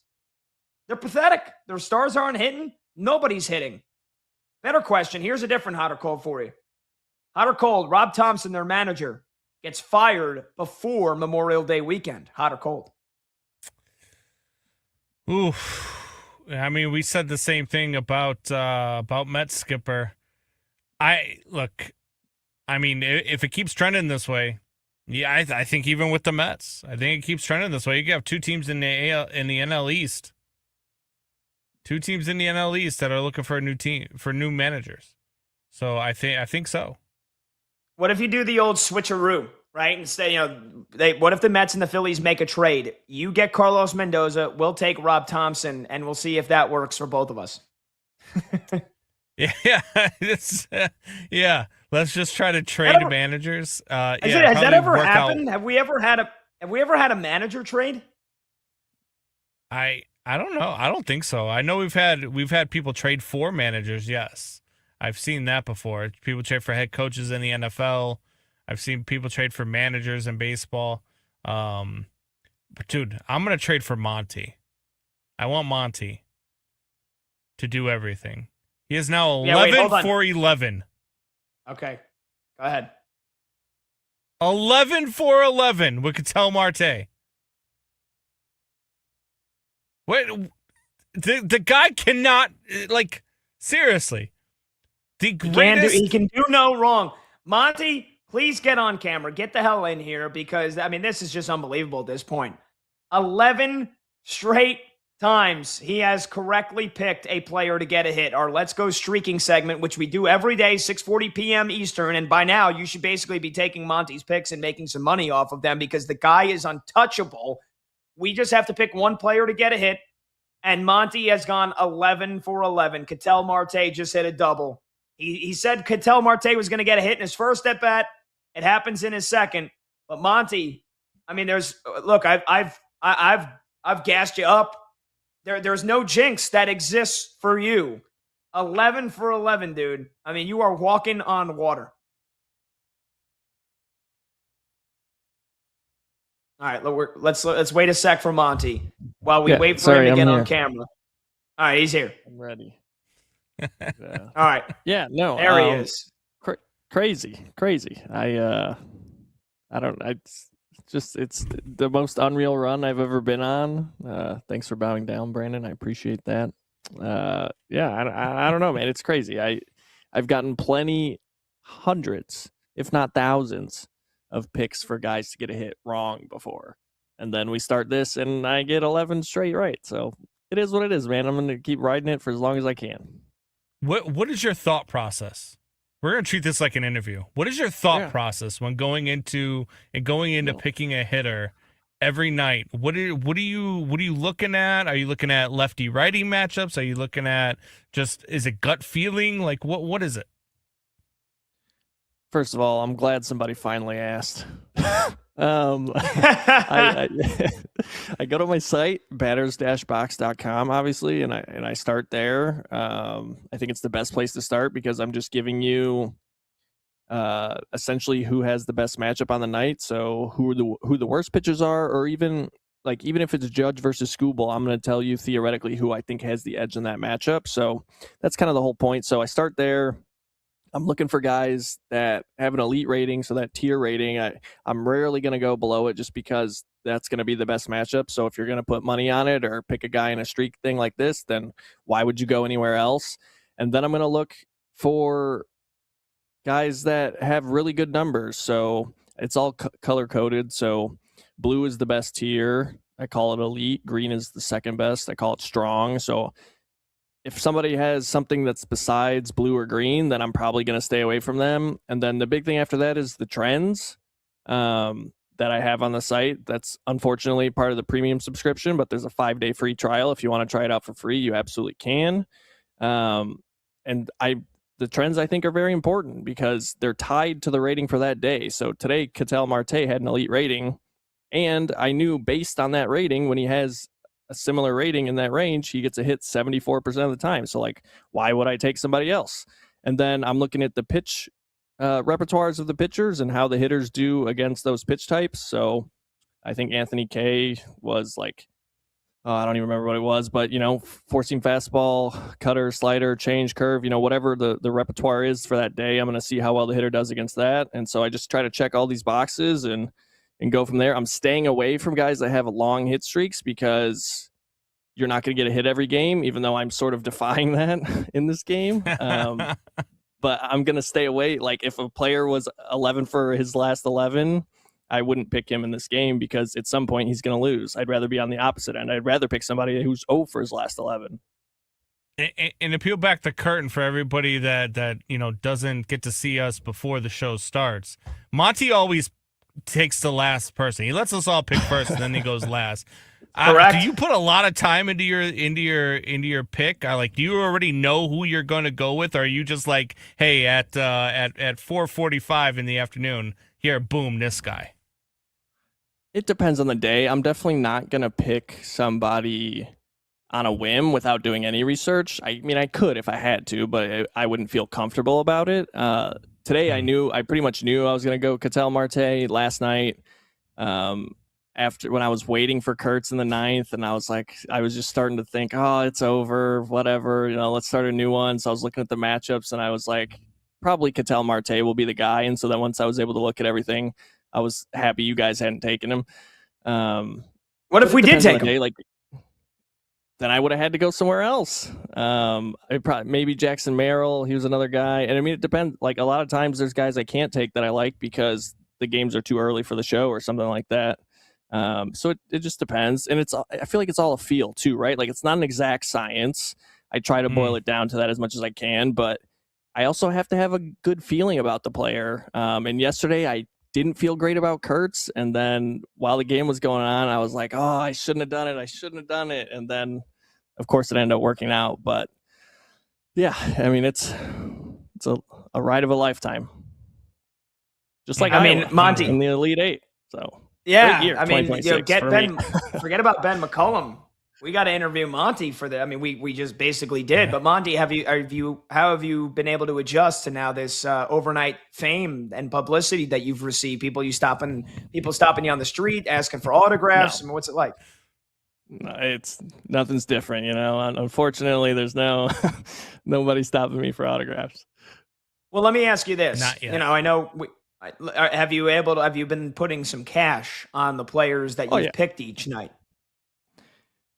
Mostly, yes, I think. In one way or another. So it's tonight tough I'm actually. Some guys to get a hit are like minus 300 odds, you know, the best players. So that's not something necessarily you want to put, you know, let's say, I don't know, $30 to win $10 back. Like that's not a great strategy. So then maybe you say, all right, let me get total bases or let me get hits, runs plus RBIs. But, you know, either way, every person you've picked to get a hit has gotten a hit. 100%. Yeah, I'm never going to lay minus 300 on any bet. If I do, it's just in a hit parlay, right? So like tonight I had Suzuki and Ballesteros hit parlay at plus 120, which hit. And so that's the kind of thing I'm going to do if I'm going to take a guy to get a hit. Otherwise, I'll take hits, runs, RBIs, or total bases. So tonight I have Marte over 2.5 hits, runs, RBIs plus 120 because I like the trends. The trend was the same for total bases, but total bases was minus 105, and I didn't want to pay any juice. Okay. All right. Well, you're 11 for 11. Combs hit with Suzuki. Brad hit with Corbin Carroll. I hit with Juan Soto. So you're at 11 in a row. Brad's at 5 in a row. I'm at 4 in a row, and I'm 9 for 11. Combs just started another streak, and we're hoping to go a perfect 5 for 5 for the second time in a week. We're just waiting on the Glass man. PJ Glasser was also perfect. We've been sending in some guest picks after he filled in for Brad last week. He's 6 for 6. He took Manny Machado against the Rockies, and so far Machado is 0 for 2, but he's got hopefully at least 2 more at-bats left. But either way, Monty, take a bow again, Michael Montgomery, and you'll be going for a dozen tomorrow. We got to take a break. 310-840-4910. By the way, let's go streaking. We do it every day, 6:40 p.m. Eastern, so make sure you're tuned in tomorrow in case you missed it to see who Monty is going to pick. And I don't even feel bad about putting the pressure on him because I've been putting the pressure on him for a week straight, and he keeps getting it. We'll take a short break. When we come back, we'll do some more hot or cold. We'll get you some score updates. This is BetMGM tonight right here on Westwood One Sports.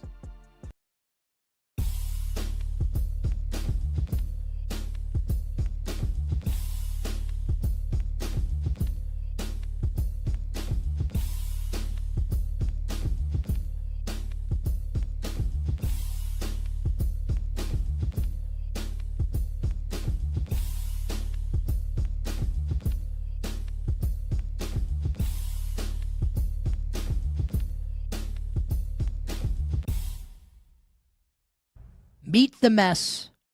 Meet the mess. Step right up and greet the mess.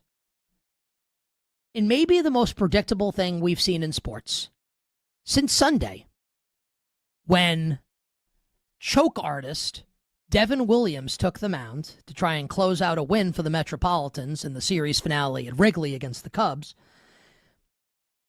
That was predictable that Devin Williams would cough up the lead. And they were up 1-0, and the Cubs tied it at 1, and then they won the game in the 10th. It was also very predictable last night that Devin Williams takes the mound with the game tied at 3, and he yaks it away. Take a listen, SNY, as the Mets lose to the Minnesota Twins last night.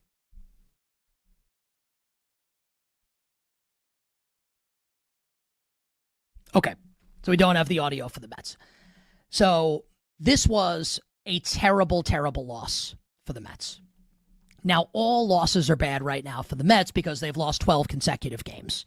And no team in the history of Major League Baseball has lost 12 or more games in a regular season and made the playoffs.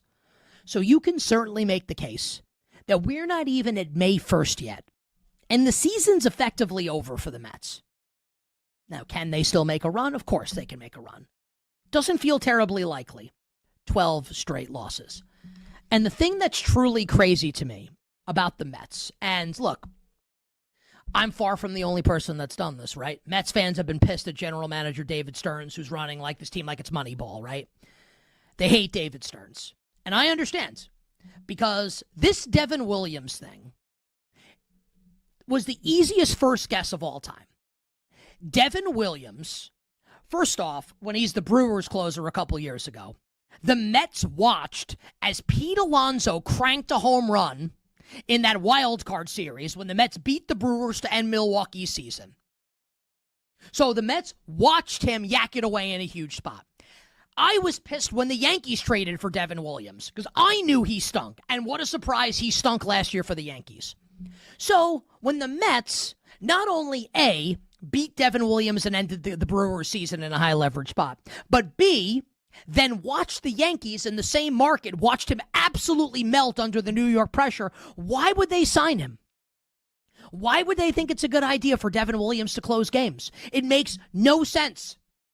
And you don't have to be like a math nerd, MIT graduate, Harvard business, pocket protector, calculator toting, spreadsheet loving, baseball prospectus worshiping, WOBA, XFIP, whatever, batting average balls in play. You don't have to be a baseball stat nerd to know that this guy sucks. The only people that don't know it are the New York Mets. 12 straight losses. Season's over. It's April. And tonight, somehow, some way, I double taked when I saw this last night. The Mets, as it stands right now, are minus 160 favorites tonight against the Minnesota Twins. Now, the Mets have a big pitching advantage. The Mets on paper are better than Minnesota. Do people understand they've lost 12 straight games? You want to bet the Mets tonight? Go for it. I'll bet the Twins. I'll fade this team that's spiraling out of control and that is an outright dumpster fire. We're not even at May, and the season is over as far as the playoffs are concerned for the New York Metropolitans.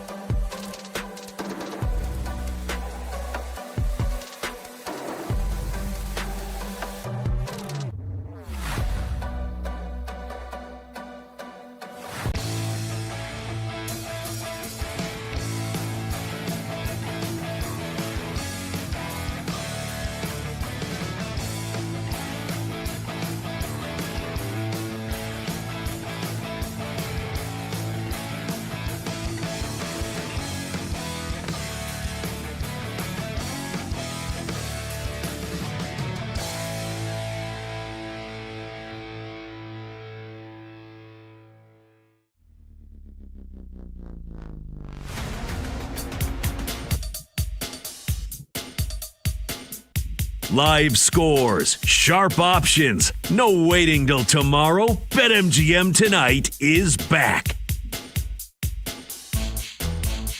Welcome on back. BetMGM Tonight, Westwood One Sports. I'm Pat Boyle. Phone number to join the show is 310-840-4910. That's 310-840-4910. We're going to get back to a little hot or cold here in a couple of minutes.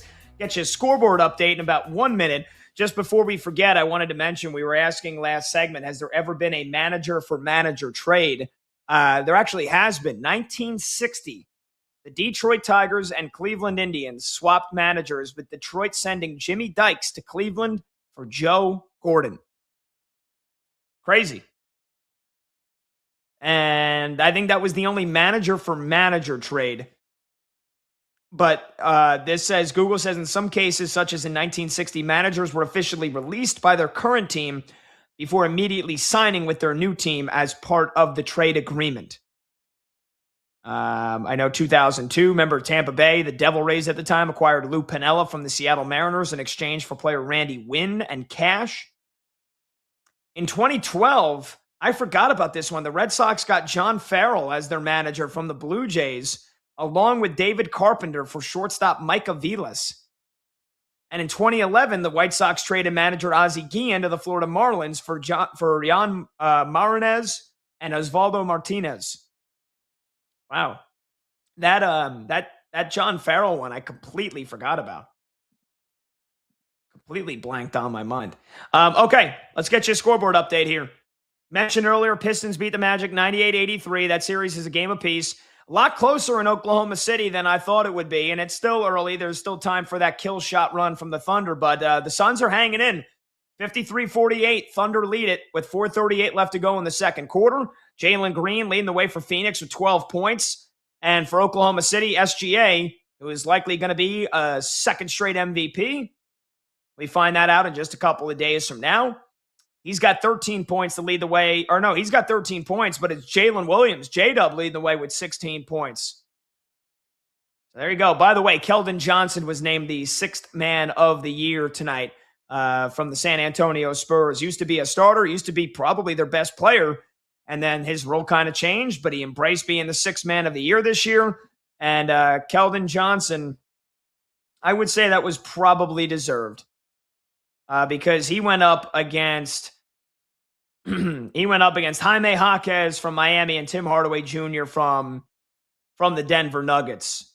And so Keldon Johnson, when you look at what what he did with his numbers, he set a Spurs franchise record with 1,081 bench points. Joins Manu Ginobili as the only Spurs to win the award. Played all 82 games, all off the bench. So yeah, I mean that is pretty much the definition of the sixth man of the year. Jaime Jaquez finished in second. Jaime Jaquez had the most second place votes and the second most first place votes. It was pretty close between Keldon Johnson and Jaime Jaquez, but yeah, Keldon Johnson wins it for the San Antonio Spurs. Quick update on the ice. Again, earlier, the Flyers beat the Penguins 5-2. It's now a 3-0 series lead for Philly.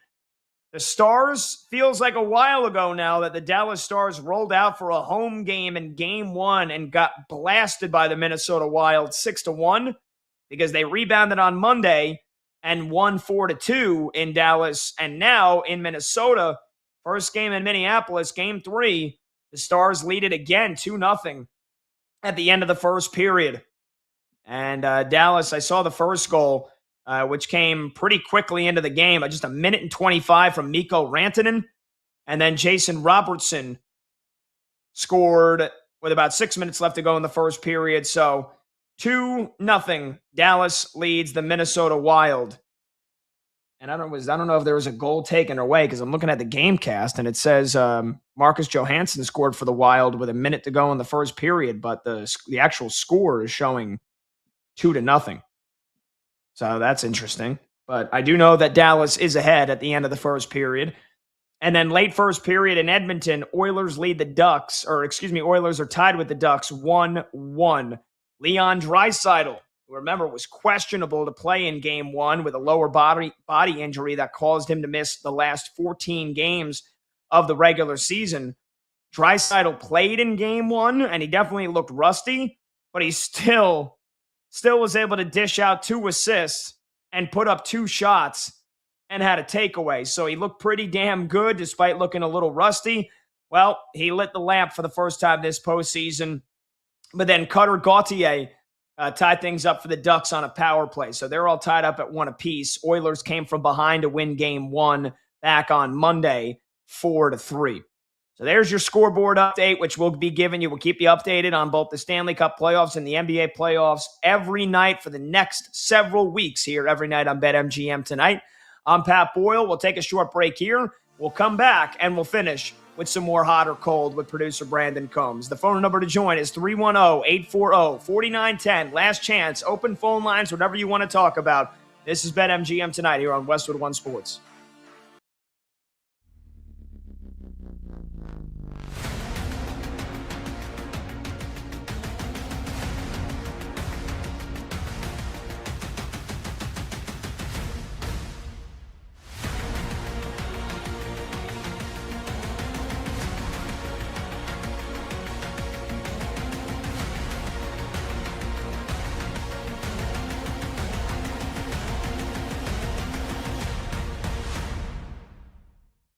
Here's the problem that I have with San Antonio without Victor Wembanyama. It's like when you're younger, and I don't mean this in terms of like designated driver if you and your friends go out like to the bars, like when you're younger. That's not what I mean. But when you're of an age when everyone first starts getting their driver's license, right? And maybe one person has a license, one person doesn't. In my experience, it seemed like every friend group had one person that would drive the car, right? There was one driver of the car. Whether that person, multiple people had their license or not, one person was always the trusted driver. One person always drove to the mall to go get fast food. One person was the driver of the car. Victor Wembanyama is the driver for San Antonio, right? Now, Wembanyama can't. He's been grounded by his parents, or he's on vacation. Whatever's happened, you don't have that driver now. So who do you look at to drive the car?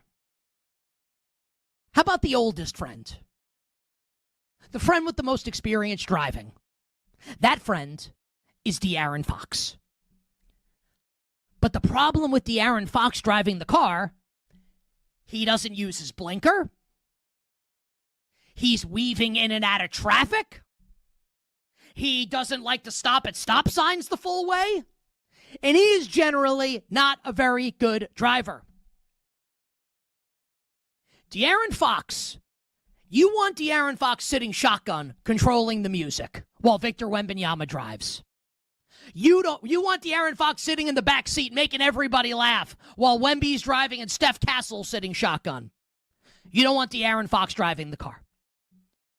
And the problem with the Spurs now, and you saw this manifest itself in the fourth quarter last night, De'Aaron Fox is the Spur with the most experience, right? You could point to Harrison Barnes. I understand that. But we're talking like De'Aaron Fox is like one of the key players on this team. Harrison Barnes is a role player.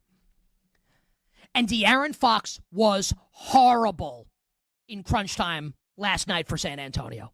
He was terrible. And there are legitimate questions about Fox that have nothing to do with what happened in the game last night moving forward for the Spurs. And I know he signed a big extension. Like, is he superfluous with Steph Castle and with Harper? Like, what's his role on the team as the years go on? That's independent of what happened last night. And now, like, the regular season is one thing and the playoffs is something entirely different. So the betting market tells you that this is going to be a tight game on Friday night in Game 3. And again, I don't think Wemby's playing. So let's say San Antonio, the game is close. The Spurs are up by a little, they're down by a little with 4 minutes to play. You want De'Aaron Fox being the guy that's taking the shots in clutch time? You can't have that, right? It has to be Steph Castle. It has to be. If I'm a Spurs fan, if I'm someone that wants to bet San Antonio to win the series or win Game 3, I want Steph Castle shooting the ball. I need Steph Castle with the ball in his hands. Castle's got to be the guy at the ends again. I don't want De'Aaron Fox shooting. I want Steph if I'm losing, I'm going down with my second best player. And the second best player on the Spurs is not De'Aaron Fox. Stephon Castle's the second best player on San Antonio. That's what this needs to be.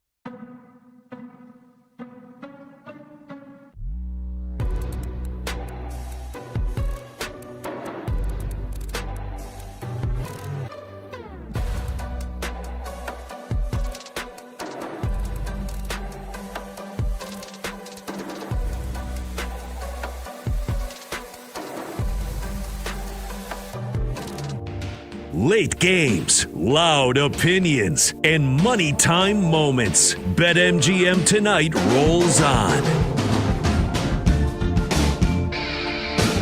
BetMGM Tonight, Westwood One Sports. Last couple of minutes here. Last chance to get aboard the phones at 310-840-4910. We'll turn it over to Linnell Willingham and Josh Graham for Westwood One Sports Night. Those guys will take you till 3 a.m. Eastern. Keep you updated on all the NBA playoff action and the 2 late-night West Coast Stanley Cup playoff games as well. I guess technically not West Coast, Mountain Time more than anything. But you get the point. And they'll get you set as when the clocks strike midnight, no matter where you're at, it'll be the night of the NFL draft. And it's going to be a jam-packed show. We're going to have an incredible show tomorrow. We got so many guests planned for you guys. We'll have Black and Abdallah, our guys who do the afternoons on Westwood One Sports. They're live at the draft. We'll be chatting with them. We'll be getting the live podium feed. We'll be getting immediate player interviews that Westwood One Sports does, which then we will then play for you immediately after they happen. It's going to be an amazing night, and we've got some NBA playoff and NHL playoff games as well to boot, so it's going to be an awesome show. We were glazing our guy Monty, rightfully so, Michael Montgomery, our video producer, because in our game that we play every day, Let's Go Streaking, where everybody on the crew picks a player just to get a hit, Monty has started off 11 for 11. Apparently, ChatGPT told him there was a 2% chance of that happening. But how about the chances of us going 5 for 5? Because it has been done for the second time in a week. The Glass Man, PJ Glasser, picked Manny Machado. He just got a hit in the 6th inning. So the boys went 5 for 5 tonight for the second time.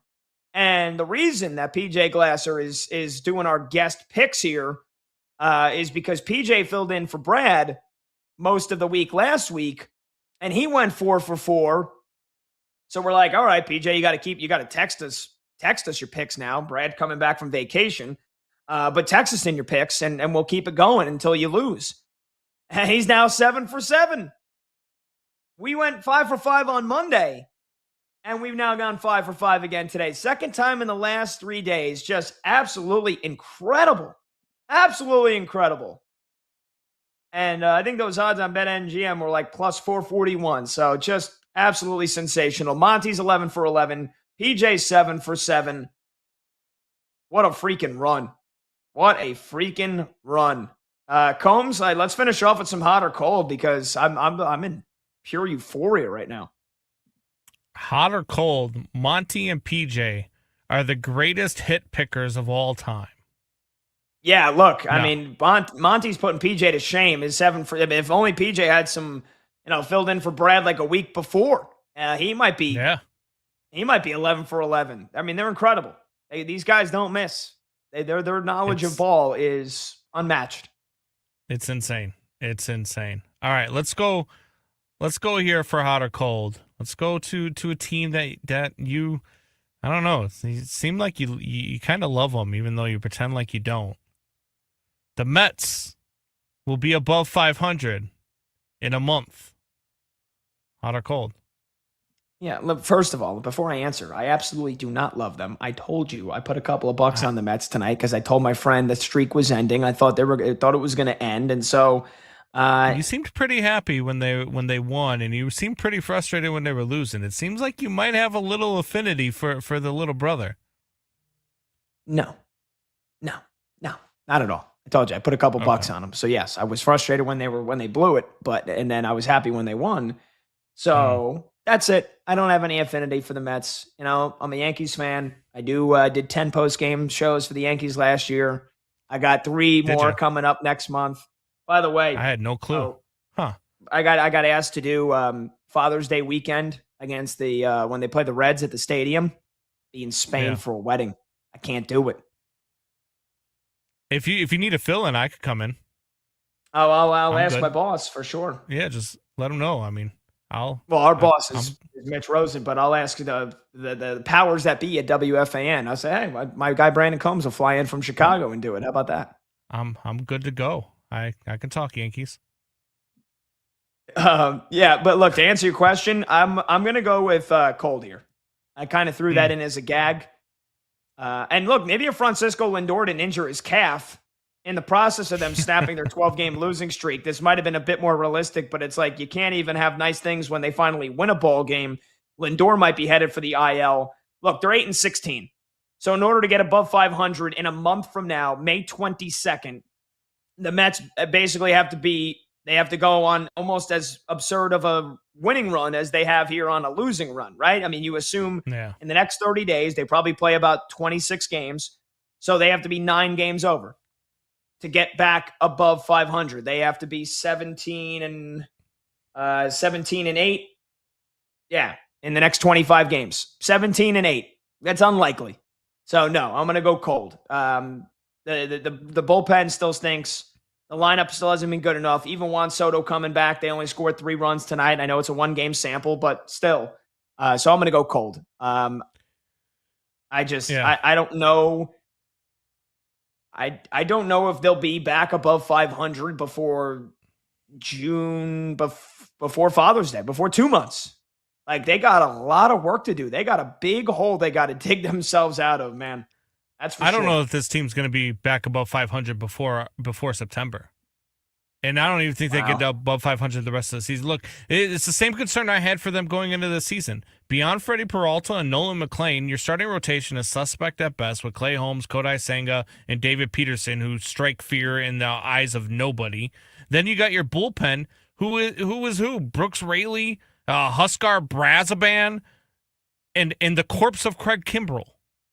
Like, I don't, there's nothing with this bullpen that excited me. There was nothing with the back end of this rotation that excited me. Look, their lineup was all good and well, but they didn't have enough pitching for me. And it was the whole problem that I had with them at the beginning of the season, which is why I didn't pick them to be a playoff team. I didn't pick them to win the East. And I thought people were crazy when they were picking them. This team is not going to be that good, and they are not going to get back above 500 this season. Sorry, Mets fans. Oof. All right, Combs, rapid fire. Let's do 2 in 20 seconds. So basically 1 sentence each as your reasoning. Cam Schlittler pitching against the Red Sox tomorrow. Yankees going for the sweep. Cam Schlittler will dominate the Red Sox again amid death threats from Boston fans. Hot or cold? Hot. Cam Schlittler, Cy Young. Just kidding. Wow. Look at you coming around. I agree. Finally, there will be at least 4 first-round trades in the NFL draft tomorrow. Hot or cold? Cold. We always think that there's going to be, and then there's not. I don't think you might get 1 or 2, if you even get that. So I'm cold on the trades. I think there's going to be 6. I think it's craziness. I think it's chaos. I'm hoping for chaos. All right, fun show. Thanks to Brandon Combs. Thanks to the Magic Man Monty. Thanks to my co-host Brad Evans. Thanks to Chloe Pratt, Zach Kroll, Max Sheedy. Everybody else working on the show. I'm Pat Boyle. We'll see you tomorrow, 6 p.m. Eastern, for a very special Draft Day edition of BetMGM Tonight here on Westwood One Sports.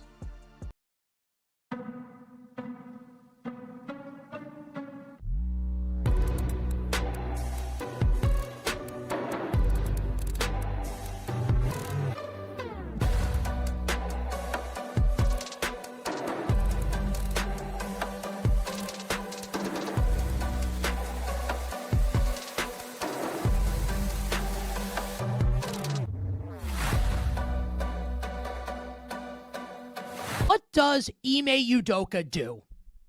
Does he coach this team? Do the Rockets actually have a coach?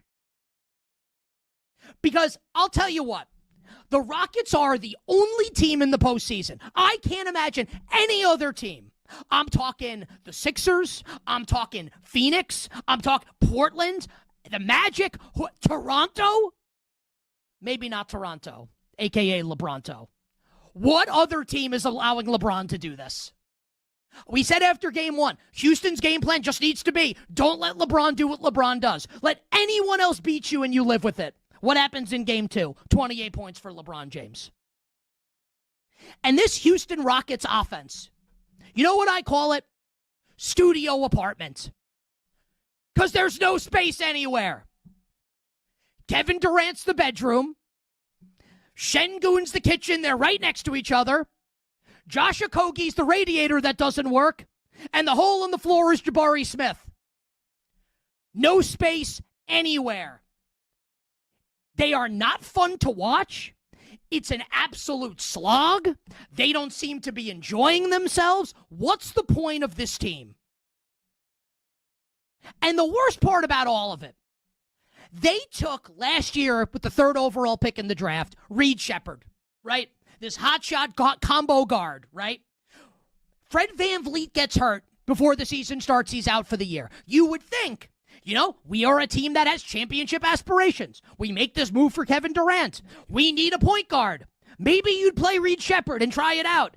Instead, here's 60-year-old Kevin Durant, who's still awesome, bringing the ball up, turns it over 9 times last night. 9 times. What a shock. He's not a point guard. Meanwhile, Reed Shepherd only plays 11 minutes in the game. And I understand that Reed Shepherd goes 0 for 4 from the field. I get it. But, you have to play this guy. You have to. You have no choice. You can't score. You're making the Lakers defense look like the bad boy Pistons. They're not. They're not. They're an okay defense. They're not great. And the Rockets are making them look like the 85 Bears. You have to play Reed Shepherd. What does Ime Udoka do? What does he do?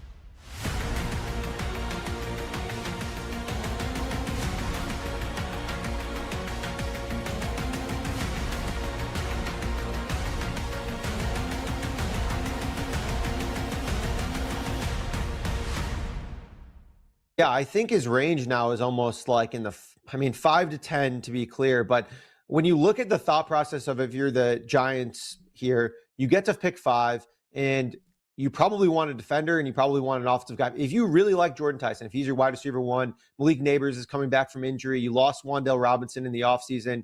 Their wide receiving core right now is like Darnell Mooney and I think Darius Slayton is the other guy. So not a whole lot for Jackson Dart to work with at this point. So you look at all that.